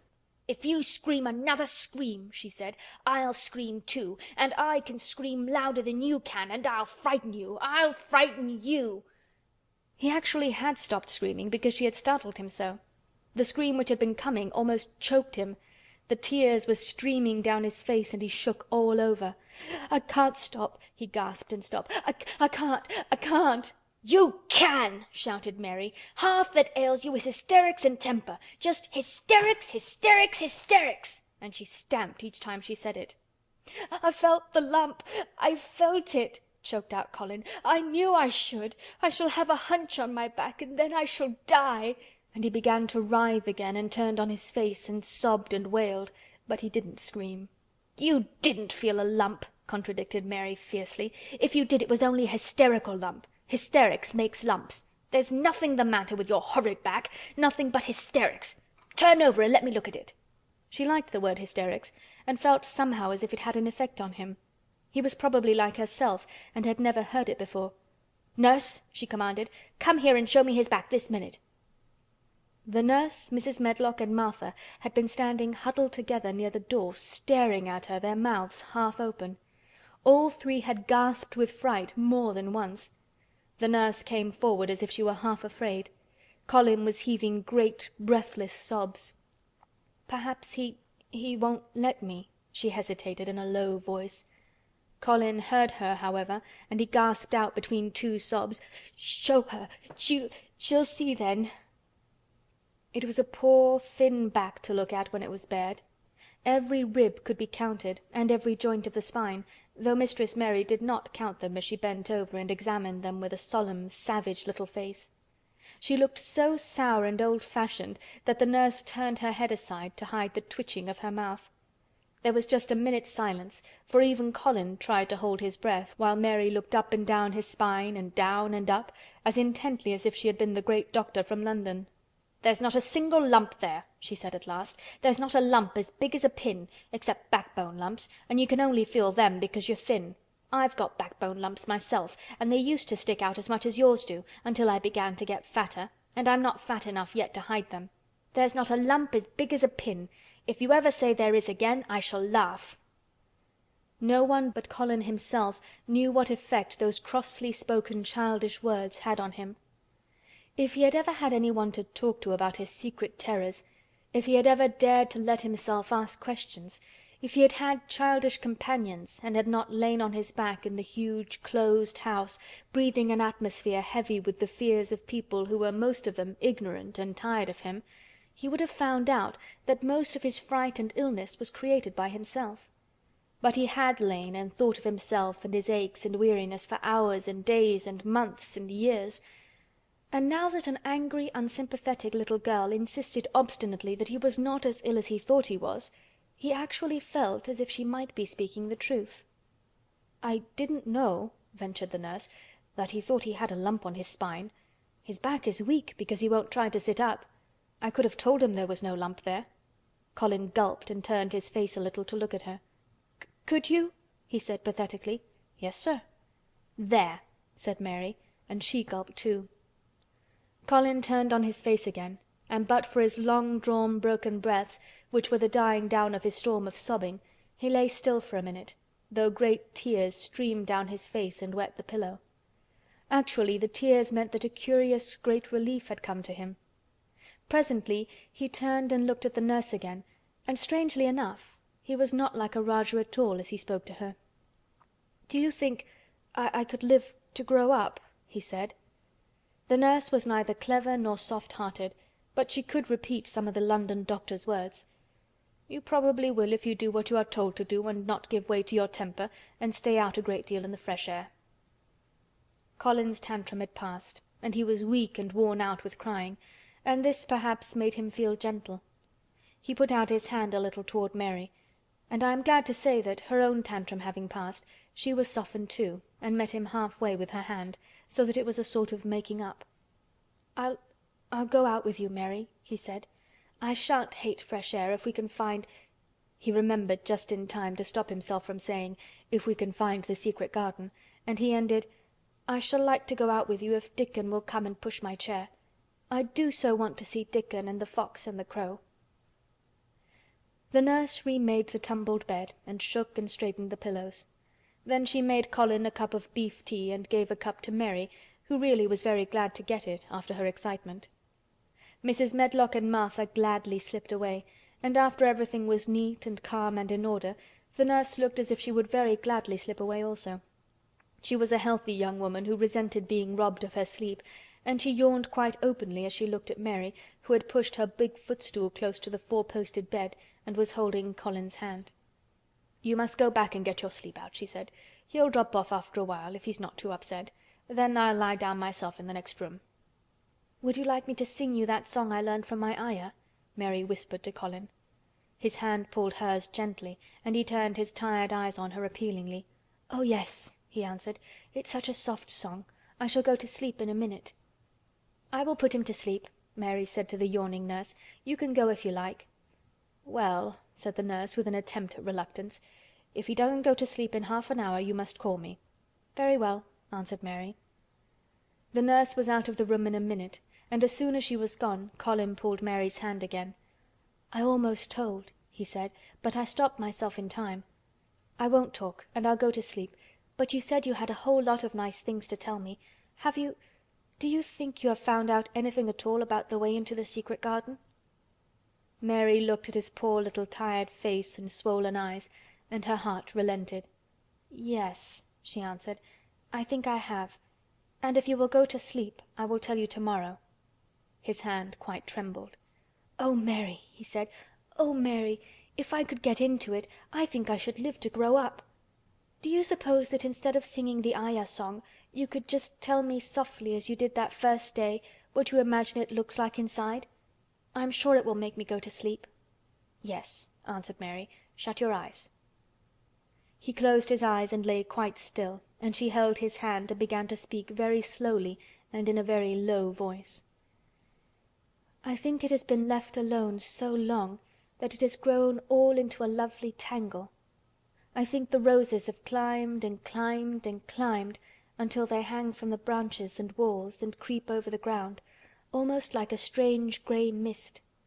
Some of them have died, but many are alive, and when the summer comes there will be curtains and fountains of roses. I think the ground is full of daffodils and snowdrops and lilies and iris, working their way out of the dark. Now the spring has begun, perhaps... The soft drone of her voice was making him stiller and stiller, and she saw it and went on. "Perhaps they are coming up through the grass. Perhaps there are clusters of purple crocuses and gold ones even now. Perhaps the leaves are beginning to break out and uncurl, and perhaps the grey is changing and a green gauze veil is creeping and creeping over everything, and the birds are coming to look at it because it is so safe and still.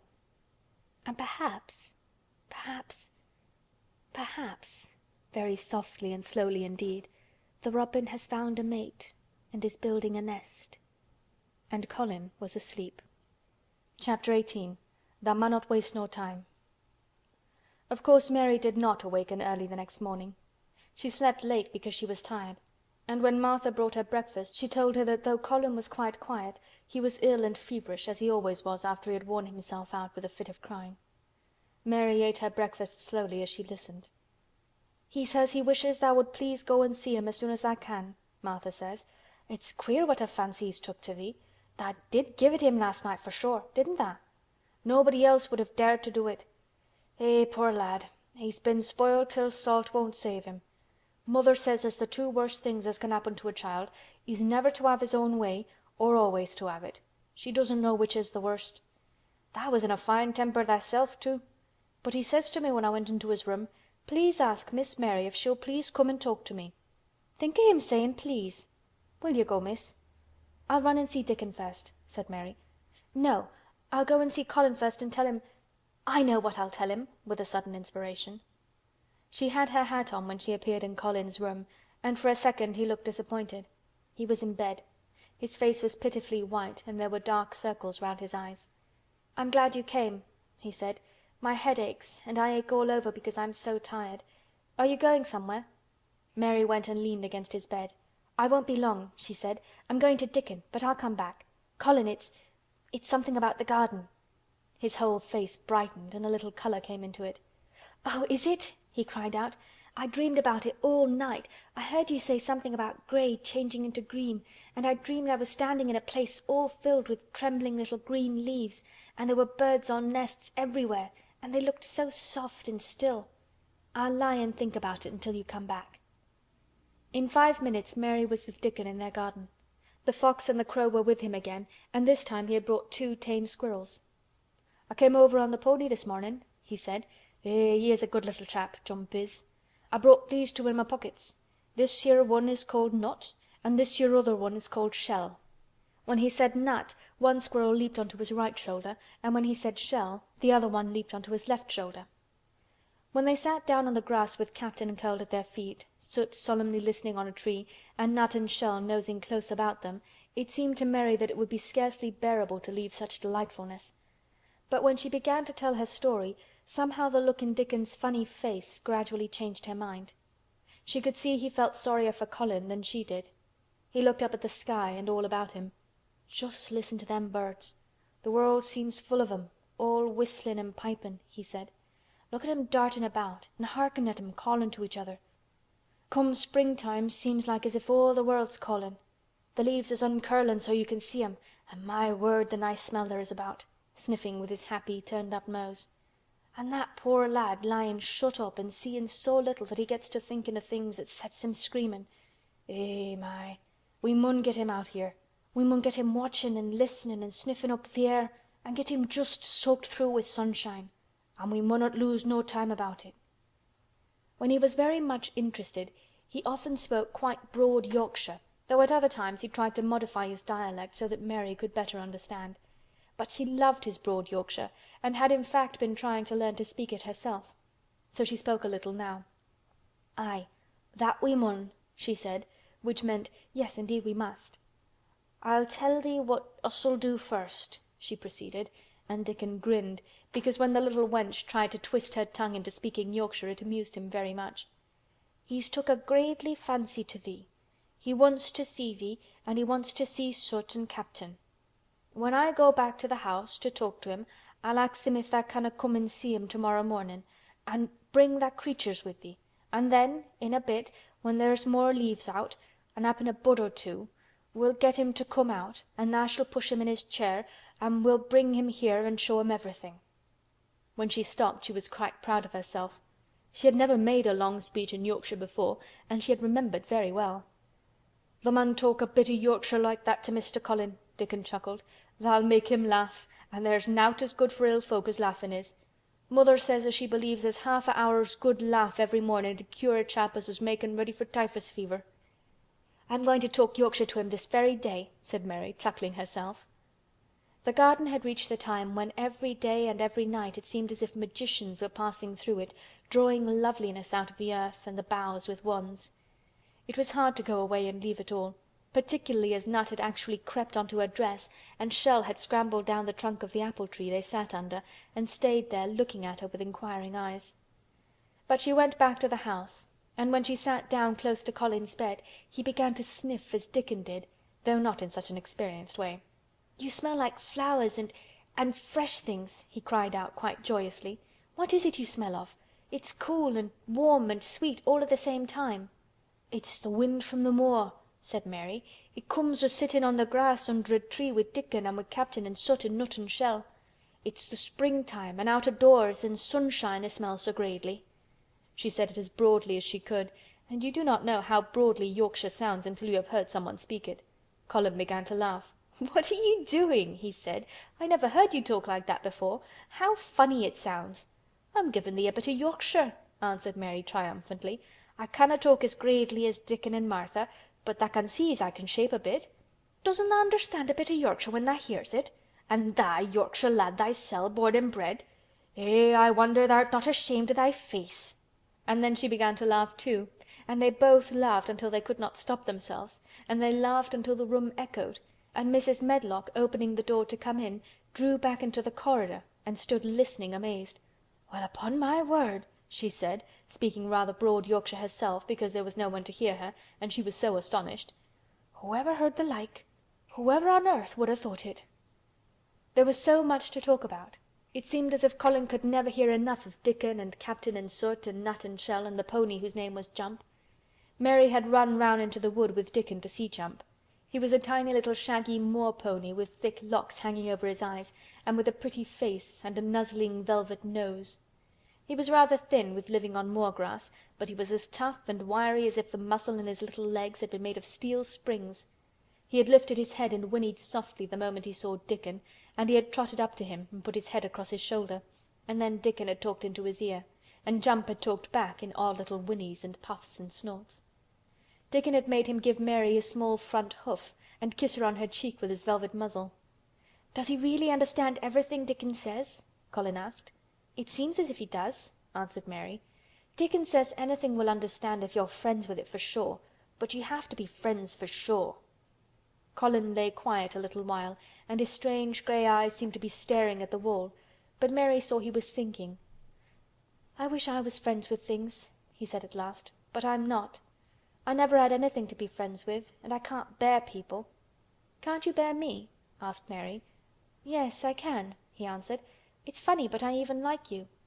"Ben Weatherstaff said I was like him," said Mary. "He said he'd warrant we'd both got the same nasty tempers. I think you're like him too. We're all three alike, you and I and Ben Weatherstaff. He said we were neither of us much to look at, and we were as sour as we looked. But I don't feel as sour as I used to before I knew the Robin and Dickon. Did you feel as if you hated people?" "Yes," answered Mary without affectation. "I should have detested you if I had seen you before I saw the Robin and Dickon." Colin put out his thin hand and touched her. "Mary," he said, "I wish I hadn't said what I did about sending Dickon away.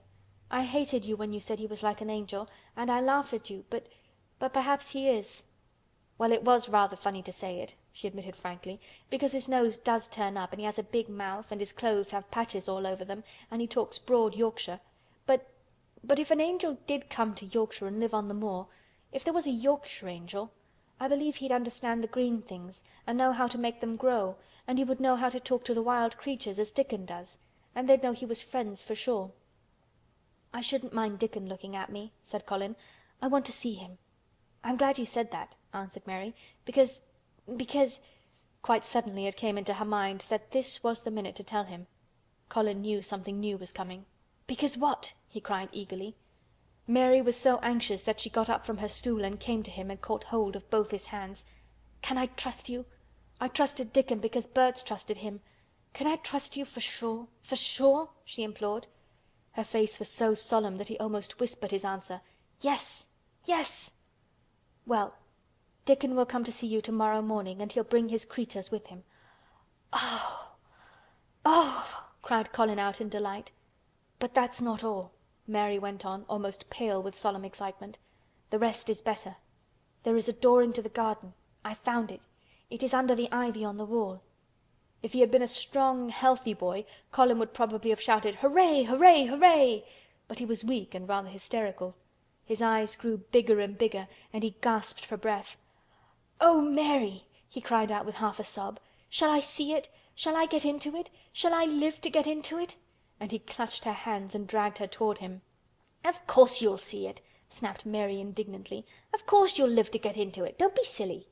And she was so unhysterical and natural and childish that she brought him to his senses, and he began to laugh at himself, and a few minutes afterward she was sitting on her stool again, telling him not what she imagined the secret garden to be like, but what it really was, and Colin's aches and tiredness were forgotten, and he was listening enraptured.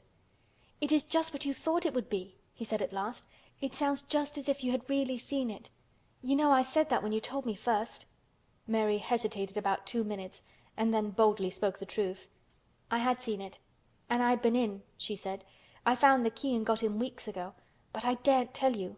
I daren't because I was so afraid I couldn't trust you for sure." Chapter 19. It Has Come. Of course Dr. Craven had been sent for the morning after Colin had had his tantrum. He was always sent for at once when such a thing occurred, and he always found, when he arrived, a white, shaken boy lying on his bed, sulky and still so hysterical that he was ready to break into fresh sobbing at the least word. In fact, Dr. Craven dreaded and detested the difficulties of these visits. On this occasion he was away from Misselthwaite Manor until afternoon. "How is he?" he asked Mrs. Medlock rather irritably when he arrived. "He will break a blood vessel in one of those fits some day. The boy is half insane with hysteria and self-indulgence." "Well, sir," answered Mrs. Medlock, "you'll scarcely believe your eyes when you see him. That plain, sour-faced child that's almost as bad as himself has just bewitched him. How she's done it there's no telling. The Lord knows she's nothing to look at, and you scarcely ever hear her speak. But she did what none of us dared do. She just flew at him like a little cat last night, and stamped her feet and ordered him to stop screaming, and somehow she startled him so that he actually did stop. And this afternoon... well, just come up and see, sir. It's past crediting." The scene which Dr. Craven beheld when he entered his patient's room was indeed rather astonishing to him. As Mrs. Medlock opened the door, he heard laughing and chattering. Colin was on his sofa in his dressing gown, and he was sitting up quite straight, looking at a picture in one of the garden books, and talking to the plain child, who at that moment could scarcely be called plain at all, because her face was so glowing with enjoyment. "Those long spires of blue ones, we'll have a lot of those," Colin was announcing. "They're called delphiniums."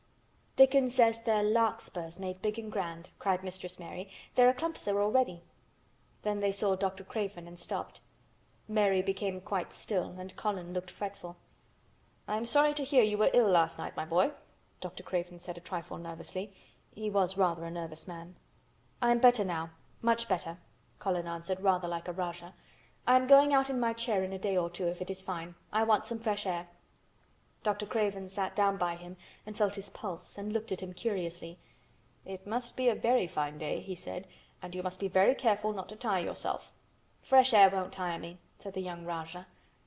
As there had been occasions when this same young gentleman had shrieked aloud with rage and had insisted that fresh air would give him cold and kill him, it is not to be wondered at that his doctor felt somewhat startled.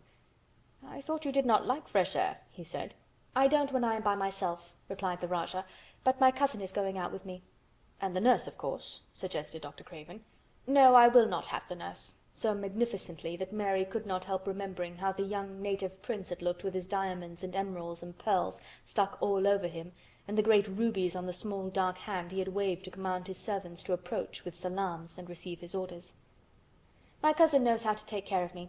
I am always better when she is with me. She made me better last night. A very strong boy I know will push my carriage."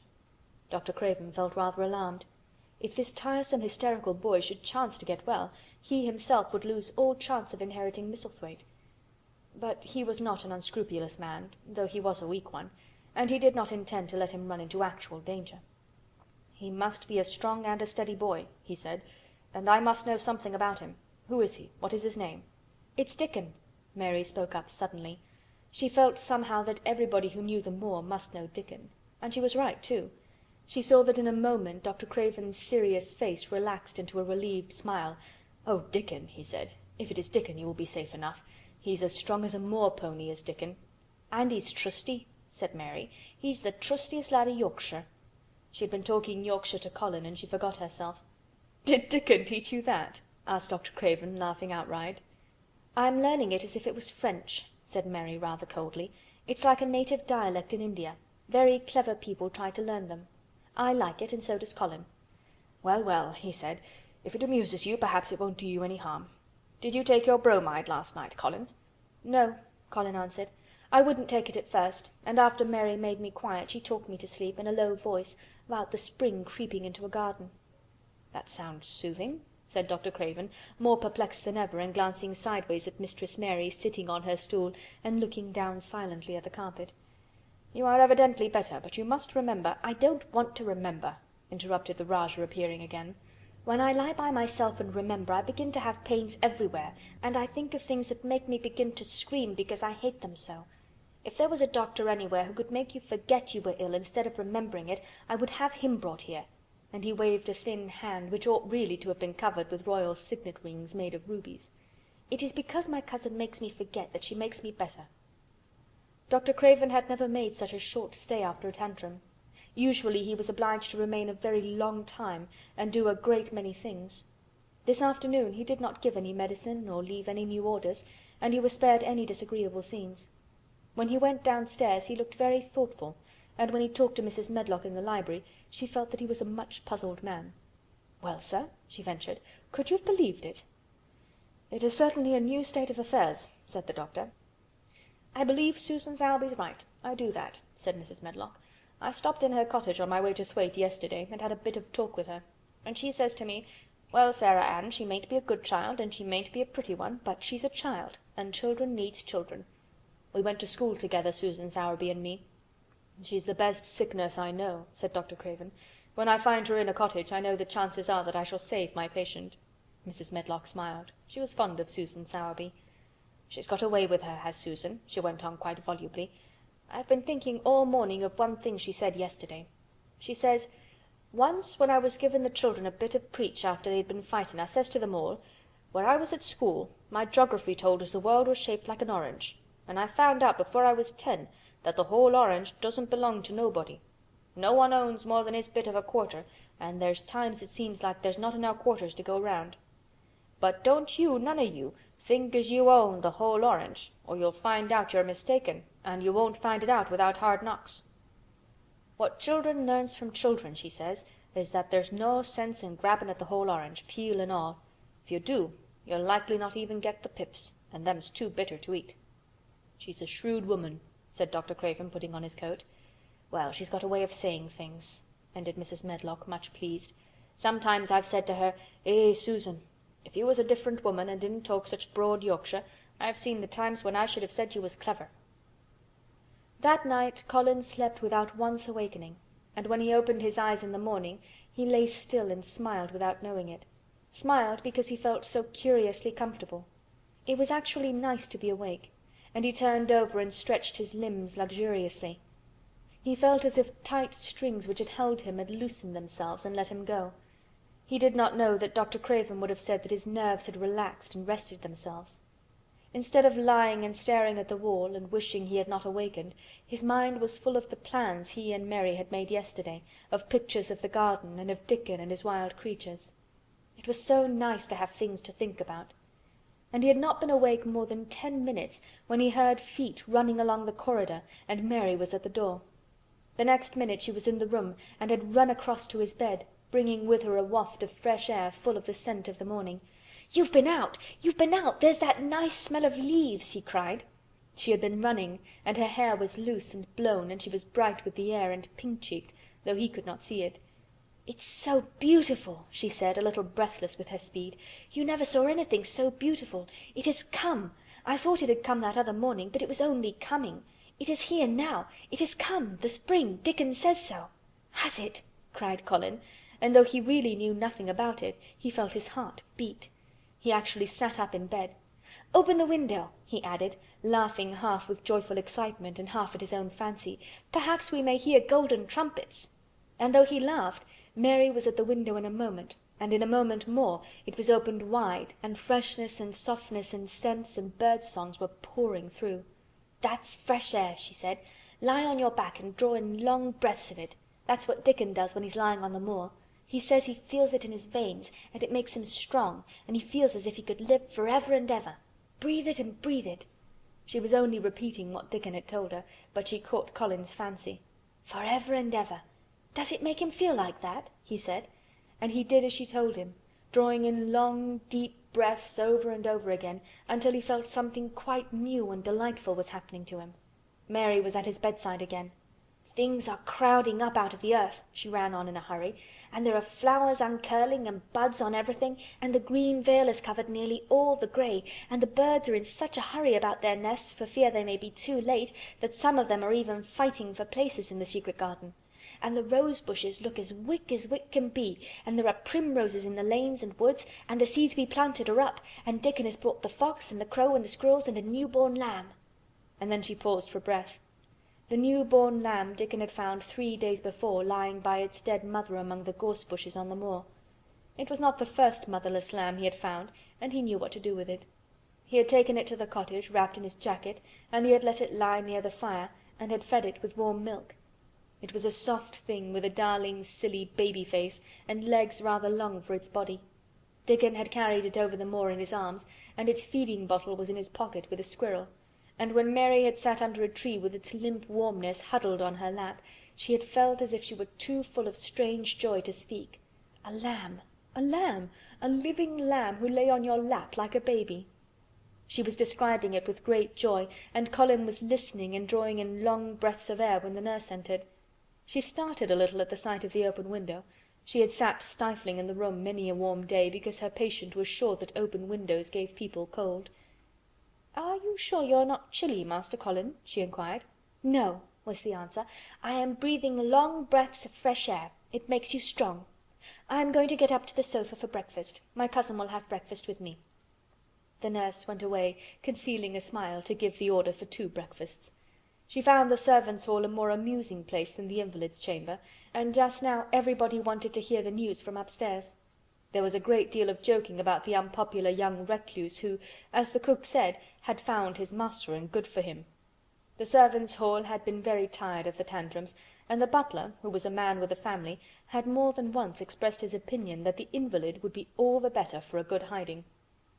When Colin was on his sofa and the breakfast for 2 was put upon the table, he made an announcement to the nurse in his most Rajah-like manner. "A boy and a fox and a crow and 2 squirrels and a new-born lamb are coming to see me this morning. I want them brought upstairs as soon as they come," he said. "You are not to begin playing with the animals in the servants' hall and keep them there. I want them here." The nurse gave a slight gasp and tried to conceal it with a cough. "Yes, sir," she answered. "I'll tell you what you can do," added Colin, waving his hand. "You can tell Martha to bring them here. The boy is Martha's brother. His name is Dickon, and he is an animal charmer."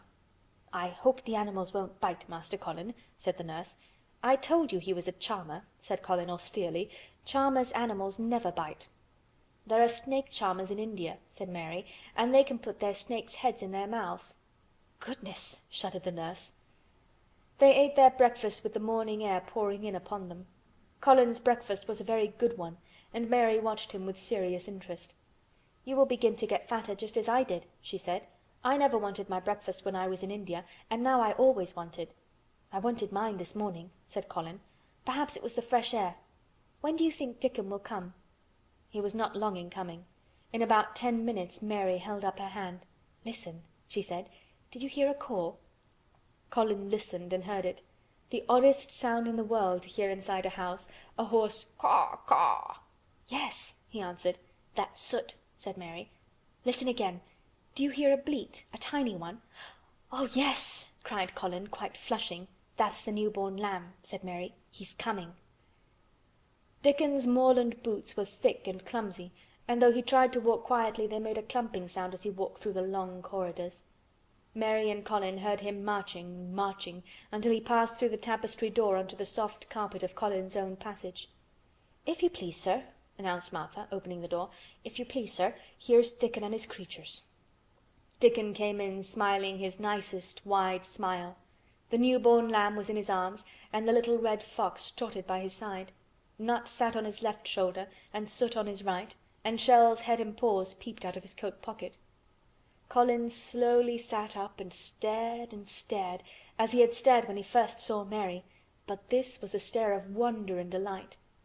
The truth was that in spite of all he had heard, he had not in the least understood what this boy would be like, and that his fox and his crow and his squirrels and his lamb were so near to him and his friendliness that they seemed almost to be part of himself.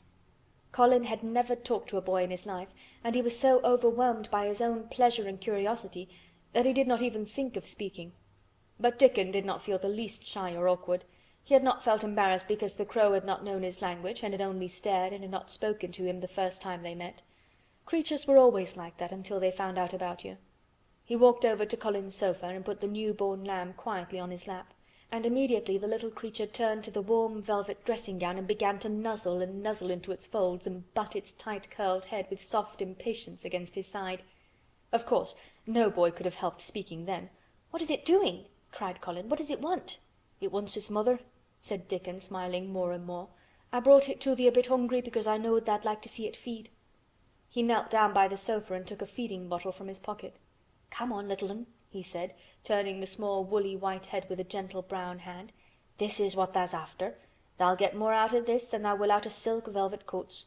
There now," and he pushed the rubber tip of the bottle into the nuzzling mouth, and the lamb began to suck it with ravenous ecstasy. After that there was no wondering what to say. By the time the lamb fell asleep, questions poured forth, and Dickon answered them all. He told them how he had found the lamb just as the sun was rising 3 mornings ago. He had been standing on the moor listening to a skylark and watching him swing higher and higher into the sky until he was only a speck in heights of blue. "I'd almost lost him but for his song, and I was wonderin' how a chap could hear it when it seemed as if he'd get out of the world in a minute, and just then I heard something else far off among the gorse bushes. It was a weak bleatin', and I knowed it was a new lamb as was hungry, and I knowed it wouldn't be hungry if it hadn't lost its mother somehow, so I set off searchin'. I did have a look for it. I went out among the gorse bushes and round, and I always seemed to take the wrong turnin', but at last I seed a bit o' white by a rock on top o' the moor, and I climbed up and I found the little un half dead with cold and clemmin'." While he talked, Soot flew solemnly in and out of the open window and cawed remarks about the scenery, while Nut and Shell made excursions into the big trees outside and ran up and down trunks and explored branches. Captain curled up near Dickon, who sat on the hearthrug from preference. They looked at the pictures in the gardening books, and Dickon knew all the flowers by their country names, and knew exactly which ones were already growing in the secret garden. I couldna say that there name," he said, pointing to one under which was written Aquilegia, "but us calls that a columbine. An' that there one it's a snapdragon, and they both grow wild in hedges, but these is garden ones, and they're bigger and grander. There's some clumps o' columbine in the garden. They'll look like a bed o' blue and white butterflies flutterin' when they're out." "I'm going to see them," cried Colin. "I am going to see them." "Aye, that tha' mun," said Mary quite seriously. "An' tha' munnot lose no time about it." Chapter 20. I shall live forever and ever and ever. But they were obliged to wait more than a week, because first there came some very windy days, and then Colin was threatened with a cold, which two things happening one after the other would no doubt have thrown him into a rage, but that there was so much careful and mysterious planning to do, and almost every day Dickon came in, if only for a few minutes, to talk about what was happening on the moor, and in the lanes and hedges, and on the borders of streams. The things he had to tell about otters and badgers and water-rats' houses, not to mention birds' nests and field mice in their burrows, were enough to make you almost tremble with excitement when you heard all the intimate details from an animal charmer, and realized with what thrilling eagerness and anxiety the whole busy underworld was working. "They're same as us," said Dickon, "only they have to build their homes every year. And it keeps 'em so busy they fair scuffle to get 'em done." The most absorbing thing, however, was the preparations to be made before Colin could be transported with sufficient secrecy to the garden. No one must see the chair carriage and Dickon and Mary after they turned a certain corner of the shrubbery and entered upon the walk outside the ivied walls. As each day passed, Colin had become more and more fixed in his feeling that the mystery surrounding the garden was one of its greatest charms. Nothing must spoil that. No one must ever suspect that they had a secret. People must think that he was simply going out with Mary and Dickon because he liked them and did not object to their looking at him. They had long and quite delightful talks about their route. They would go up this path and down that one, and cross the other, and go round among the fountain flower beds as if they were looking at the bedding out plants the head gardener, Mr. Roach, had been having arranged. That would seem such a rational thing to do that no one would think it at all mysterious. They would turn into the shrubbery walks and lose themselves until they came to the long walls. It was almost as serious and elaborately thought out as the plans of march made by great generals in times of war.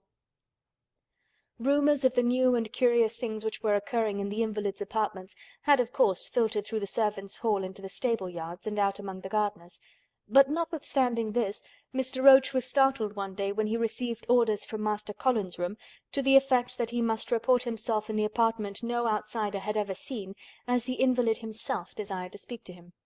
"Well, well," he said to himself as he hurriedly changed his coat, "what's to do now? His Royal Highness that wasn't to be looked at, calling up a man he's never set eyes on." Mr. Roach was not without curiosity. He had never caught even a glimpse of the boy, and had heard a dozen exaggerated stories about his uncanny looks and ways and his insane tempers. The thing he had heard oftenest was that he might die at any moment, and there had been numerous fanciful descriptions of a humped back and helpless limbs given by people who had never seen him. "Things are changing in this house, Mr. Roach," said Mrs. Medlock, as she led him up the back staircase to the corridor on to which opened the hitherto mysterious chamber. "Let's hope they're changing for the better, Mrs. Medlock," he answered. "They couldn't well change for the worse," she continued, "and queer as it all is, there's them as finds their duties made a lot easier to stand up under. Don't you be surprised, Mr. Roach, if you find yourself in the middle of a menagerie and Martha Sowerby's Dickon more at home than you or me could ever be." There really was a sort of magic about Dickon, as Mary always privately believed. When Mr. Roach heard his name he smiled quite leniently. "He'd be at home in Buckingham Palace or at the bottom of a coal mine," he said. "And yet it's not impudence either. He's just fine, is that lad." It was perhaps well he had been prepared, or he might have been startled. When the bedroom door was opened, a large crow, which seemed quite at home perched on the high back of a carven chair, announced the entrance of the visitor by saying "Caw! Caw!" quite loudly. In spite of Mrs. Medlock's warning, Mr. Roach only just escaped being sufficiently undignified to jump backward. The young Rajah was neither in bed nor on his sofa. He was sitting in an armchair, and a young lamb was standing by him shaking its tail in feeding lamb fashion as Dickon knelt giving it milk from its bottle. A squirrel was perched on Dickon's bent back, attentively nibbling a nut. The little girl from India was sitting on a big footstool looking on. "Here is Mr. Roach, Master Colin," said Mrs. Medlock. The young Rajah turned and looked his servitor over. At least, that was what the head gardener felt happened. "Oh, you are Roach, are you?" he said. "I sent for you to give you some very important orders." "Very good, sir," answered Roach, wondering if he was to receive instructions to fell all the oaks in the park, or to transform the orchards into water gardens. "I am going out in my chair this afternoon," said Colin. "If the fresh air agrees with me, I may go out every day. When I go, none of the gardeners are to be anywhere near the long walk by the garden walls. No one is to be there. I shall go out about 2 o'clock, and everyone must keep away until I send word that they may go back to their work." "Very good, sir," replied Mr. Roach, much relieved to hear that the oaks might remain and that the orchards were safe. "Mary," said Colin, turning to her, "what is that thing you say in India when you have finished talking and want people to go?" "You say, 'You have my permission to go,'" answered Mary. The Rajah waved his hand. "You have my permission to go, Roach," he said. "But remember, this is very important." "Caw! Caw!" remarked the crow hoarsely but not impolitely. "Very good, sir. Thank you, sir," said Mr. Roach, and Mrs. Medlock took him out of the room. Outside in the corridor, being a rather good-natured man, he smiled until he almost laughed. "My word," he said, "he's got a fine lordly way with him, hasn't he? You'd think he was a whole royal family rolled into one, prince consort and all." "Eh," protested Mrs. Medlock, "we've had to let him trample over every one of us since he had feet, and he thinks that's what folks was born for." "Perhaps he'll grow out of it if he lives," suggested Mr. Roach. "Well, there's one thing pretty sure," said Mrs. Medlock. "If he does live, and that Indian child stays here, I'll warrant she teaches him that the whole orange does not belong to him, as Susan Sowerby says. And he'll be likely to find out the size of his own quarter." Inside the room Colin was leaning back on his cushions. "It's all safe now," he said, "and this afternoon I shall see it. This afternoon I shall be in it." Dickon went back to the garden with his creatures, and Mary stayed with Colin. She did not think he looked tired, but he was very quiet before their lunch came, and he was quiet while they were eating it. She wondered why, and asked him about it. "What big eyes you've got, Colin," she said. "When you are thinking, they get as big as saucers. What are you thinking about now?" "I can't help thinking about what it will look like," he answered. "The garden?" asked Mary. "The springtime," he said. "I was thinking that I've really never seen it before. I scarcely ever went out, and when I did go I never looked at it. I didn't even think about it." "I never saw it in India because there wasn't any," said Mary. Shut in and morbid as his life had been, Colin had more imagination than she had, and at least he had spent a good deal of time looking at wonderful books and pictures. "That morning when you ran in and said, 'It's come, it's come,' you made me feel quite queer.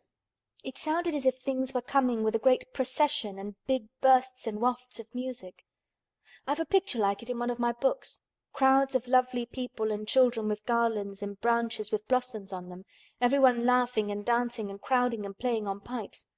That was why I said, 'Perhaps we shall hear golden trumpets,' and told you to throw open the window." "How funny," said Mary. "That's really just what it feels like, and if all the flowers and leaves and green things and birds and wild creatures danced past at once, what a crowd it would be. I'm sure they'd dance and sing and flute, and that would be the wafts of music." They both laughed, but it was not because the idea was laughable, but because they both so liked it. A little later the nurse made Colin ready. She noticed that instead of lying like a log while his clothes were put on, he sat up and made some efforts to help himself, and he talked and laughed with Mary all the time. "This is one of his good days, sir," she said to Dr. Craven, who dropped in to inspect him. "He's in such good spirits that it makes him stronger." "I'll call in again later in the afternoon, after he has come in," said Dr. Craven. "I must see how the going out agrees with him. I wish," in a very low voice, "that he would let you go with him." "I'd rather give up the case this moment, sir, than even stay here while it's suggested," answered the nurse with sudden firmness. "I hadn't really decided to suggest it," said the doctor with a slight nervousness. "We'll try the experiment. Dickon's a lad I'd trust with a newborn child."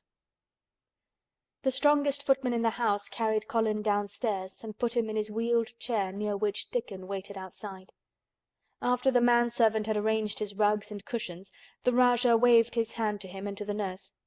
"You have my permission to go," he said, and they both disappeared quickly, and it must be confessed giggled when they were safely inside the house. Dickon began to push the wheeled chair slowly and steadily. Mistress Mary walked beside it, and Colin leaned back and lifted his face to the sky. The arch of it looked very high, and the small snowy clouds seemed like white birds floating on outspread wings below its crystal blueness. The wind swept in soft, big breaths down from the moor, and was strange, with a wild, clear, scented sweetness. Colin kept lifting his thin chest to draw it in, and his big eyes looked as if it were they which were listening instead of his ears. "There are so many sounds of singing and humming and calling out," he said. "What is that scent the puffs of wind bring?"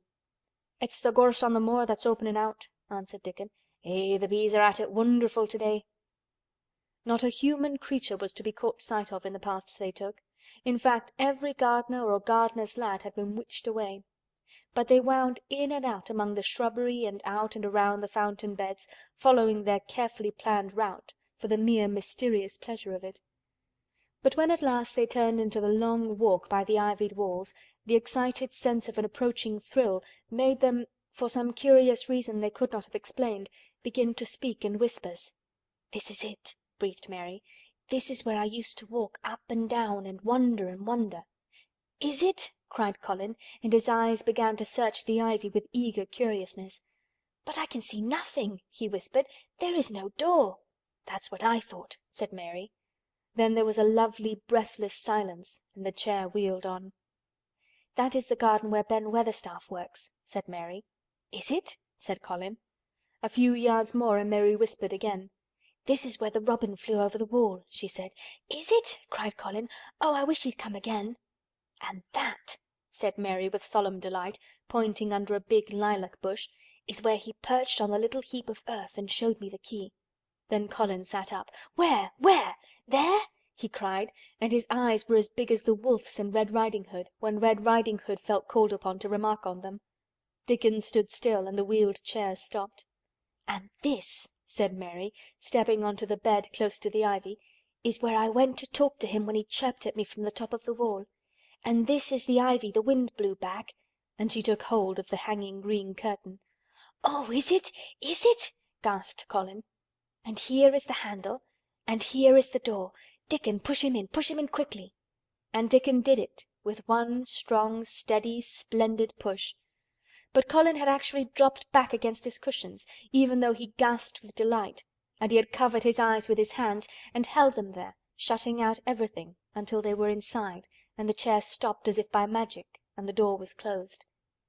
Not till then did he take them away and look round and round and round as Dickon and Mary had done. And over the walls and earth and trees and swinging sprays and tendrils the fair green veil of tender little leaves had crept, and in the grass under the trees and the grey urns in the alcoves, and here and there everywhere were touches or splashes of gold and purple and white, and the trees were showing pink and snow above his head, and there were fluttering of wings and faint sweet pipes and humming and scents, and the sun fell warm upon his face like a hand with a lovely touch. And in wonder Mary and Dickon stood and stared at him. He looked so strange and different, because a pink glow of colour had actually crept all over him, ivory face and neck and hands and all. "I shall get well! I shall get well!" he cried out. "Mary, Dickon, I shall get well! And I shall live forever and ever and ever!" Chapter 21. Ben Weatherstaff. One of the strange things about living in the world is that it is only now and then one is quite sure one is going to live forever and ever and ever.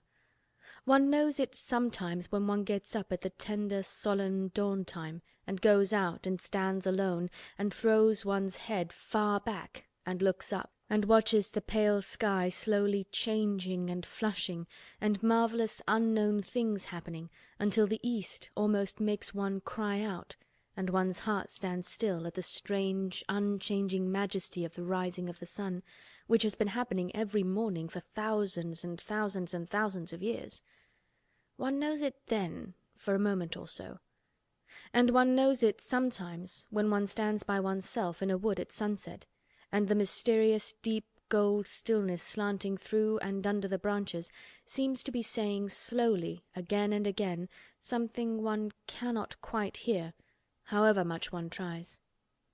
Then sometimes the immense quiet of the dark blue at night, with millions of stars waiting and watching, makes one sure. And sometimes a sound of far-off music makes it true. And sometimes a look in someone's eyes. And it was like that with Colin when he first saw and heard and felt the springtime inside the 4 high walls of a hidden garden. That afternoon the whole world seemed to devote itself to being perfect and radiantly beautiful and kind to one boy.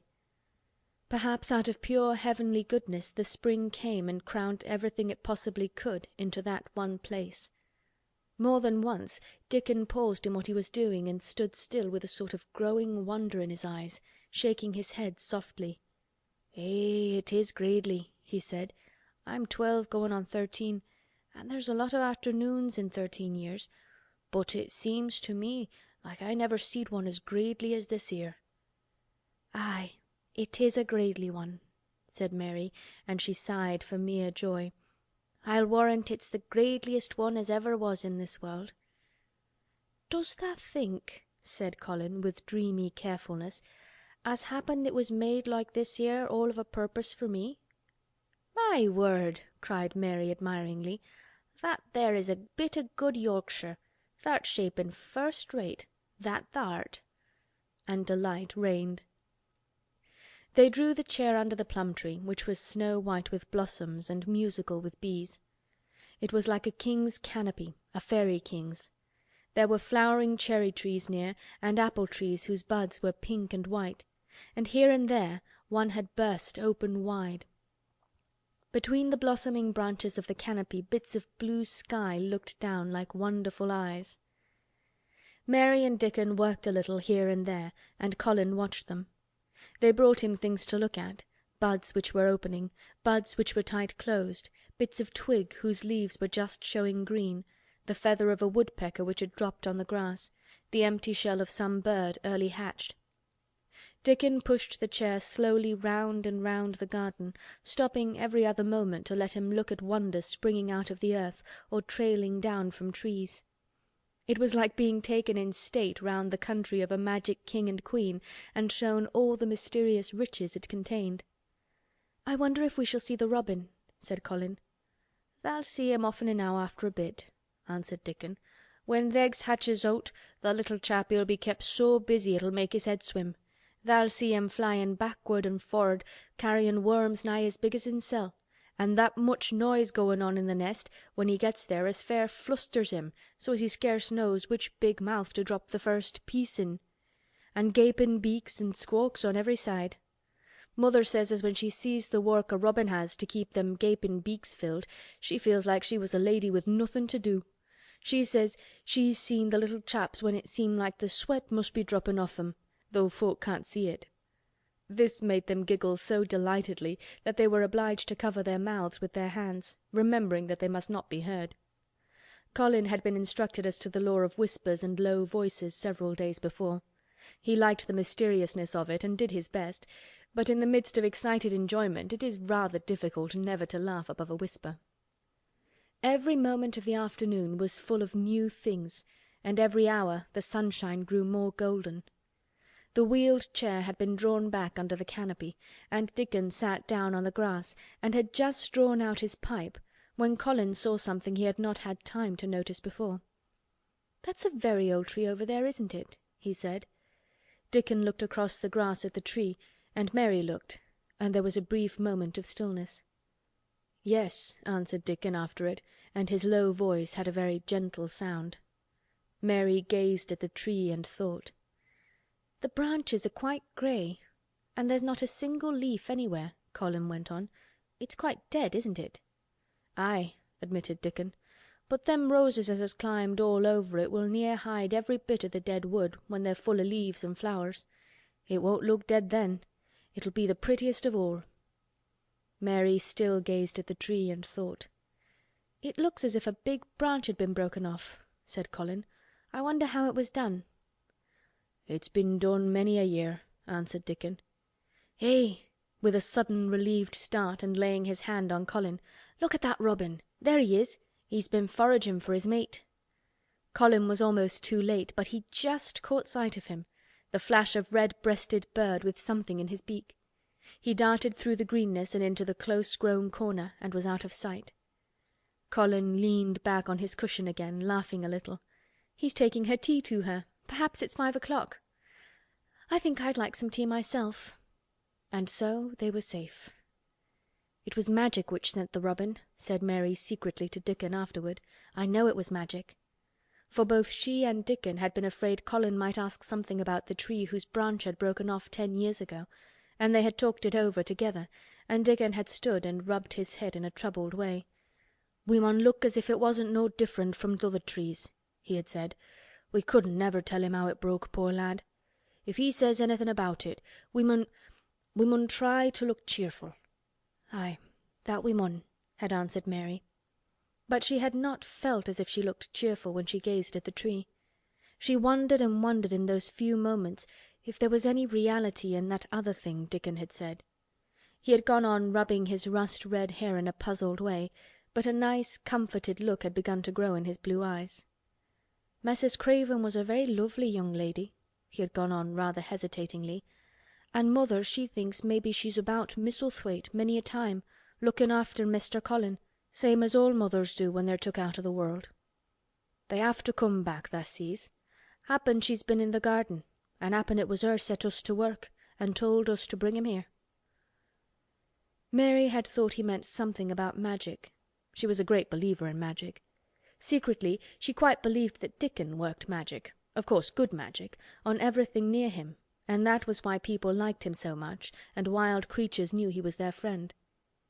She wondered, indeed, if it were not possible that his gift had brought the robin just at the right moment when Colin asked that dangerous question.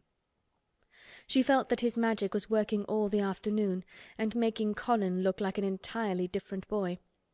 It did not seem possible that he could be the crazy creature who had screamed and beaten and bitten his pillow. Even his ivory whiteness seemed to change. The faint glow of colour which had shown on his face and neck and hands when he first got inside the garden really never quite died away. He looked as if he were made of flesh instead of ivory or wax. They saw the robin carry food to his mate 2 or 3 times, and it was so suggestive of afternoon tea that Colin felt they must have some. "Go and make one of the men servants bring some in a basket to the rhododendron walk," he said, "and then you and Dickon can bring it here." It was an agreeable idea, easily carried out, and when the white cloth was spread upon the grass, with hot tea and buttered toast and crumpets, a delightfully hungry meal was eaten, and several birds on domestic errands paused to inquire what was going on, and were led into investigating crumbs with great activity. Nut and Shell whisked up trees with pieces of cake, and Soot took the entire half of a buttered crumpet into a corner and pecked at and examined and turned it over and made hoarse remarks about it until he decided to swallow it all joyfully in one gulp. The afternoon was dragging towards its mellow hour. The sun was deepening the gold of its lances. The bees were going home, and the birds were flying past less often. Dickon and Mary were sitting on the grass. The tea-basket was repacked, ready to be taken back to the house, and Colin was lying against his cushions, with his heavy locks pushed back from his forehead, and his face looking quite a natural colour. "I don't want this afternoon to go," he said, "but I shall come back to-morrow, and the day after, and the day after, and the day after." "You'll get plenty of fresh air, won't you?" said Mary. "I'm going to get nothing else," he answered. "I've seen the spring now, and I'm going to see the summer. I'm going to see everything grow here. I'm going to grow here myself." "That tha will," said Dickon. "I shall have thee walking about here digging same as other folk afore long." Colin flushed tremendously. "Walk?" he said. "Dig? Shall I?" Dickon's glance at him was delicately cautious. Neither he nor Mary had ever asked if anything was the matter with his legs. "For sure tha will," he said stoutly. "Tha's got legs of thy own, same as other folks." Mary was rather frightened until she heard Colin's answer. "Nothing really ails them," he said, "but they're so thin and weak. They shake so that I'm afraid to try to stand on them." Both Mary and Dickon drew a relieved breath. "When tha stops bein' afraid tha'lt stand on 'em," Dickon said with renewed cheer. "An' tha'lt stop bein' afraid in a bit."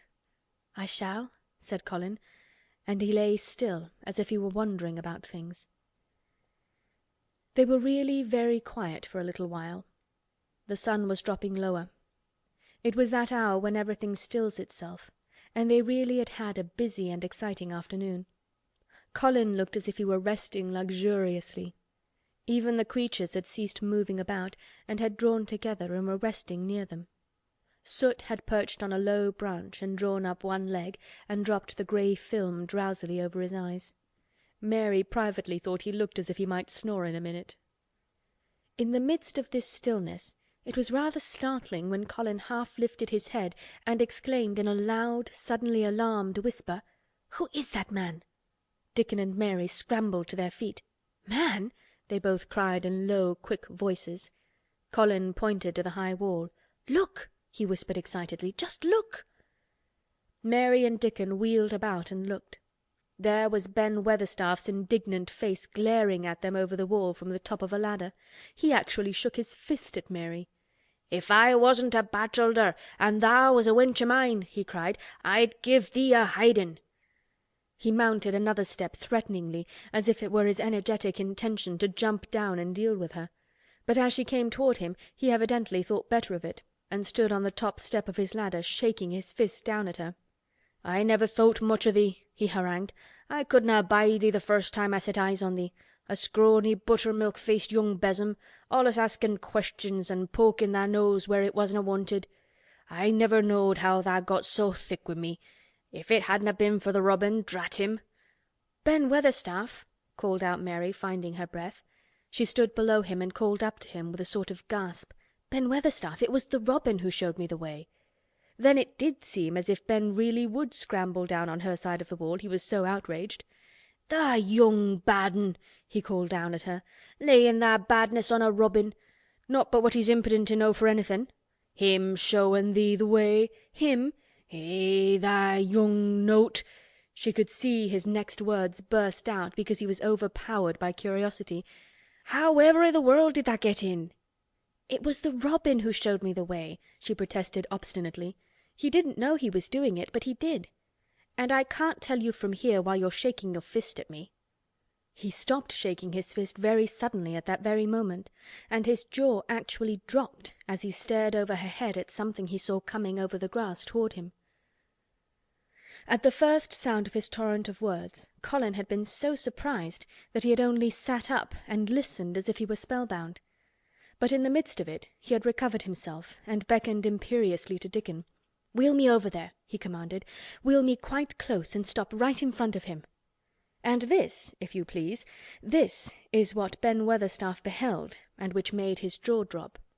A wheeled chair with luxurious cushions and robes which came toward him looking rather like some sort of state coach, because a young Rajah leaned back in it with royal command in his great black-rimmed eyes, and a thin white hand extended haughtily toward him.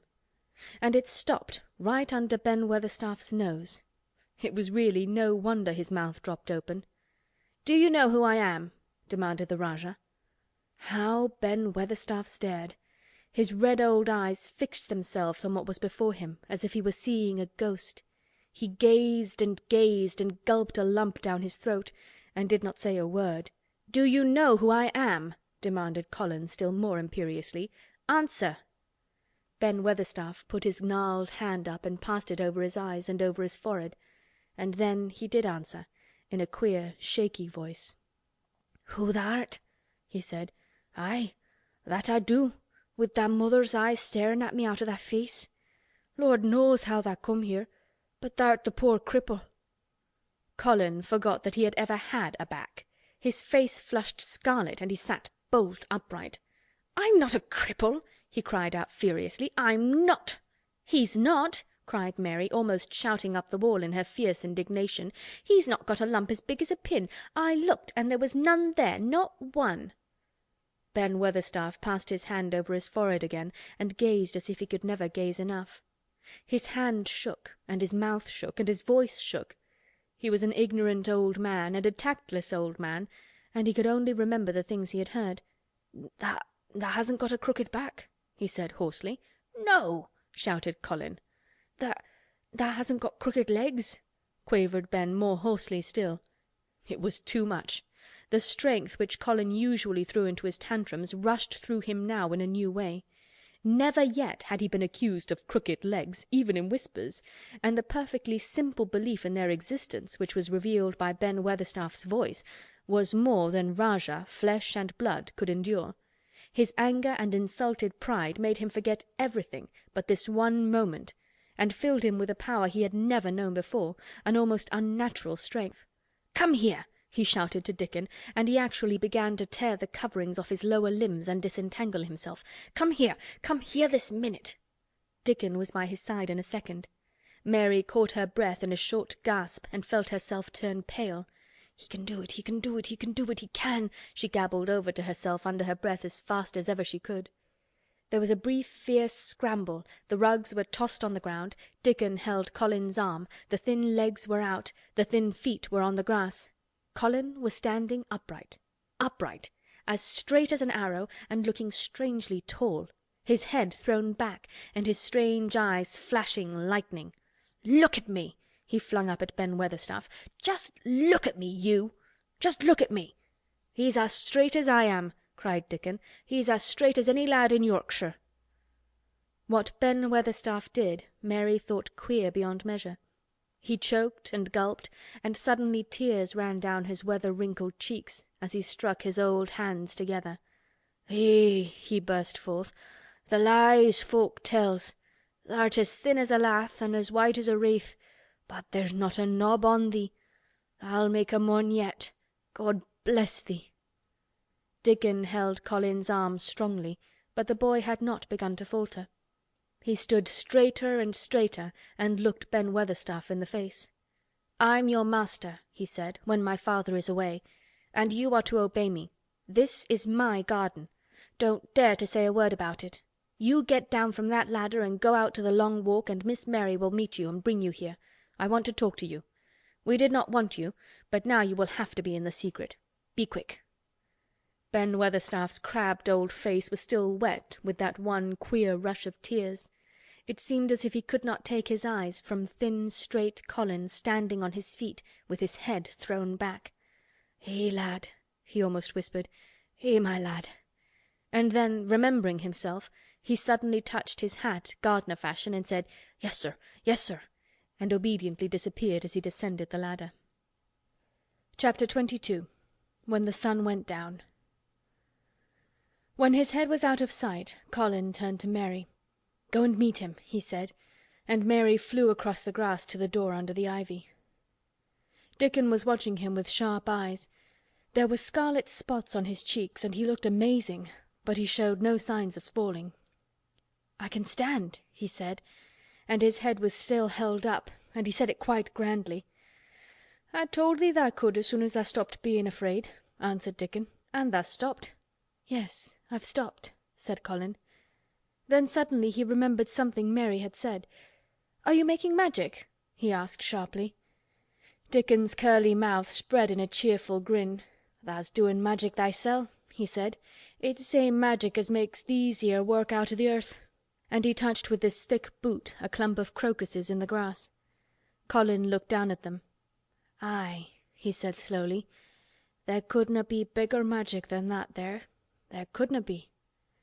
He drew himself up straighter than ever. "I'm going to walk to that tree," he said, pointing to one a few feet away from him. "I'm going to be standing when Weatherstaff comes here. I can rest against the tree if I like. When I want to sit down, I will sit down, but not before. Bring a rug from the chair." He walked to the tree, and though Dickon held his arm, he was wonderfully steady. When he stood against the tree trunk, it was not too plain that he supported himself against it, and he still held himself so straight that he looked tall. When Ben Weatherstaff came through the door in the wall, he saw him standing there, and he heard Mary muttering something under her breath.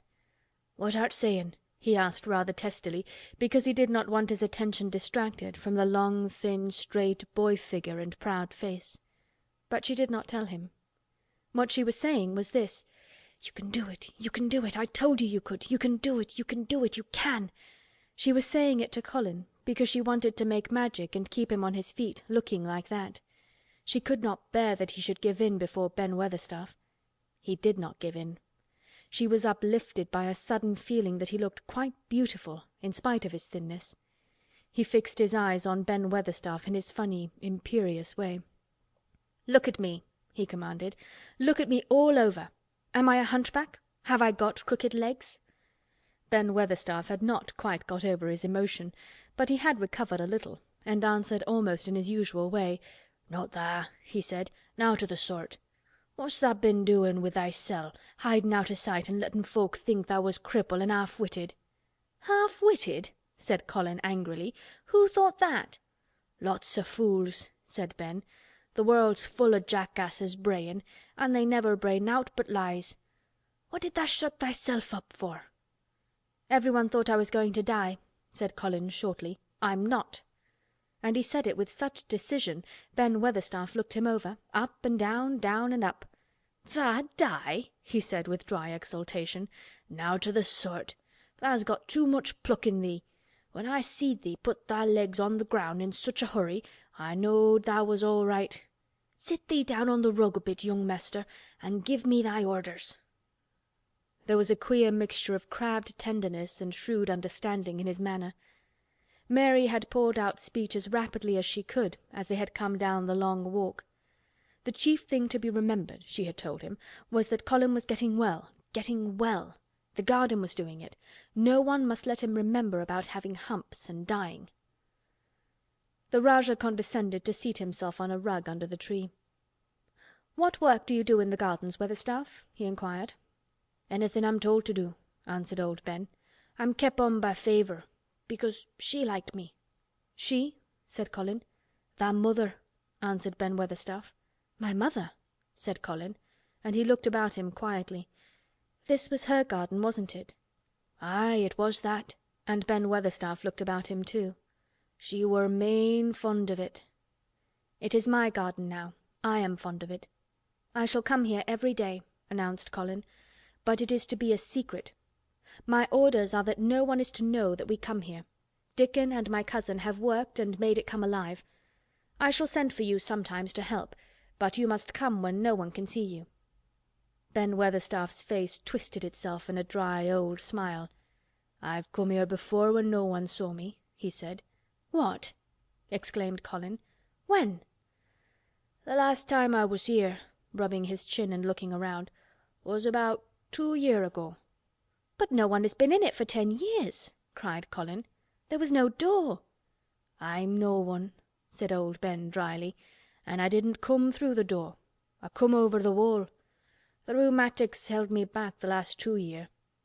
"Tha come and did a bit o' prunin'," cried Dickon. "I couldn't make out how it had been done." "She was so fond of it, she was," said Ben Weatherstaff slowly. "And she was such a pretty young thing. She says to me once, 'Ben,' says she, laughing, 'if ever I'm ill or if I go away, you must take care of my roses.' When she did go away, th' orders was no one was ever to come nigh. But I come," with grumpy obstinacy. "Over the wall I come, until the rheumatics stopped me, and I did a bit o' work once a year. She'd gave her order first." "It wouldn't have been as wick as it is if tha hadn't done it," said Dickon. "I did wonder." "I'm glad you did it, Weatherstaff," said Colin. "You'll know how to keep the secret." "Aye, I'll know, sir," answered Ben. "And it'll be easier for a man wi' rheumatics to come in at the door." On the grass near the tree Mary had dropped her trowel. Colin stretched out his hand and took it up. An odd expression came into his face and he began to scratch at the earth. His thin hand was weak enough, but presently as they watched him, Mary with quite breathless interest, he drove the end of the trowel into the soil and turned some over. "You can do it, you can do it," said Mary to herself. "I tell you, you can." Dickon's round eyes were full of eager curiousness, but he said not a word. Ben Weatherstaff looked on with interested face. Colin persevered. After he had turned a few trowelfuls of soil, he spoke exultantly to Dickon in his best Yorkshire. "Tha said as tha'd have me walkin' about here same as other folk, an' tha said tha'd have me diggin'. I thought that was just leeing to please me. This is only the first day, and I've walked, and here I am digging." Ben Weatherstaff's mouth fell open again when he heard him, but he ended by chuckling. "Eh," he said, "that sounds as if tha'd got wits enow. Tha'rt a Yorkshire lad for sure. And tha'rt diggin' too. How'd tha like to plant a bit o' something? I can get thee a rose in a pot." "Go and get it," said Colin, digging excitedly. "Quick, quick!" It was done quickly enough indeed. Ben Weatherstaff went his way, forgetting rheumatics. Dickon took his spade and dug the hole deeper and wider than a new digger with thin white hands could make it. Mary slipped out to run and bring back a watering can. When Dickon had deepened the hole, Colin went on turning the soft earth over and over. He looked up at the sky, flushed and glowing with the strangely new exercise, slight as it was. "I want to do it before the sun goes quite down," he said. Mary thought that perhaps the sun held back a few minutes just on purpose. Ben Weatherstaff brought the rose in its pot from the greenhouse. He hobbled over the grass as fast as he could. He had begun to be excited too. He knelt down by the hole and broke the pot from the mould. "Here, lad," he said, handing the plant to Colin. "Set it in the earth thysel, same as the king does when he goes to a new place." The thin white hands shook a little, and Colin's flush grew deeper as he set the rose in the mould and held it while old Ben made firm the earth. It was filled in and pressed down and made steady. Mary was leaning forward on her hands and knees. Soot had flown down and marched forward to see what was being done. Nut and Shell chattered about it from a cherry tree. "It's planted," said Colin at last, "and the sun is only slipping over the edge. Help me up, Dickon. I want to be standing when it goes. That's part of the magic." And Dickon helped him, and the magic, or whatever it was, so gave him strength that when the sun did slip over the edge and end the strange lovely afternoon for them, there he actually stood on his 2 feet, laughing. Chapter 23. Magic. Dr. Craven had been waiting some time at the house when they returned to it. He had indeed begun to wonder if it might not be wise to send someone out to explore the garden paths. When Colin was brought back to his room, the poor man looked him over seriously. "You should not have stayed so long," he said. "You must not overexert yourself." "I am not tired at all," said Colin. "It has made me well. Tomorrow I am going out in the morning as well as in the afternoon." "I am not sure that I can allow it," answered Dr. Craven. "I am afraid it would not be wise." "It would not be wise to try to stop me," said Colin quite seriously. "I am going." Even Mary had found out that one of Colin's chief peculiarities was that he did not know in the least what a rude little brute he was with his way of ordering people about. He had lived on a sort of desert island all his life, and as he had been the king of it, he had made his own manners and had had no one to compare himself with. Mary had indeed been rather like him herself, and since she had been at Misselthwaite had gradually discovered that her own manners had not been of the kind which is usual or popular. Having made this discovery, she naturally thought it of enough interest to communicate to Colin. So she sat and looked at him curiously for a few minutes after Dr. Craven had gone. She wanted to make him ask her why she was doing it, and of course she did. "What are you looking at me for?" he said. "I'm thinking that I am rather sorry for Dr. Craven." "So am I," said Colin calmly, but not without an air of some satisfaction. "He won't get Misselthwaite at all now I'm not going to die." "I'm sorry for him because of that, of course," said Mary. "But I was thinking just then that it must have been very horrid to have had to be polite for 10 years to a boy who was always rude. I would never have done it." "Am I rude?" Colin inquired undisturbedly. "If you had been his own boy and he had been a slapping sort of man," said Mary, "he would have slapped you." "But he daren't," said Colin. "No, he daren't," answered Mistress Mary, thinking the thing out quite without prejudice. "Nobody ever dared to do anything you didn't like, because you were going to die and things like that. You were such a poor thing." "But," announced Colin stubbornly, "I am not going to be a poor thing. I won't let people think I'm one. I stood on my feet this afternoon." "It is always having your own way that has made you so queer," Mary went on, thinking aloud. Colin turned his head, frowning. "Am I queer?" he demanded. "Yes," answered Mary. "Very. But you needn't be cross," she added impartially, "because so am I queer, and so is Ben Weatherstaff. But I am not as queer as I was before I began to like people, and before I found the garden." "I don't want to be queer," said Colin. "I am not going to be," and he frowned again with determination. He was a very proud boy. He lay thinking for a while, and then Mary saw his beautiful smile begin and gradually change his whole face. "I shall stop being queer," he said, "if I go every day to the garden. There is magic in there. Good magic, you know, Mary. I am sure there is." "So am I," said Mary. "Even if it isn't real magic," Colin said, "we can pretend it is. Something is there. Something." "It's magic," said Mary, "but not black. It's as white as snow." They always called it magic, and indeed it seemed like it in the months that followed. The wonderful months, the radiant months, the amazing ones. Oh, the things which happened in that garden! If you have never had a garden you cannot understand, and if you have had a garden you will know that it would take a whole book to describe all that came to pass there. At first it seemed that green things would never cease pushing their way through the earth, in the grass, in the beds, even in the crevices of the walls. Then the green things began to show buds, and the buds began to unfurl and show colour, every shade of blue, every shade of purple, every tint and hue of crimson. In its happy days flowers had been tucked away into every inch and hole and corner. Ben Weatherstaff had seen it done, and had himself scraped out mortar from between the bricks of the wall and made pockets of earth for lovely clinging things to grow on. Iris and white lilies rose out of the grass in sheaves, and the green alcoves filled themselves with amazing armies of the blue and white flower lances of tall delphiniums or columbines or campanulas. "She was main fond o' them, she was," Ben Weatherstaff said. "She liked them things as was allus pointing up to the blue sky, she used to tell. Not as she was one o' them as looked down on th' earth. Not her. She just loved it, but she said as the blue sky always looked so joyful." The seeds Dickon and Mary had planted grew as if fairies had tended them. Satiny poppies of all tints danced in the breeze by the score, gaily defying flowers which had lived in the garden for years, and which, it might be confessed, seemed rather to wonder how such new people had got there. And the roses, rising out of the grass, tangled around the sundial, wreathing the tree trunks and hanging from their branches, climbing up the walls and spreading over them with long garlands falling in cascades, they came alive day by day, hour by hour. Fair fresh leaves and buds, tiny at first, but swelling and working magic until they burst and uncurled into cups of scent, delicately spilling themselves over their brims and filling the garden air. Colin saw it all, watching each change as it took place.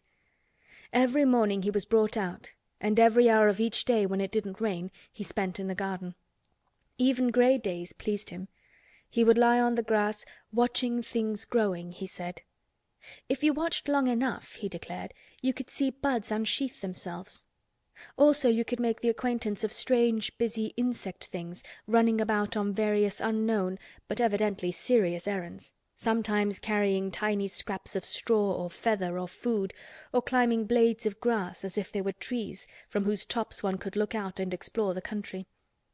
A mole throwing up its mound at the end of its burrow and making its way out at last with the long-nailed paws which looked so like elfish hands had absorbed him one whole morning. Ants' ways, beetles' ways, bees' ways, frogs' ways, birds' ways, plants' ways gave him a new world to explore, and when Dickon revealed them all and added foxes' ways, otters' ways, ferrets' ways, squirrels' ways, and trout and water rats and badgers' ways, there was no end to the things to talk about and think over. And this was not half of the magic. The fact that he had really once stood on his feet had set Colin thinking tremendously, and when Mary told him of the spell she had worked, he was excited and approved of it greatly. He talked of it constantly. "Of course there must be lots of magic in the world," he said wisely one day, "but people don't know what it is like or how to make it. Perhaps the beginning is just to say nice things are going to happen until you make them happen. I am going to try and experiment." The next morning when they went to the secret garden he sent at once for Ben Weatherstaff. Ben came as quickly as he could and found the Rajah standing on his feet under a tree and looking very grand, but also very beautifully smiling. "Good morning, Ben Weatherstaff," he said. "I want you and Dickon and Miss Mary to stand in a row and listen to me, because I am going to tell you something very important." "Aye, aye, sir," answered Ben Weatherstaff, touching his forehead. One of the long-concealed charms of Ben Weatherstaff was that in his boyhood he had once run away to sea and had made voyages, so he could reply like a sailor. "I am going to try a scientific experiment," explained the Rajah. "When I grow up I am going to make great scientific discoveries, and I am going to begin now with this experiment." "Aye, aye, sir," said Ben Weatherstaff promptly, though this was the first time he had heard of great scientific discoveries. It was the first time Mary had heard of them either, but even at this stage she had begun to realize that, queer as he was, Colin had read about a great many singular things and was somehow a very convincing sort of boy. When he held up his head and fixed his strange eyes on you, it seemed as if you believed him almost in spite of yourself, though he was only 10 years old, going on 11. At this moment he was especially convincing, because he suddenly felt the fascination of actually making a sort of speech like a grown-up person. "The great scientific discoveries I am going to make," he went on, "will be about magic. Magic is a great thing, and scarcely anyone knows anything about it, except a few people in old books, and Mary a little, because she was born in India, where there are fakirs. I believe Dickon knows some magic, but perhaps he doesn't know he knows it. He charms animals and people. I would never have let him come to see me if he had not been an animal charmer, which is a boy charmer too, because a boy is an animal. I am sure there is magic in everything, only we have not sense enough to get hold of it and make it do things for us, like electricity and horses and steam." This sounded so imposing that Ben Weatherstaff became quite excited and really could not keep still. "Aye, aye, sir," he said, and he began to stand up quite straight. "When Mary found this garden it looked quite dead," the orator proceeded. "Then something began pushing things up out of the soil and making things out of nothing. One day things weren't there, and another they were. I had never watched things before, and it made me feel very curious. Scientific people are always curious, and I am going to be scientific. I keep saying to myself, 'What is it? What is it? It's something, it can't be nothing.' I don't know its name, so I call it magic. I have never seen the sun rise, but Mary and Dickon have, and from what they tell me, I am sure that is magic too. Something pushes it up and draws it. Sometimes since I've been in the garden, I have looked up through the trees at the sky, and I have had a strange feeling of being happy, as if something were pushing and drawing in my chest and making me breathe fast. Magic is always pushing and drawing and making things out of nothing. Everything is made out of magic. Leaves and trees, flowers and birds, badgers and foxes and squirrels and people. So it must be all around us. In this garden, in all the places. The magic in this garden has made me stand up and know I am going to live to be a man. I am going to make the scientific experiment of trying to get some and put it in myself and make it push and draw me and make me strong. I don't know how to do it, but I think that if you keep thinking about it and calling it, perhaps it will come. Perhaps that is the first baby way to get it. When I was going to try to stand that first time, Mary kept saying to herself as fast as she could, 'You can do it, you can do it,' and I did. I had to try myself at the same time, of course, but her magic helped me, and so did Dickon's. Every morning and evening, and as often in the daytime as I can remember, I am going to say, 'Magic is in me. Magic is making me well. I am going to be as strong as Dickon, and you must all do it too. That is my experiment. Will you help, Ben Weatherstaff?" "Aye, aye, sir," said Ben Weatherstaff. "Aye, aye." If you keep doing it every single day as regularly as soldiers go through drill, we shall see what will happen and find out if the experiment succeeds. You learn things by saying them over and over and thinking about them until they stay in your mind forever, and I think it will be the same with magic. If you keep calling it to come to you and help you, it will get to be part of you, and it will stay and do things. I once heard an officer in India tell my mother that there were fakirs who said words over and over thousands of times, said Mary.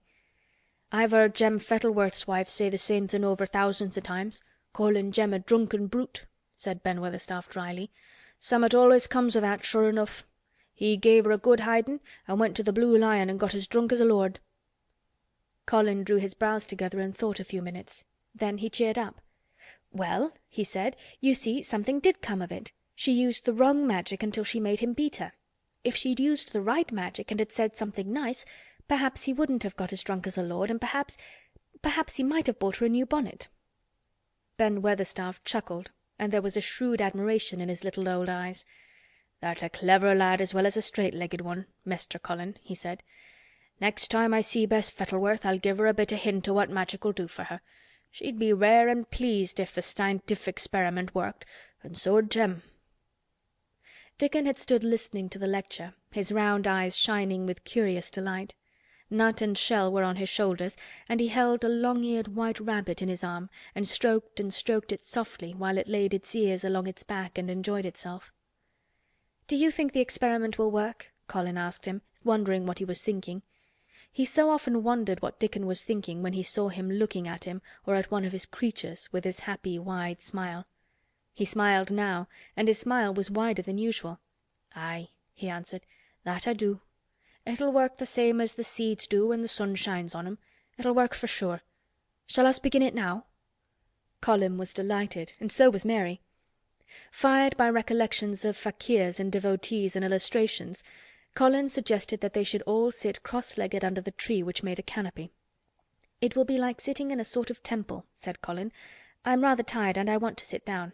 "Eh," said Dickon, "tha' mustn't begin by saying tha'rt tired. Tha' might spoil the Magic." Colin turned and looked at him into his innocent round eyes. "That's true," he said slowly.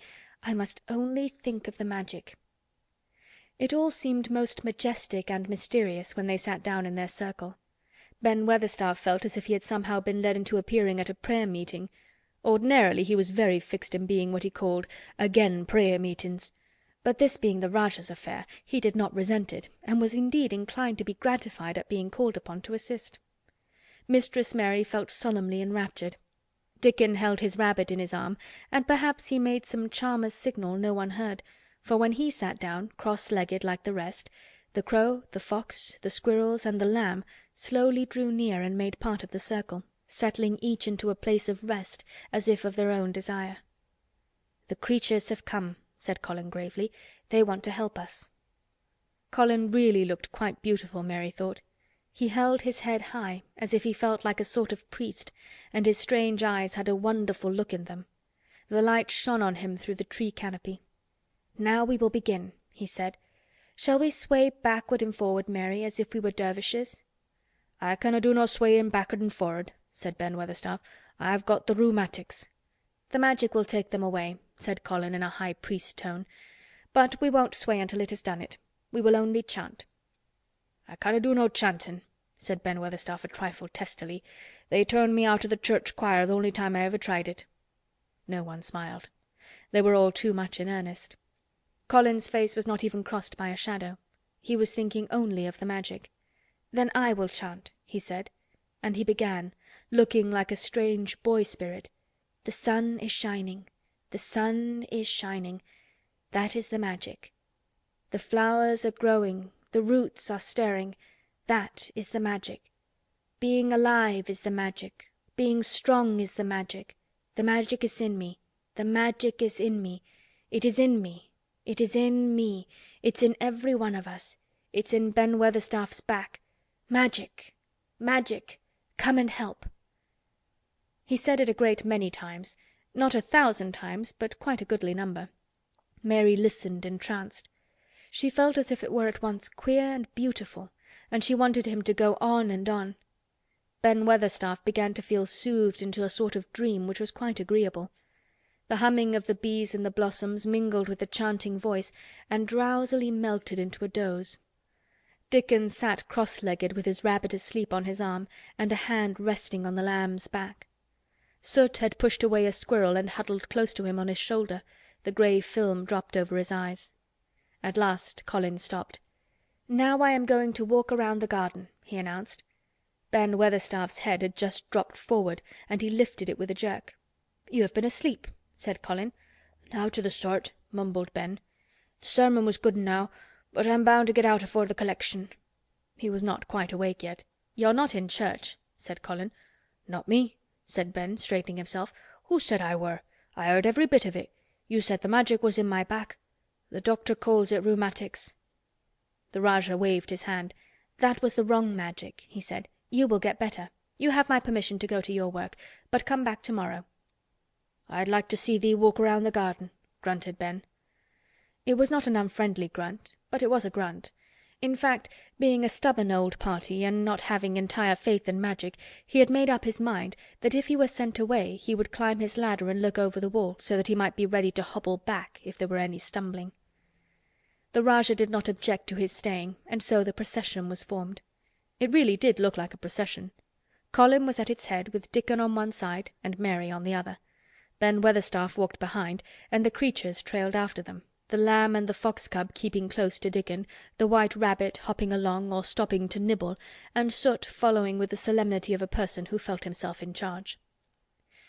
It was a procession which moved slowly but with dignity. Every few yards it stopped to rest. Colin leaned on Dickon's arm, and privately Ben Weatherstaff kept a sharp lookout. But now and then Colin took his hand away from its support and walked a few steps alone. His head was held up all the time, and he looked very grand. "The magic is in me," he kept saying. "The magic is making me strong. I can feel it. I can feel it." It seemed very certain that something was upholding and uplifting him. He sat on the seats in the alcoves, and once or twice he sat down on the grass, and several times he paused in the path and leaned on Dickon, but he would not give up until he had gone all around the garden. When he returned to the canopy tree his cheeks were flushed and he looked triumphant. "I did it! The magic worked!" he cried. "That is my first scientific discovery." "What will Dr. Craven say?" broke out Mary. "He won't say anything," Colin answered, "because he will not be told. This is to be the biggest secret of all. No one is to know anything about it until I have grown so strong that I can walk and run like any other boy. I shall come here every day in my chair, and I shall be taken back in it. I won't have people whispering and asking questions, and I won't let my father hear about it until the experiment has quite succeeded. Then, sometime when he comes back to Misselthwaite, I shall just walk into his study and say, 'Here I am like any other boy. I am quite well, and I shall live to be a man. It has to be done by a scientific experiment.'" "He will think he is in a dream," cried Mary. "He won't believe his eyes." Colin flushed triumphantly. He had made himself believe that he was going to get well, which was really more than half the battle, if he had been aware of it. And the thought which stimulated him more than any other was this imagining what his father would look like when he saw that he had a son who was as straight and strong as other fathers' sons. One of his darkest miseries in the unhealthy, morbid past days had been his hatred of being a sickly, weak-backed boy whose father was afraid to look at him. "He'll be obliged to believe them," he said. "One of the things I am going to do after the magic works and before I begin to make scientific discoveries is to be an athlete." "We shall have thee taken to boxing in a week or so," said Ben Weatherstaff. "Thou'lt end wi' winning the belt and being champion prize fighter of all England." Colin fixed his eyes on him sternly. "Weatherstaff," he said, "that is disrespectful. You must not take liberties because you are in the secret. However much the magic works, I shall not be a prize fighter. I shall be a scientific discoverer." Ax pardon, sir," answered Ben, touching his forehead in salute. "I ought to have seed it wasn't a joking matter." But his eyes twinkled, and secretly he was immensely pleased. He really did not mind being snubbed, since the snubbing meant that the lad was gaining strength and spirit. Chapter 24. Let them laugh. The secret garden was not the only one Dickon worked in. Round the cottage on the moor there was a piece of ground enclosed by a low wall of rough stones. Early in the morning, and late in the fading twilight, and on all the days Colin and Mary did not see him, Dickon worked there, planting or tending potatoes and cabbages, turnips and carrots and herbs for his mother. In the company of his creatures he did wonders there, and was never tired of doing them, it seemed. While he dug or weeded he whistled or sang bits of Yorkshire Moor songs, or talked to Soot or Captain or the brothers and sisters he had taught to help him. "We'd never get on as comfortable as we do," Mrs. Sowerby said, "if it wasn't for Dickon's garden. Anything'll grow for him. His taters and cabbages is twice the size of anyone else's, and they've got a flavour with 'em as nobody's has." When she found a moment to spare she liked to go out and talk to him. After supper there was still a long, clear twilight to work in, and that was her quiet time. She could sit upon the low, rough wall and look on and hear stories of the day. She loved this time. There were not only vegetables in this garden. Dickon had bought penny packages of flower seeds now and then, and had sown bright, sweet-scented things among gooseberry bushes and even cabbages, and he grew borders of mignonette and pinks and pansies and things whose seeds he could save year after year, or whose roots would bloom each spring and spread in time into fine clumps. The low wall was one of the prettiest things in Yorkshire, because he had tucked moorland foxglove and ferns and rock-cress and hedgerow flowers into every crevice, until only here and there glimpses of the stones were to be seen. "All a chap's got to do to make 'em thrive, mother," he would say, "is to be friends with 'em for sure. They're just like the creatures. If they're thirsty, give 'em drink, and if they're hungry, give 'em a bit of food. They want to live same as we do. If they died, I should feel as if I'd been a bad lad and somehow treated them heartless." It was in these twilight hours that Mrs. Sowerby heard of all that happened at Misselthwaite Manor. At first she was only told that Mester Colin had taken a fancy to going out into the grounds with Miss Mary, and that it was doing him good. But it was not long before it was agreed between the two children that Dickon's mother might come into the secret. Somehow it was not doubted that she was safe for sure. So one beautiful still evening Dickon told the whole story, with all the thrilling details of the buried key and the robin and the grey haze which had seemed like deadness, and the secret Mistress Mary had planned never to reveal. The coming of Dickon and how it had been told to him, the doubt of Mester Colin, and the final drama of his introduction to the hidden domain, combined with the incident of Ben Weatherstaff's angry face peering over the wall and Mester Colin's sudden indignant strength, made Mrs. Sowerby's nice-looking face quite change colour several times. "My word," she said, "it was a good thing that little lass come to the manor. It's been the making of her and the saving of him. Standing on his feet, and no soul thinking he was a poor half-witted lad with not a straight bone in him." She asked a great many questions, and her blue eyes were full of deep thinking. "What do they make of it at the manor, him being so well and cheerful and never complaining?" she inquired. "They don't know what to make of it," answered Dickon. "Every day as comes round his face looks different. It's filling out, and doesn't look so sharp, and the waxy colour's going. But he has to do his bit of complaining," with a highly entertained grin. "What for, in mercy's name?" asked Mrs. Sowerby.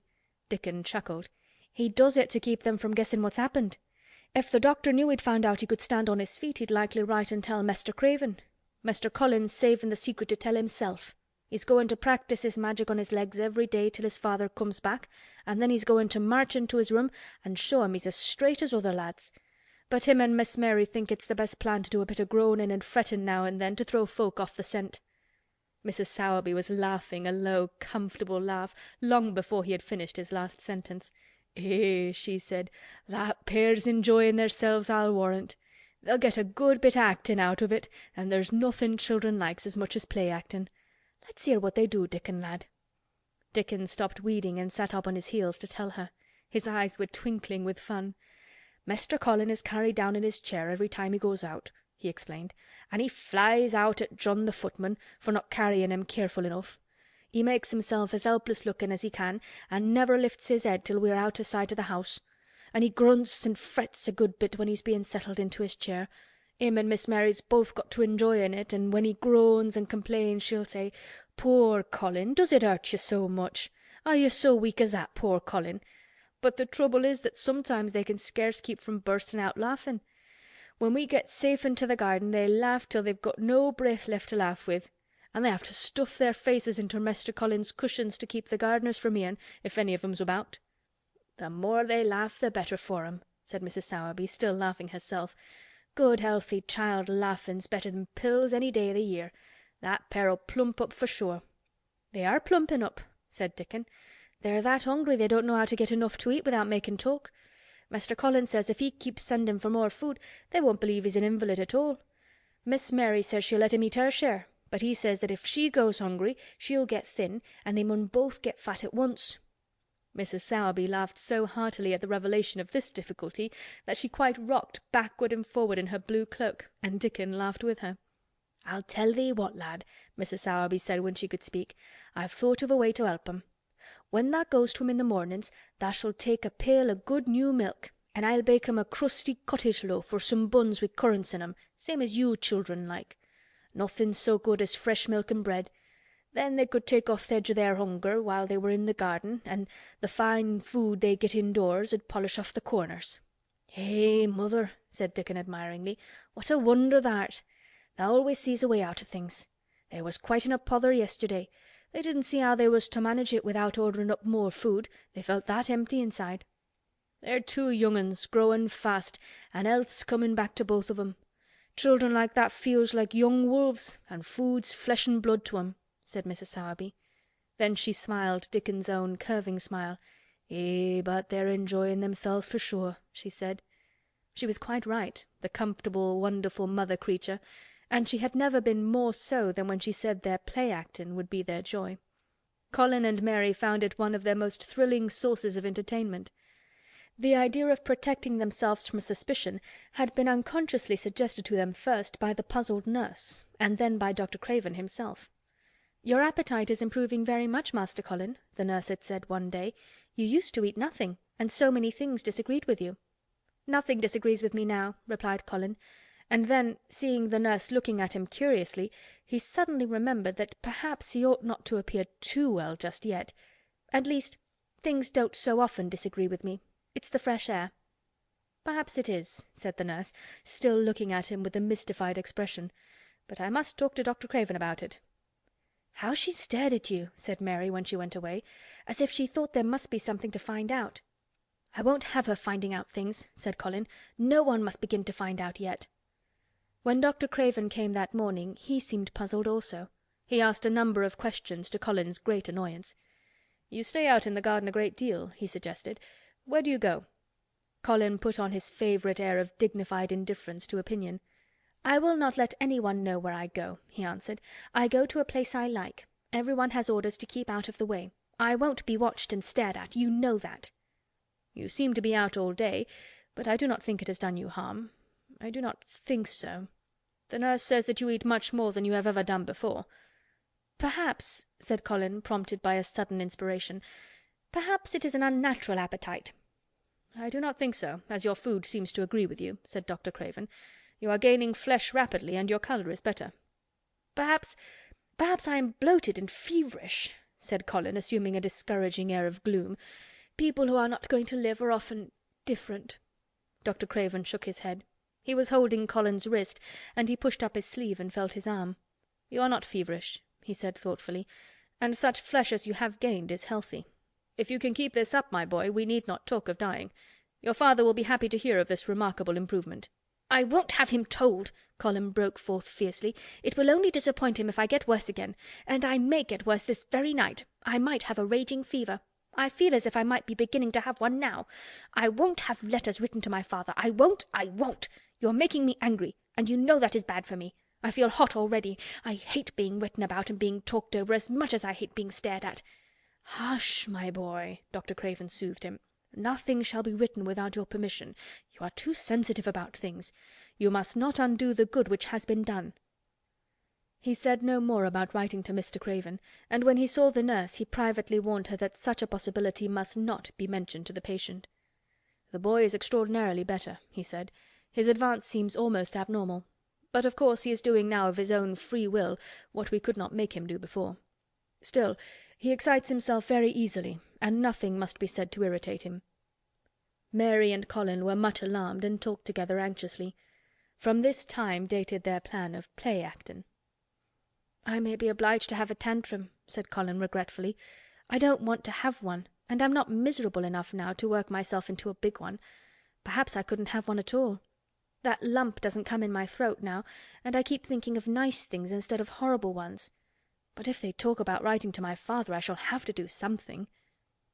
He made up his mind to eat less, but unfortunately it was not possible to carry out this brilliant idea when he wakened each morning with an amazing appetite, and the table near his sofa was set with a breakfast of home-made bread and fresh butter, snow-white eggs, raspberry jam, and clotted cream.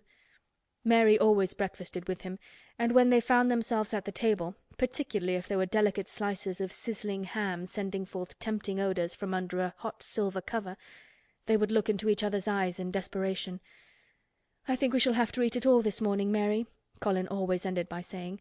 "We can send away some of the lunch and a great deal of the dinner." But they never found they could send away anything, and the highly polished condition of the empty plates returned to the pantry awakened much comment. "I do wish," Colin would say also, "I do wish the slices of ham were thicker, and one muffin each is not enough for anyone." "It's enough for a person who is going to die," answered Mary when first she heard this, "but it's not enough for a person who is going to live. I sometimes feel as if I could eat 3 when those nice fresh heather and gorse smells from the moor come pouring in at the open window." The morning that Dickon, after they had been enjoying themselves in the garden for about 2 hours, went behind a big rose bush and brought forth 2 tin pails, and revealed that one was full of rich new milk with cream on the top of it, and that the other held cottage-made currant buns folded in a clean blue and white napkin, buns so carefully tucked in that they were still hot, there was a riot of surprised joyfulness. What a wonderful thing for Mrs. Sowerby to think of! What a kind, clever woman she must be! How good the buns were, and what delicious fresh milk! "Magic is in her just as it is in Dickon," said Colin. "It makes her think of ways to do things, nice things. She is a magic person. Tell her we are grateful, Dickon, extremely grateful." He was given to using rather grown-up phrases at times. He enjoyed them. He liked this so much that he improved upon it. "Tell her she has been most bounteous, and our gratitude is extreme." And then, forgetting his grandeur, he fell to and stuffed himself with buns and drank milk out of the pail in copious draughts, in the manner of any hungry little boy who had been taking unusual exercise and breathing in moorland air, and whose breakfast was more than 2 hours behind him. This was the beginning of many agreeable incidents of the same kind. They actually awoke to the fact that, as Mrs. Sowerby had 14 people to provide food for, she might not have enough to satisfy 2 extra appetites every day.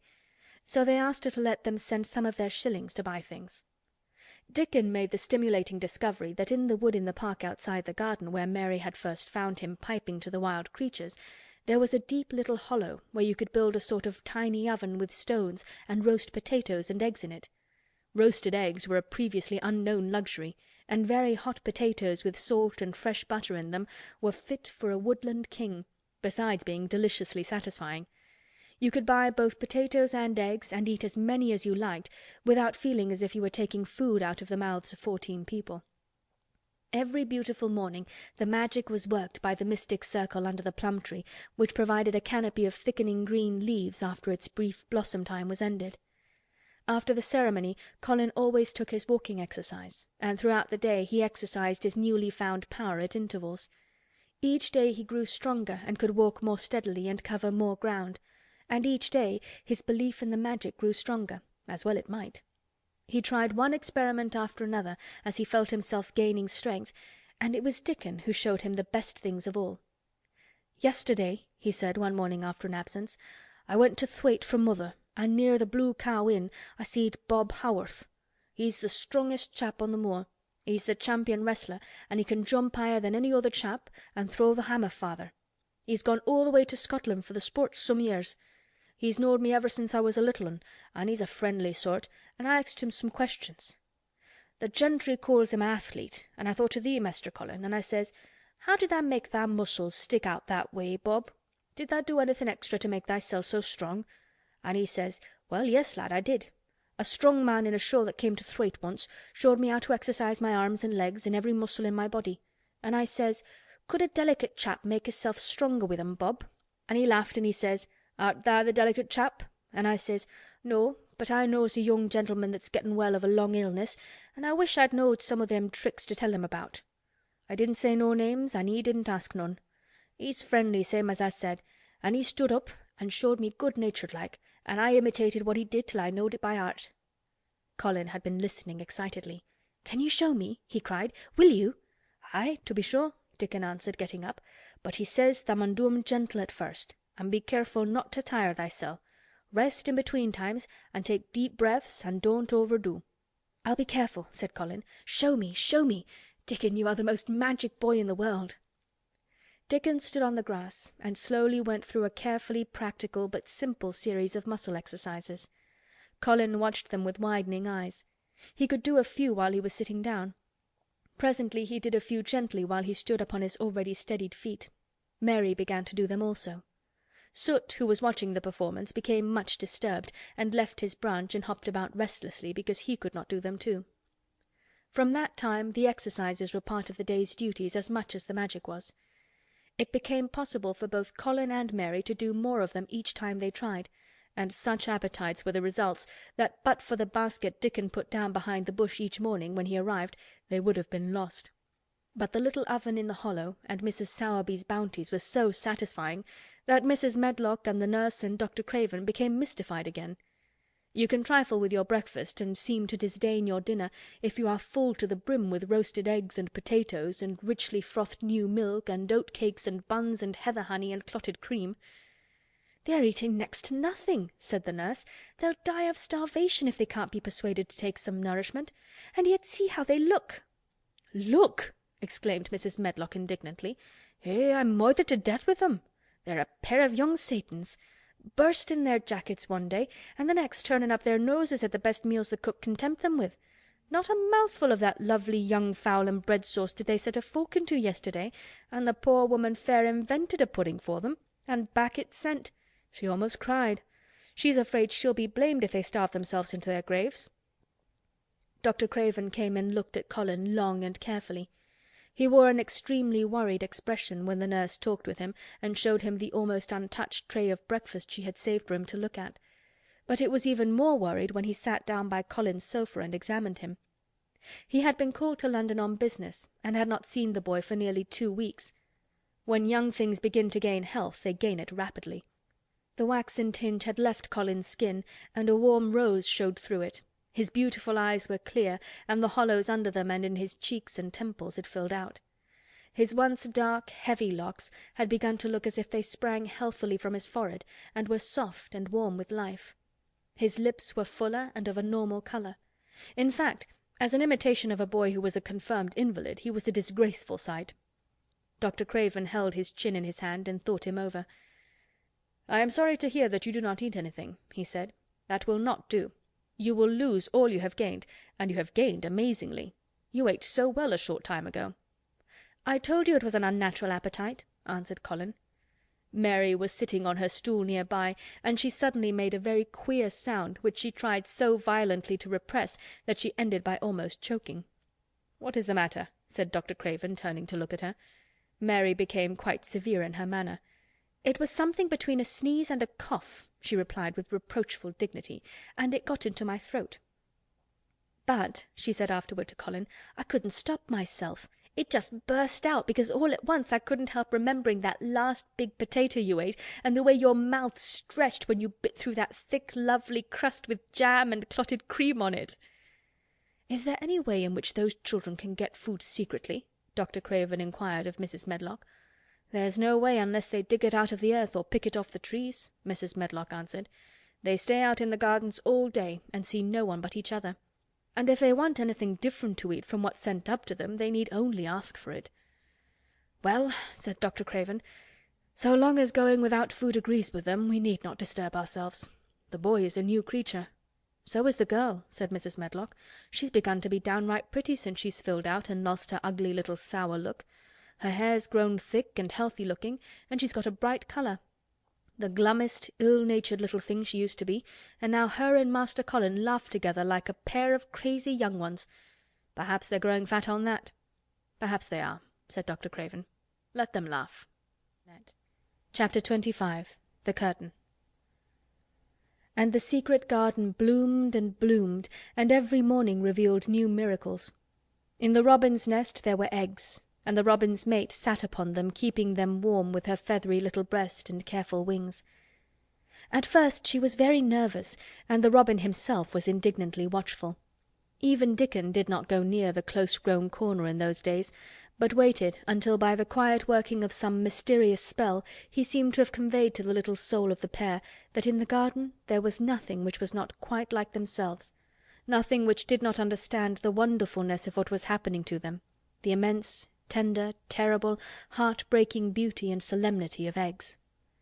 If there had been one person in that garden who had not known through all his or her innermost being that if an egg were taken away or hurt, the whole world would whirl round and crash through space and come to an end, If there had been even one who did not feel it and act accordingly, there could have been no happiness even in that golden springtime air. But they all knew it, and felt it, and the robin and his mate knew they knew it. At first the robin watched Mary and Colin with sharp anxiety. For some mysterious reason he knew he need not watch Dickon. The first moment he set his dew-bright black eye on Dickon, he knew he was not a stranger, but a sort of robin without beak or feathers. He could speak robin, which is a quite distinct language and not to be mistaken for any other. To speak robin to a robin is like speaking French to a Frenchman. Dickon always spoke it to the robin himself, so the queer gibberish he used when he spoke to humans did not matter in the least. The robin thought he spoke this gibberish to them because they were not intelligent enough to understand feathered speech. His movements were also robin. They never startled one by being sudden enough to seem dangerous or threatening. Any robin could understand Dickon, so his presence was not even disturbing. But at the outset it seemed necessary to be on guard against the other two. In the first place, the boy creature did not come into the garden on his legs. He was pushed in on a thing with wheels, and the skins of wild animals were thrown over him. That in itself was doubtful. Then, when he began to stand up and move about, he did it in a queer, unaccustomed way, and the others seemed to have to help him. The robin used to secrete himself in a bush and watch this anxiously, his head tilted first on one side and then on the other. He thought that the slow movements might mean that he was preparing to pounce, as cats do. When cats are preparing to pounce, they creep over the ground very slowly. The robin talked this over with his mate a great deal for a few days, but after that he decided not to speak of the subject, because her terror was so great that he was afraid it might be injurious to the eggs. When the boy began to walk by himself, and even to move more quickly, it was an immense relief. But for a long time, or it seemed a long time to the robin, he was a source of some anxiety. He did not act as the other humans did. He seemed very fond of walking, but he had a way of sitting or lying down for a while, and then getting up in a disconcerting manner to begin again. One day the robin remembered that when he himself had been made to learn to fly by his parents, he had done much the same sort of thing. He had taken short flights of a few yards and then had been obliged to rest. So it occurred to him that this boy was learning to fly, or rather to walk. He mentioned this to his mate, and when he told her that the eggs would probably conduct themselves in the same way after they were fledged, she was quite comforted, and even became eagerly interested, and derived great pleasure from watching the boy over the edge of her nest, though she always thought that the eggs would be much cleverer and learn more quickly. But then she said indulgently that humans were always more clumsy and slow than eggs, and most of them never seemed really to learn to fly at all. You never met them in the air or on tree-tops. After a while the boy began to move about as the others did, but all three of the children at times did unusual things. They would stand under the trees and move their arms and legs and heads about in a way which was neither walking, nor running, nor sitting down. They went through these movements at intervals every day, and the robin was never able to explain to his mate what they were doing or trying to do. He could only say that he was sure that the eggs would never flap about in such a manner. But as the boy who could speak robin so fluently was doing the thing with them, birds could be quite sure that the actions were not of a dangerous nature. Of course, neither the robin nor his mate had ever heard of the champion wrestler Bob Haworth and his exercises for making muscles stand out like lumps. Robins are not like human beings. Their muscles are always exercised from the first, and so they develop themselves in a natural manner. If you have to fly about to find every meal you eat, your muscles do not become atrophied. Atrophied means wasted away through want of use. When the boy was walking and running about and digging and weeding like the others, the nest in the corner was brooded over by a great peace and content. Fears for the eggs became things of the past. Knowing that your eggs were as safe as if they were locked in a bank vault, and the fact that you could watch so many curious things going on, made setting a most entertaining occupation. On wet days the egg's mother sometimes felt even a little dull because the children did not come into the garden. But even on wet days it could not be said that Mary and Colin were dull. One morning, when the rain streamed down unceasingly and Colin was beginning to feel a little restive, as he was obliged to remain on his sofa because it was not safe to get up and walk about, Mary had an inspiration. "Now that I am a real boy," Colin had said, "my legs and arms and all my body are so full of magic that I can't keep them still. They want to be doing things all the time. Do you know that when I waken in the morning, Mary, when it's quite early and the birds are just shouting outside and everything seems just shouting for joy, even the trees and things we can't really hear, I feel as if I must jump out of bed and shout myself. If I did it, just think what would happen." Mary giggled inordinately. "The nurse would come running, and Mrs. Medlock would come running, and they would be sure you had gone crazy, and they'd send for the doctor," she said. Colin giggled himself. He could see how they would all look, how horrified by his outbreak, and how amazed to see him standing upright. "I wish my father would come home," he said. "I want to tell him myself. I'm always thinking about it. But we couldn't go on like this much longer. I can't stand lying still and pretending, and besides I look too different. I wish it wasn't raining today." It was then Mistress Mary had her inspiration. "Colin," she began mysteriously, "do you know how many rooms there are in this house?" "About 1,000, I suppose," he answered. "There's about 100 no one ever goes into," said Mary. "And one rainy day I went and looked into ever so many of them. No one ever knew, though Mrs. Medlock nearly found me out. I lost my way when I was coming back and stopped at the end of your corridor. That was the second time I heard you crying." Colin started up on his sofa. 100 rooms no one goes into," he said. "It sounds almost like a secret garden. Suppose we go and look at them. Wheel me in my chair and nobody would know we went." "That's what I was thinking," said Mary. "No one would dare to follow us. There are galleries where you could run. We could do our exercises. There's a little Indian room where there is a cabinet full of ivory elephants. There are all sorts of rooms." "Ring the bell," said Colin. When the nurse came in he gave his orders. "I want my chair," he said. "Miss Mary and I are going to look at the part of the house which is not used. John can push me as far as the picture gallery because there are some stairs. Then he must go away and leave us alone until I send for him again." Rainy days lost their terrors that morning. When the footman had wheeled the chair into the picture gallery and left the two together in obedience to orders, Colin and Mary looked at each other delighted. As soon as Mary had made sure that John was really on his way back to his own quarters below stairs, Colin got out of his chair. "I'm going to run from one end of the gallery to the other," he said, "and then I'm going to jump, and then we will do Bob Haworth's exercises." And they did all these things and many others. They looked at the portraits and found the plain little girl dressed in green brocade and holding the parrot on her finger. "All these," said Colin, "must be my relations. They lived a long time ago. That parrot one, I believe, is one of my great-great-great-great-aunts. She looks rather like you, Mary. Not as you look now, but as you looked when you came here. Now you are a great deal fatter and better looking." "So are you," said Mary, and they both laughed. They went to the Indian room and amused themselves with the ivory elephants.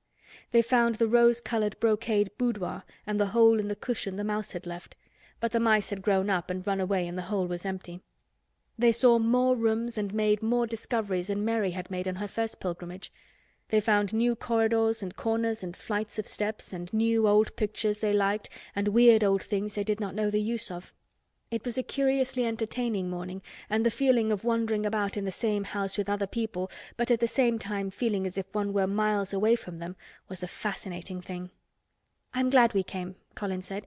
"I never knew I lived in such a big, queer old place. I like it. We will ramble about every rainy day. We shall always be finding new queer corners and things."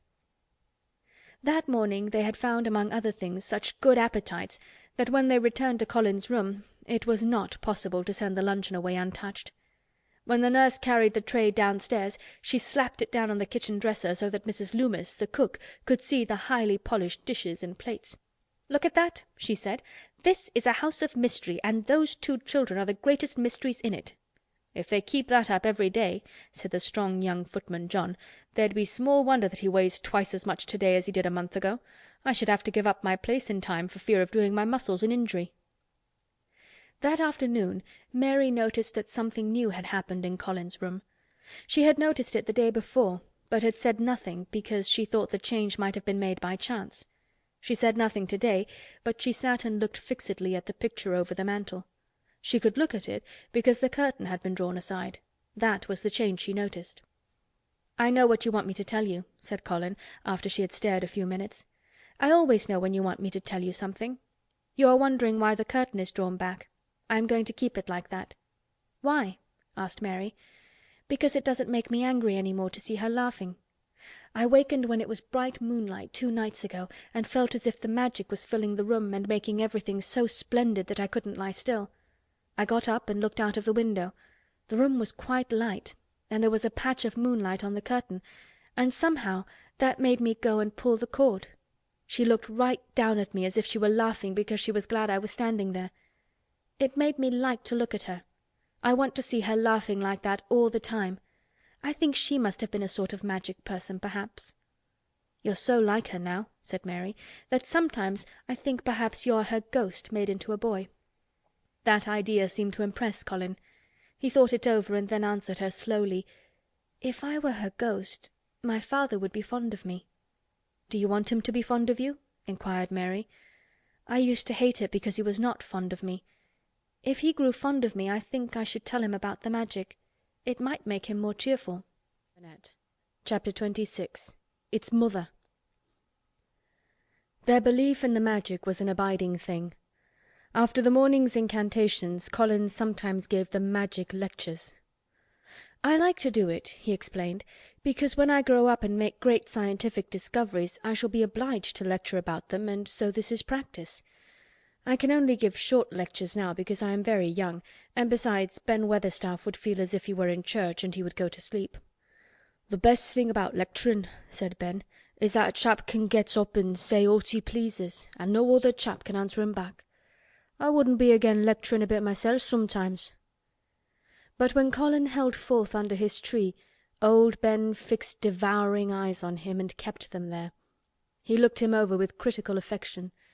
It was not so much the lecture which interested him as the legs which looked straighter and stronger each day, the boyish head which held itself up so well, the once sharp chin and hollow cheeks which had filled and rounded out, and the eyes which had begun to hold the light he remembered in another pair. Sometimes when Colin felt Ben's earnest gaze meant that he was much impressed, he wondered what he was reflecting on, and once, when he had seemed quite entranced, he questioned him. "What are you thinking about, Ben Weatherstaff?" he asked. "I was thinking," answered Ben, "as I'd warrant tha's gone up 3 or 4 pound this week. I was looking at thy calves and thy shoulders. I'd like to get thee on a pair of scales." "It's the magic and Mrs. Sowerby's buns and milk and things," said Colin. "You see the scientific experiment has succeeded." That morning Dickon was too late to hear the lecture. When he came he was ruddy with running, and his funny face looked more twinkling than usual. As they had a good deal of weeding to do after the rains, they fell to work. They always had plenty to do after a warm, deep, sinking rain. The moisture which was good for the flowers was also good for the weeds, which thrust up tiny blades of grass and points of leaves which must be pulled up before their roots took too firm hold. Colin was as good at weeding as anyone in these days, and he could lecture while he was doing it. "The magic works best when you work yourself," he said this morning. "You can feel it in your bones and muscles. I'm going to read books about bones and muscles, but I'm going to write a book about magic. I'm making it up now. I keep finding out things." It was not very long after he had said this that he laid down his trowel and stood up on his feet. He had been silent for several minutes, and they had seen that he was thinking out lectures as he often did. When he dropped his trowel and stood upright, it seemed to Mary and Dickon as if a sudden strong thought had made him do it. He stretched himself out to his tallest height, and he threw out his arms exultantly. Colour glowed in his face, and his strange eyes widened with joyfulness. All at once he had realized something to the full. "Mary! Dickon!" he cried. "Just look at me!" They stopped their weeding and looked at him. "Do you remember that first morning you brought me in here?" he demanded. Dickon was looking at him very hard. Being an animal charmer, he could see more things than most people could, and many of them were things he never talked about. He saw some of them now in this boy. "Aye, that we do," he answered. Mary looked hard too, but she said nothing. "Just this minute," said Colin, "all at once I remembered it myself, when I looked at my hand digging with the trowel, and I had to stand up on my feet to see if it was real. And it is real. I'm well. I'm well." "Aye, that thou'rt," said Dickon. "I'm well, said Colin again, and his face went quite red all over. He had known it before in a way. He had hoped it and felt it and thought about it, but just at that minute something had rushed all through him, a sort of rapturous belief and realization, and it had been so strong that he could not help calling out. "I shall live forever and ever," he cried grandly. "I shall find out thousands and thousands of things. I shall find out about people and creatures and everything that grows, like Dickon. And I shall never stop making magic. I'm well! I'm well! I feel as if I want to shout out something thankful, joyful." Ben Weatherstaff, who had been working near a rose-bush, glanced round at him. "Thou might sing the doxology," he suggested in his driest grunt. He had no opinion of the doxology, and he did not make the suggestion with any particular reverence. But Colin was of an exploring mind, and he knew nothing about the doxology. "What is that?" he inquired. "Dickon can sing it for thee, I'll warrant," replied Ben Weatherstaff. Dickon answered with his all-perceiving animal charmer's smile. "They sing it in church," he said. "Mother says she believes the skylark sings it when they gets up in the morning." "If she says that, it must be a nice song," Colin answered. "I've never been in a church myself. I was always too ill. Sing it, Dickon. I want to hear it." Dickon was quite simple and unaffected about it. He understood what Colin felt better than Colin did himself. He understood by a sort of instinct so natural that he did not know it was understanding. He pulled off his cap and looked round, still smiling. "Thou must take off thy cap," he said to Colin, "and so mun tha, Ben, and thou mun stand up thy nose." Colin took off his cap, and the sun shone on and warmed his thick hair as he watched Dickon intently. Ben Weatherstaff scrambled up from his knees and bared his head too, with a sort of puzzled, half-resentful look on his old face, as if he didn't know exactly why he was doing this remarkable thing. Dickon stood out among the trees and rose-bushes and began to sing in quite a simple, matter-of-fact way, and in a nice, strong boy voice. "Praise God from whom all blessings flow. Praise him, all creatures here below. Praise him above, ye heavenly host. Praise Father, Son, and Holy Ghost. Amen."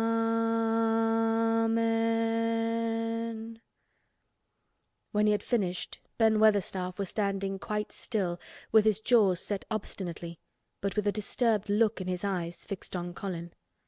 Colin's face was thoughtful and appreciative.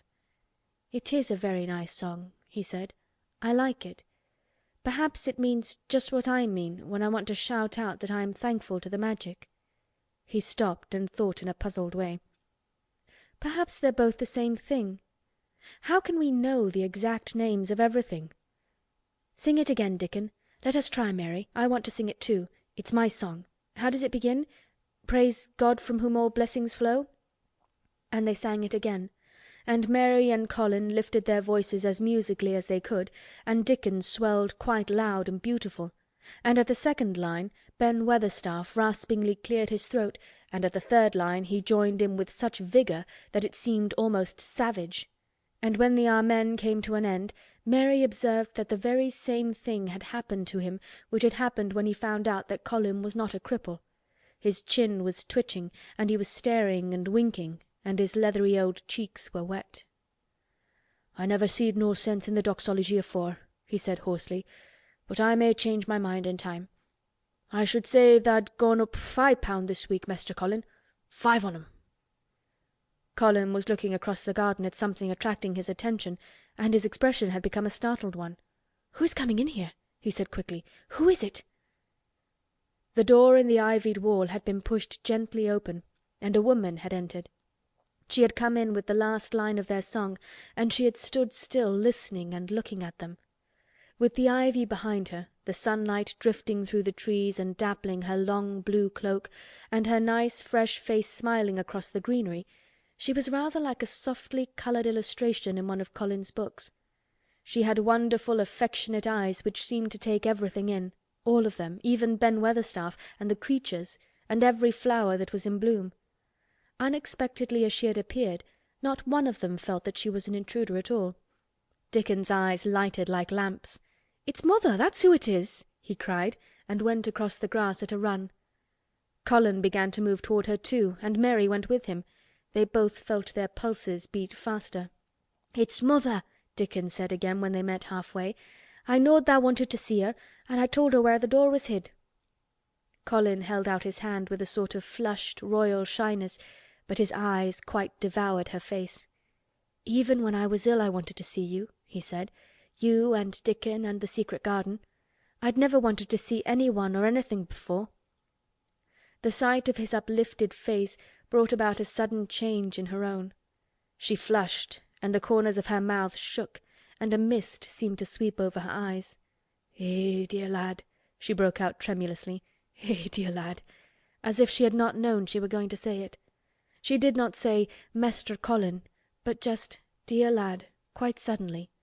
She might have said it to Dickon in the same way if she had seen something in his face which touched her. Colin liked it. "Are you surprised because I am so well?" he asked. She put her hand on his shoulder and smiled the mist out of her eyes. "Aye, that I am," she said. "But thou'rt so like thy mother, tha made my heart jump." "Do you think," said Colin a little awkwardly, "that will make my father like me?"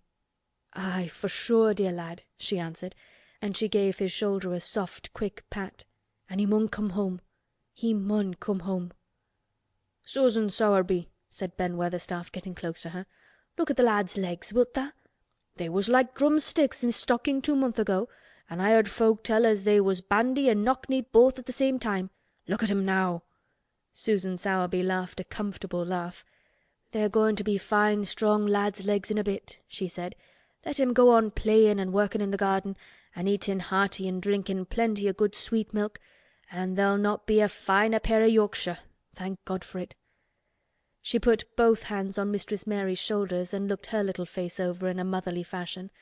"And thee too," she said. "Thou'rt grown near as hearty as our 'Lisabeth Ellen. I'll warrant thou'rt like thy mother too. Our Martha told me as Mrs. Medlock heard she was a pretty woman. Thou'lt be like a blush rose when thou grows up, my little lass, bless thee." She did not mention that when Martha came home on her day out and described the plain sallow child, she had said that she had no confidence whatever in what Mrs. Medlock had heard. "It doesn't stand to reason that a pretty woman could be the mother of such a foul little lass," she had added obstinately. Mary had not had time to pay much attention to her changing face. She had only known that she looked different and seemed to have a great deal more hair, and that it was growing very fast. But remembering her pleasure in looking at the Mem Sahib in the past, she was glad to hear that she might some day look like her. Susan Sowerby went round their garden with them and was told the whole story of it and shown every bush and tree which had come alive. Colin walked on one side of her and Mary on the other. Each of them kept looking up at her comfortable rosy face, secretly curious about the delightful feeling she gave them. A sort of warm, supported feeling. It seemed as if she understood them as Dickon understood his creatures.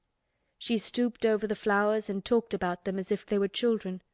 Soot followed her and once or twice cawed at her and flew upon her shoulder as if it were Dickon's. When they told her about the robin and the first flight of the young ones, she laughed a motherly little mellow laugh in her throat. "I suppose learning 'em to fly is like learning children to walk, but I'm afeared I would be all in a worrit if mine had wings instead o' legs," she said. It was because she seemed such a wonderful woman in her nice moorland cottage way that at last she was told about the magic. "Do you believe in magic?" asked Colin, after he had explained about Indian fakirs. "I do hope you do." "That I do, lad," she answered. "I never knowed it by that name. But what does the name matter? I'll warrant they call it a different name in France and a different one in Germany. The same thing as set the seeds swelling and the sun shining made thee a well lad, and it is the good thing. It isn't like us poor fools as think it matters if us is called out of our names. The big good thing doesn't stop to worrit, bless thee. It goes on making worlds by the million, worlds like us. Never thee stop believing in the big good thing and knowing the world's full of it. And call it what thou likes. Thou wert singing to it when I come into the garden." "I felt so joyful," said Colin, opening his beautiful strange eyes at her. "Suddenly I felt how different I was, how strong my arms and legs were, you know, and how I could dig and stand, and I jumped up and wanted to shout out something to anything that would listen. The magic listened when tha sung the doxology. It would ha' listened to anything tha'd sung. It was the joy that mattered. Eh, lad, lad, what's names to the joy-maker?" And she gave his shoulders a quick soft pat again. She had packed a basket which held a regular feast this morning, and when the hungry hour came and Dickon brought it out from its hiding-place, she sat down with them under their tree and watched them devour their food, laughing and quite gloating over their appetites. She was full of fun and made them laugh at all sorts of odd things. She told them stories in broad Yorkshire and taught them new words. She laughed as if she could not help it when they told her of the increasing difficulty there was in pretending that Colin was still a fretful invalid. "You see, we can't help laughing nearly all the time when we're together," explained Colin, "and it doesn't sound ill at all. We try to choke it back, but it will burst out, and that sounds worse than ever." "There's one thing that comes into my mind so often," said Mary, "and I can scarcely ever hold in when I think of it suddenly. I keep thinking suppose Colin's face should get to look like a full moon.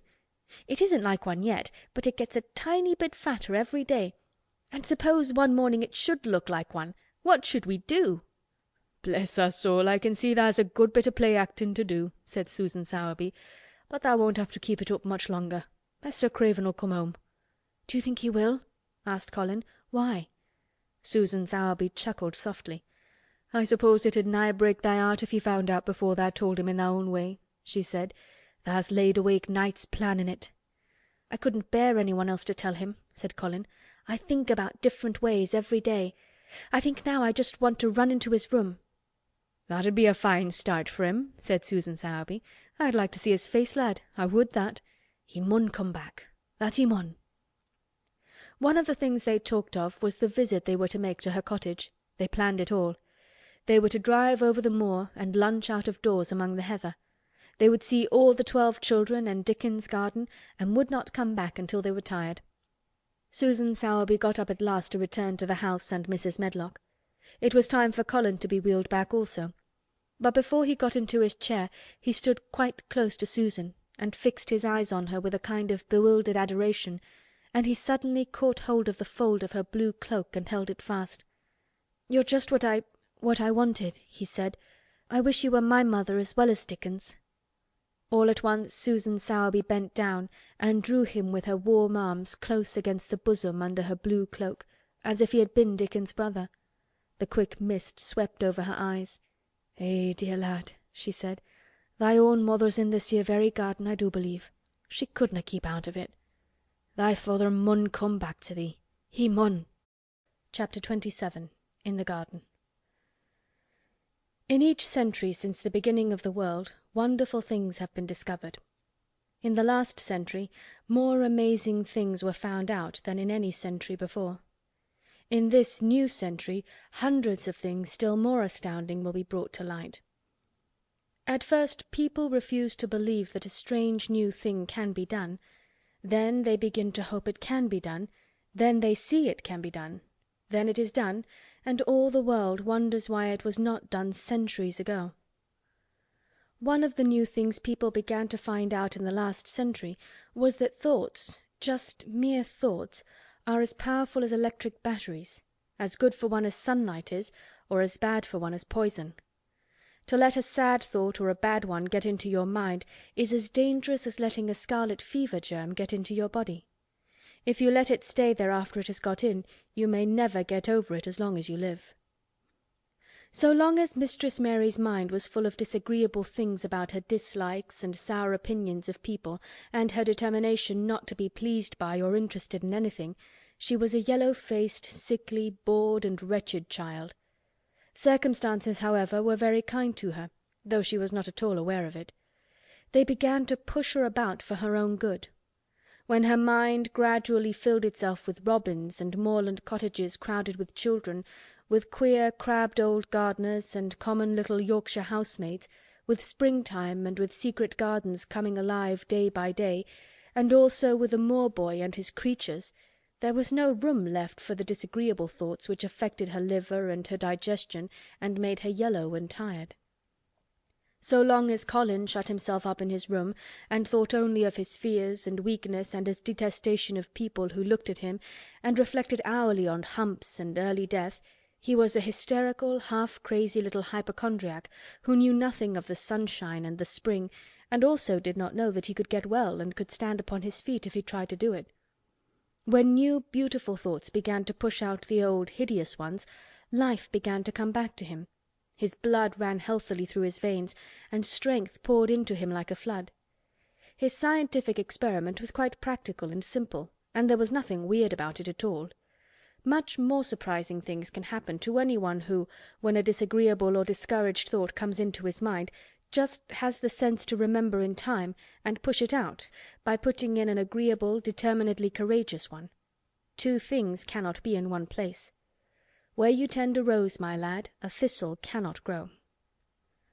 While the secret garden was coming alive, and two children were coming alive with it, there was a man wandering about certain far-away beautiful places in the Norwegian fjords and the valleys and mountains of Switzerland, and he was a man who for 10 years had kept his mind filled with dark and heart-broken thinking.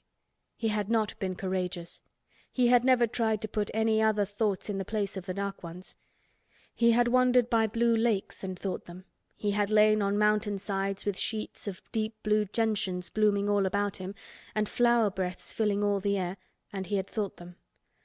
A terrible sorrow had fallen upon him when he had been happy, and he had let his soul fill itself with blackness, and had refused obstinately to allow any rift of light to pierce through.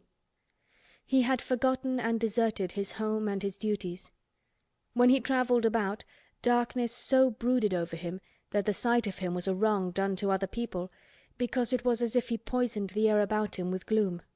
Most strangers thought he must be either half mad or a man with some hidden crime on his soul.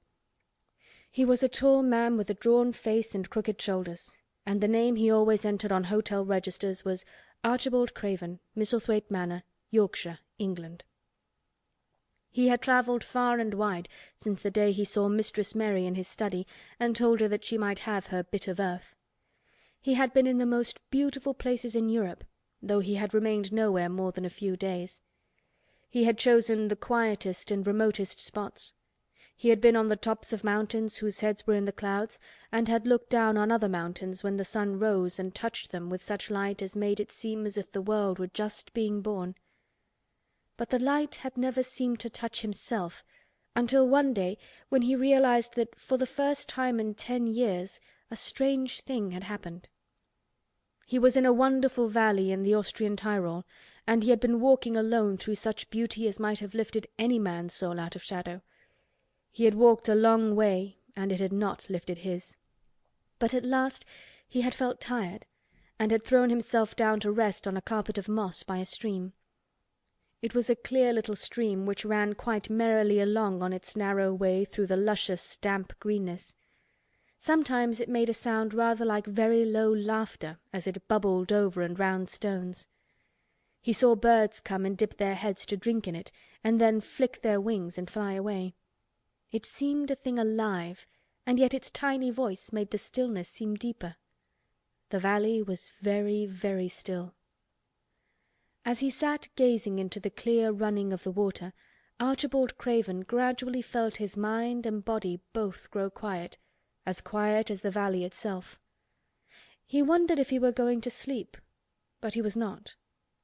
He sat and gazed at the sunlit water, and his eyes began to see things growing at its edge. There was one lovely mass of blue forget-me-nots growing so close to the stream that its leaves were wet, and at these he found himself looking as he remembered he had looked at such things years ago. He was actually thinking tenderly how lovely it was, and what wonders of blue its hundreds of little blossoms were. He did not know that just that simple thought was slowly filling his mind, filling and filling it until other things were softly pushed aside. It was as if a sweet, clear spring had begun to rise in a stagnant pool, and had risen and risen until at last it swept the dark water away. But of course he did not think of this himself. He only knew that the valley seemed to grow quieter and quieter as he sat and stared at the bright, delicate blueness. He did not know how long he sat there, or what was happening to him, but at last he moved as if he were awakening, and he got up slowly and stood on the moss carpet, drawing a long, deep, soft breath, and wondering at himself. Something seemed to have been unbound and released in him very quietly. "What is it?" he said almost in a whisper, and he passed his hand over his forehead. "I almost feel as if I were alive." I do not know enough about the wonderfulness of undiscovered things to be able to explain how this had happened to him. Neither does anyone else yet. He did not understand it all himself, but he remembered this strange hour months afterward when he was at Misselthwaite again, and he found out quite by accident that on this very day Colin had cried out as he went into the secret garden, "I am going to live for ever and ever and ever." The singular calmness remained with him for the rest of the evening, and he slept a new reposeful sleep. But it was not with him very long. He did not know that it could be kept. By the next night he had opened the doors wide to his dark thoughts, and they had come trooping and rushing back. He left the valley and went on his wandering way again. But strange as it seemed to him, there were minutes, sometimes half hours, when, without his knowing why, the black burden seemed to lift itself again, and he knew he was a living man and not a dead one. Slowly, slowly, for no reason that he knew of, he was coming alive with the garden. As the golden summer changed into the deep golden autumn, he went to the lake of Como. There he found the loveliness of a dream. He spent his days upon the crystal blueness of the lake, or he walked into the soft thick verdure of the hills and tramped until he was tired, so that he might sleep. But by this time he had begun to sleep better, he knew, and his dreams had ceased to be a terror to him. "Perhaps," he thought, "my body is growing stronger." It was growing stronger, but because of the rare peaceful hours when his thoughts were changed, his soul was slowly growing stronger too. He began to think of Misselthwaite, and wonder if he should not go home. Now and then he wondered vaguely about his boy, and asked himself what he should feel when he went and stood by the carved four-posted bed again, and looked down at the sharply chiselled ivory-white face while it slept, and the black lashes rimmed so startlingly the close-shut eyes. He shrank from it. One marvel of a day he had walked so far that when he returned the moon was high and full, and all the world was purple shadow and silver. The stillness of lake and shore and wood was so wonderful that he did not go into the villa he lived in. He walked down to a little bowered terrace at the water's edge and sat upon a seat and breathed in all the heavenly scents of the night. He felt the strange calmness stealing over him, and it grew deeper and deeper until he fell asleep. He did not know when he fell asleep and when he began to dream. His dream was so real that he did not feel as if he were dreaming. He remembered afterward how intensely wide awake and alert he had thought he was. He thought that as he sat and breathed in the scent of the late roses and listened to the lapping of the water at his feet, he heard a voice calling. It was sweet and clear and happy and far away. It seemed very far, but he heard it as distinctly as if it had been at his very side. "Archie! Archie! Archie!" it said, and then again, sweeter and clearer than before. "Archie! Archie!" He thought he sprang to his feet, not even startled. It was such a real voice, and it seemed so natural that he should hear it. "Lilias! Lilias!" he answered. "Lilias, where are you?" "In the garden," it came back like a sound from a golden flute. "In the garden!" And then the dream ended. But he did not awaken. He slept soundly and sweetly all through the lovely night. When he did awake at last, it was brilliant morning, and a servant was standing staring at him. He was an Italian servant, and was accustomed, as all the servants of the villa were, to accepting without question any strange thing his foreign master might do. No one ever knew when he would go out or come in, or where he would choose to sleep, or if he would roam about the garden or lie in the boat on the lake all night. The man held a salver with some letters on it, and he waited quietly until Mr. Craven took them. When he had gone away, Mr. Craven sat a few moments holding them in his hand and looking at the lake. His strange calm was still upon him, and something more, a lightness as if the cruel thing which had been done had not happened as he thought, as if something had changed. He was remembering the dream, the real, real dream. "In the garden," he said, wondering at himself. "In the garden. But the door is locked and the key is buried deep." When he glanced at the letters a few minutes later, he saw that the one lying at the top of the rest was an English letter and came from Yorkshire. It was directed in a plain woman's hand, but it was not a hand he knew. He opened it, scarcely thinking of the writer, but the first words attracted his attention at once. "Dear Sir, I am Susan Sowerby that made bold to speak to you once on the moor.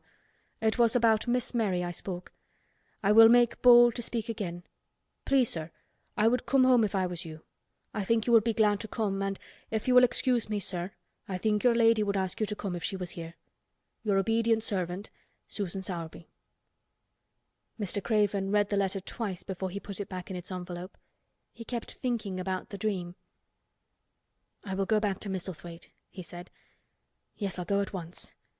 And he went through the garden to the villa and ordered Pitcher to prepare for his return to England. Chapter 27. In the Garden. In a few days he was in Yorkshire again, and on his long railroad journey he found himself thinking of his boy as he had never thought in all the 10 years past. During those years he had only wished to forget him. Now, though he did not intend to think about him, memories of him constantly drifted into his mind. He remembered the black days when he had raved like a madman because the child was alive and the mother was dead. He had refused to see it, and when he had gone to look at it at last, it had been such a weak, wretched thing that everyone had been sure it would die in a few days. But to the surprise of those who took care of it, the days passed and it lived, and then everyone believed it would be a deformed and crippled creature. He had not meant to be a bad father, but he had not felt like a father at all. He had supplied doctors and nurses and luxuries, but he had shrunk from the mere thought of the boy and had buried himself in his own misery. The first time after a year's absence he returned to Misselthwaite, and the small, miserable-looking thing languidly and indifferently lifted to his face the great grey eyes with black lashes round them, so like, and yet so horribly unlike, the happy eyes he had adored. He could not bear the sight of them, and turned away pale as death. After that he scarcely ever saw him except when he was asleep, and all he knew of him was that he was a confirmed invalid, with a vicious, hysterical, half-insane temper. He could only be kept from furies dangerous to himself by being given his own way in every detail. All this was not an uplifting thing to recall, but as the train whirled him through mountain passes and golden plains, the man who was coming alive began to think in a new way, and he thought long and steadily and deeply. "Perhaps I have been all wrong for 10 years," he said to himself. 10 years is a long time. It may be too late to do anything, quite too late. What have I been thinking of? Of course this was the wrong Magic, to begin by saying too late. Even Colin could have told him that.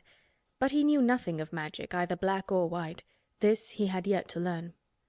He wondered if Susan Sowerby had taken courage and written to him only because the motherly creature had realized that the boy was much worse, was fatally ill.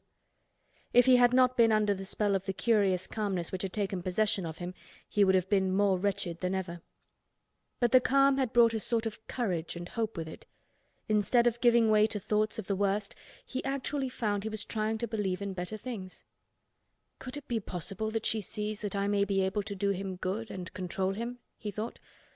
"I will go and see her on my way to Misselthwaite."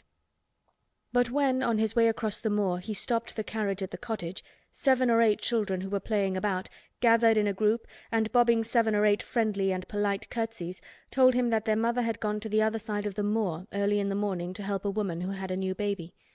Our Dickon, they volunteered, was over at the Manor, working in one of the gardens where he went several days each week. Mr. Craven looked over the collection of sturdy little bodies and round, red-cheeked faces, each one grinning in its own particular way, and he awoke to the fact that they were a healthy, likeable lot. He smiled at their friendly grins, and took a golden sovereign from his pocket and gave it to our Elizabeth Ellen, who was the oldest. "If you divide that into 8 parts, there will be half a crown for each of you," he said. Then, amid grins and chuckles and bobbing of curtsies, he drove away, leaving ecstasy and nudging elbows and little jumps of joy behind. The drive across the wonderfulness of the moor was a soothing thing. Why did it seem to give him a sense of home-coming which he had been sure he could never feel again? That sense of the beauty of land and sky and purple bloom of distance, and a warming of the heart at drawing nearer to the great old house which had held those of his blood for 600 years. How he had driven away from it the last time, shuddering to think of its closed rooms, and the boy lying in the four-posted bed with the brocaded hangings. Was it possible that perhaps he might find him changed a little for the better, and that he might overcome his shrinking from him?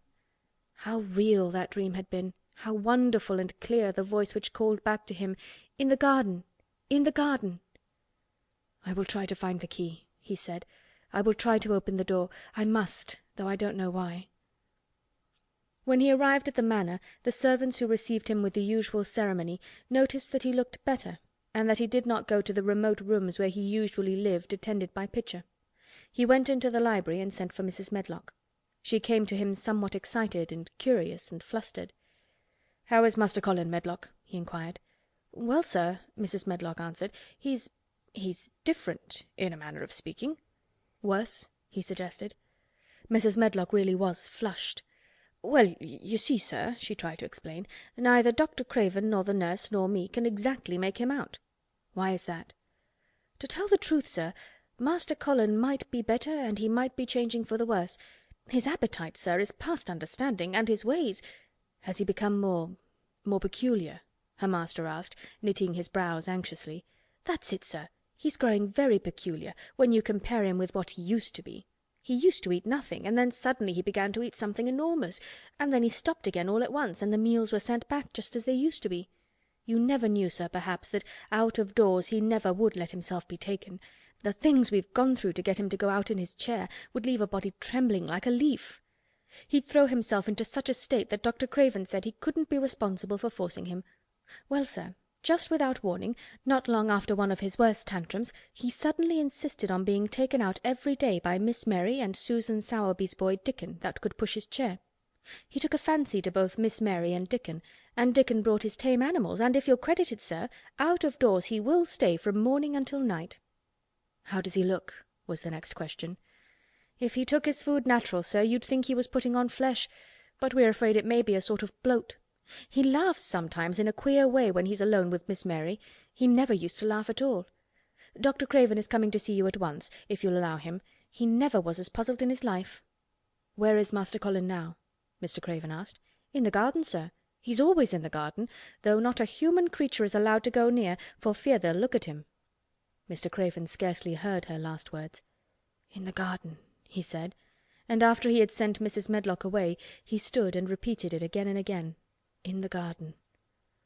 He had to make an effort to bring himself back to the place he was standing in, and when he felt he was on earth again, he turned and went out of the room. He took his way, as Mary had done, through the door in the shrubbery and among the laurels and the fountain beds. The fountain was playing now, and was encircled by beds of brilliant autumn flowers. He crossed the lawn and turned into the long walk by the ivied walls. He did not walk quickly, but slowly, and his eyes were on the path. He felt as if he were being drawn back to the place he had so long forsaken, and he did not know why. As he drew near to it, his step became still more slow. He knew where the door was, even though the ivy hung thick over it, but he did not know exactly where it lay, that buried key. So he stopped and stood still, looking about him, and almost the moment after he had paused, he started and listened, asking himself if he were walking in a dream. The ivy hung thick over the door, the key was buried under the shrubs, no human being had passed that portal for 10 lonely years, and yet inside the garden there were sounds. They were the sounds of running, scuffling feet, seeming to chase round and round under the trees. They were strange sounds of lowered, suppressed voices, exclamations, and smothered joyous cries. It seemed actually like the laughter of young things, the uncontrollable laughter of children who were trying not to be heard, but who in a moment or so, as their excitement mounted, would burst forth. What in heaven's name was he dreaming of? What in heaven's name did he hear? Was he losing his reason and thinking he heard things which were not for human ears? Was it that the far clear voice had meant? And then the moment came, the uncontrollable moment when the sounds forgot to hush themselves. The feet ran faster and faster. They were nearing the garden door. There was quick, strong young breathing, and a wild outbreak of laughing shouts which could not be contained, and the door in the wall was flung wide open, the sheet of ivy swinging back, and a boy burst through it at full speed, and without seeing the outsider, dashed almost into his arms. Mr. Craven had extended them just in time to save him from falling as a result of his unseeing dash against him, and when he held him away to look at him in amazement at his being there, he truly gasped for breath. He was a tall boy, and a handsome one. He was glowing with life, and his running had sent splendid colour leaping to his face. He threw the thick hair back from his forehead and lifted a pair of strange grey eyes, eyes full of boyish laughter and rimmed with black lashes like a fringe. It was the eyes which made Mr. Craven gasp for breath. "Who?" he stammered. This was not what Colin had expected. This was not what he had planned. He had never thought of such a meeting. And yet, to come dashing out, winning a race, perhaps it was even better. He drew himself up to his very tallest. Mary, who had been running with him and had dashed through the door too, believed that he managed to make himself look taller than he had ever looked before, inches taller. "Father," he said, "I'm Colin. You can't believe it. I scarcely can myself. I'm Colin." Like Mrs. Medlock, he did not understand what his father meant when he said hurriedly, "In the garden. In the garden." "Yes," hurried on Colin. "It was the garden that did it, and Mary and Dickon and the creatures, and the magic. No one knows. We kept it to tell you when you came. I'm well. I can beat Mary in a race. I'm going to be an athlete." He said it all so like a healthy boy, his face flushed, his words tumbling over each other in his eagerness, that Mr. Craven's soul shook with unbelieving joy. Colin put out his hand and laid it on his father's arm. "Aren't you glad, father?" he ended. "Aren't you glad? I'm going to live forever and ever and ever." Mr. Craven put his hands on both the boy's shoulders and held him still. He knew he dared not even try to speak for a moment. "Take me into the garden, my boy," he said at last, "and tell me all about it." And so they led him in. The place was a wilderness of autumn gold and purple and violet blue and flaming scarlet, and on every side were sheaves of late lilies standing together, lilies which were white or white and ruby. He remembered well, when the first of them had been planted, that just at this season of the year their late glories should reveal themselves. Late roses climbed and hung and clustered, and the sunshine, deepening the hue of the yellowing trees, made one feel that one stood in an embowered temple of gold. The newcomer stood silent, just as the children had done when they came into its greyness. He looked round and round. "I thought it would be dead," he said. "Mary thought so at first," said Colin, "but it came alive." Then they sat down under their tree, all but Colin, who wanted to stand while he told the story. It was the strangest thing he had ever heard, Archibald Craven thought, as it was poured forth in headlong boy fashion. Mystery and magic and wild creatures, the weird midnight meeting, the coming of the spring, the passion of insulted pride which had dragged the young Rajah to his feet to defy old Ben Weatherstaff to his face, the odd companionship, the play-acting, the great secret so carefully kept. The listener laughed until tears came into his eyes, and sometimes tears came into his eyes when he was not laughing. The athlete, the lecturer, the scientific discoverer was a laughable, lovable, healthy young human thing. "Now," he said at the end of the story, "it need not be a secret any more. I dare say it will frighten them nearly into fits when they see me, but I am never going to get into the chair again. I shall walk back with you, father, to the house." Ben Weatherstaff's duties rarely took him away from the gardens, but on this occasion he made an excuse to carry some vegetables to the kitchen, and being invited into the servants' hall by Mrs. Medlock to drink a glass of beer, he was on the spot, as he had hoped to be, when the most dramatic event Misselthwaite Manor had seen during the present generation actually took place. One of the windows looking upon the courtyard gave also a glimpse of the lawn. Mrs. Medlock, knowing Ben had come from the gardens, hoped that he might have caught sight of his master, and even by chance of his meeting with Master Colin. "Did you see either of them, Weatherstaff?" she asked. Ben took his beer mug from his mouth and wiped his lips with the back of his hand. "Aye, that I did," he answered with a shrewdly significant air. "Both of them?" suggested Mrs. Medlock. "Both of 'em," returned Ben Weatherstaff. "Thank you kindly, ma'am. I could sup up another mug of it." "Together?" said Mrs. Medlock, hastily overfilling his beer mug in her excitement. "Together, ma'am," and Ben gulped down half of his new mug at one gulp. "Where was Master Colin? How did he look? What did they say to each other?" "I didna hear that," said Ben, "along o' only being on the step-ladder looking over the wall, but I'll tell thee this, there's been things goin' on outside as you house people knows nowt about. And what tha'll find out soon." And it was not 2 minutes before he swallowed the last of his beer and waved his mug solemnly toward the window which took in through the shrubbery a piece of the lawn. "Look there," he said, "if tha's curious. Look what's comin' across the grass." When Mrs. Medlock looked she threw up her hands and gave a little shriek, and every man and woman servant within hearing bolted across the servants' hall and stood looking through the window with their eyes almost starting out of their heads. Across the lawn came the master of Misselthwaite, and he looked as many of them had never seen him, and by his side, with his head up in the air and his eyes full of laughter, walked as strongly and steadily as any boy in Yorkshire, Master Colin. End of Chapter 27. End of The Secret Garden by Frances Hodgson Burnett.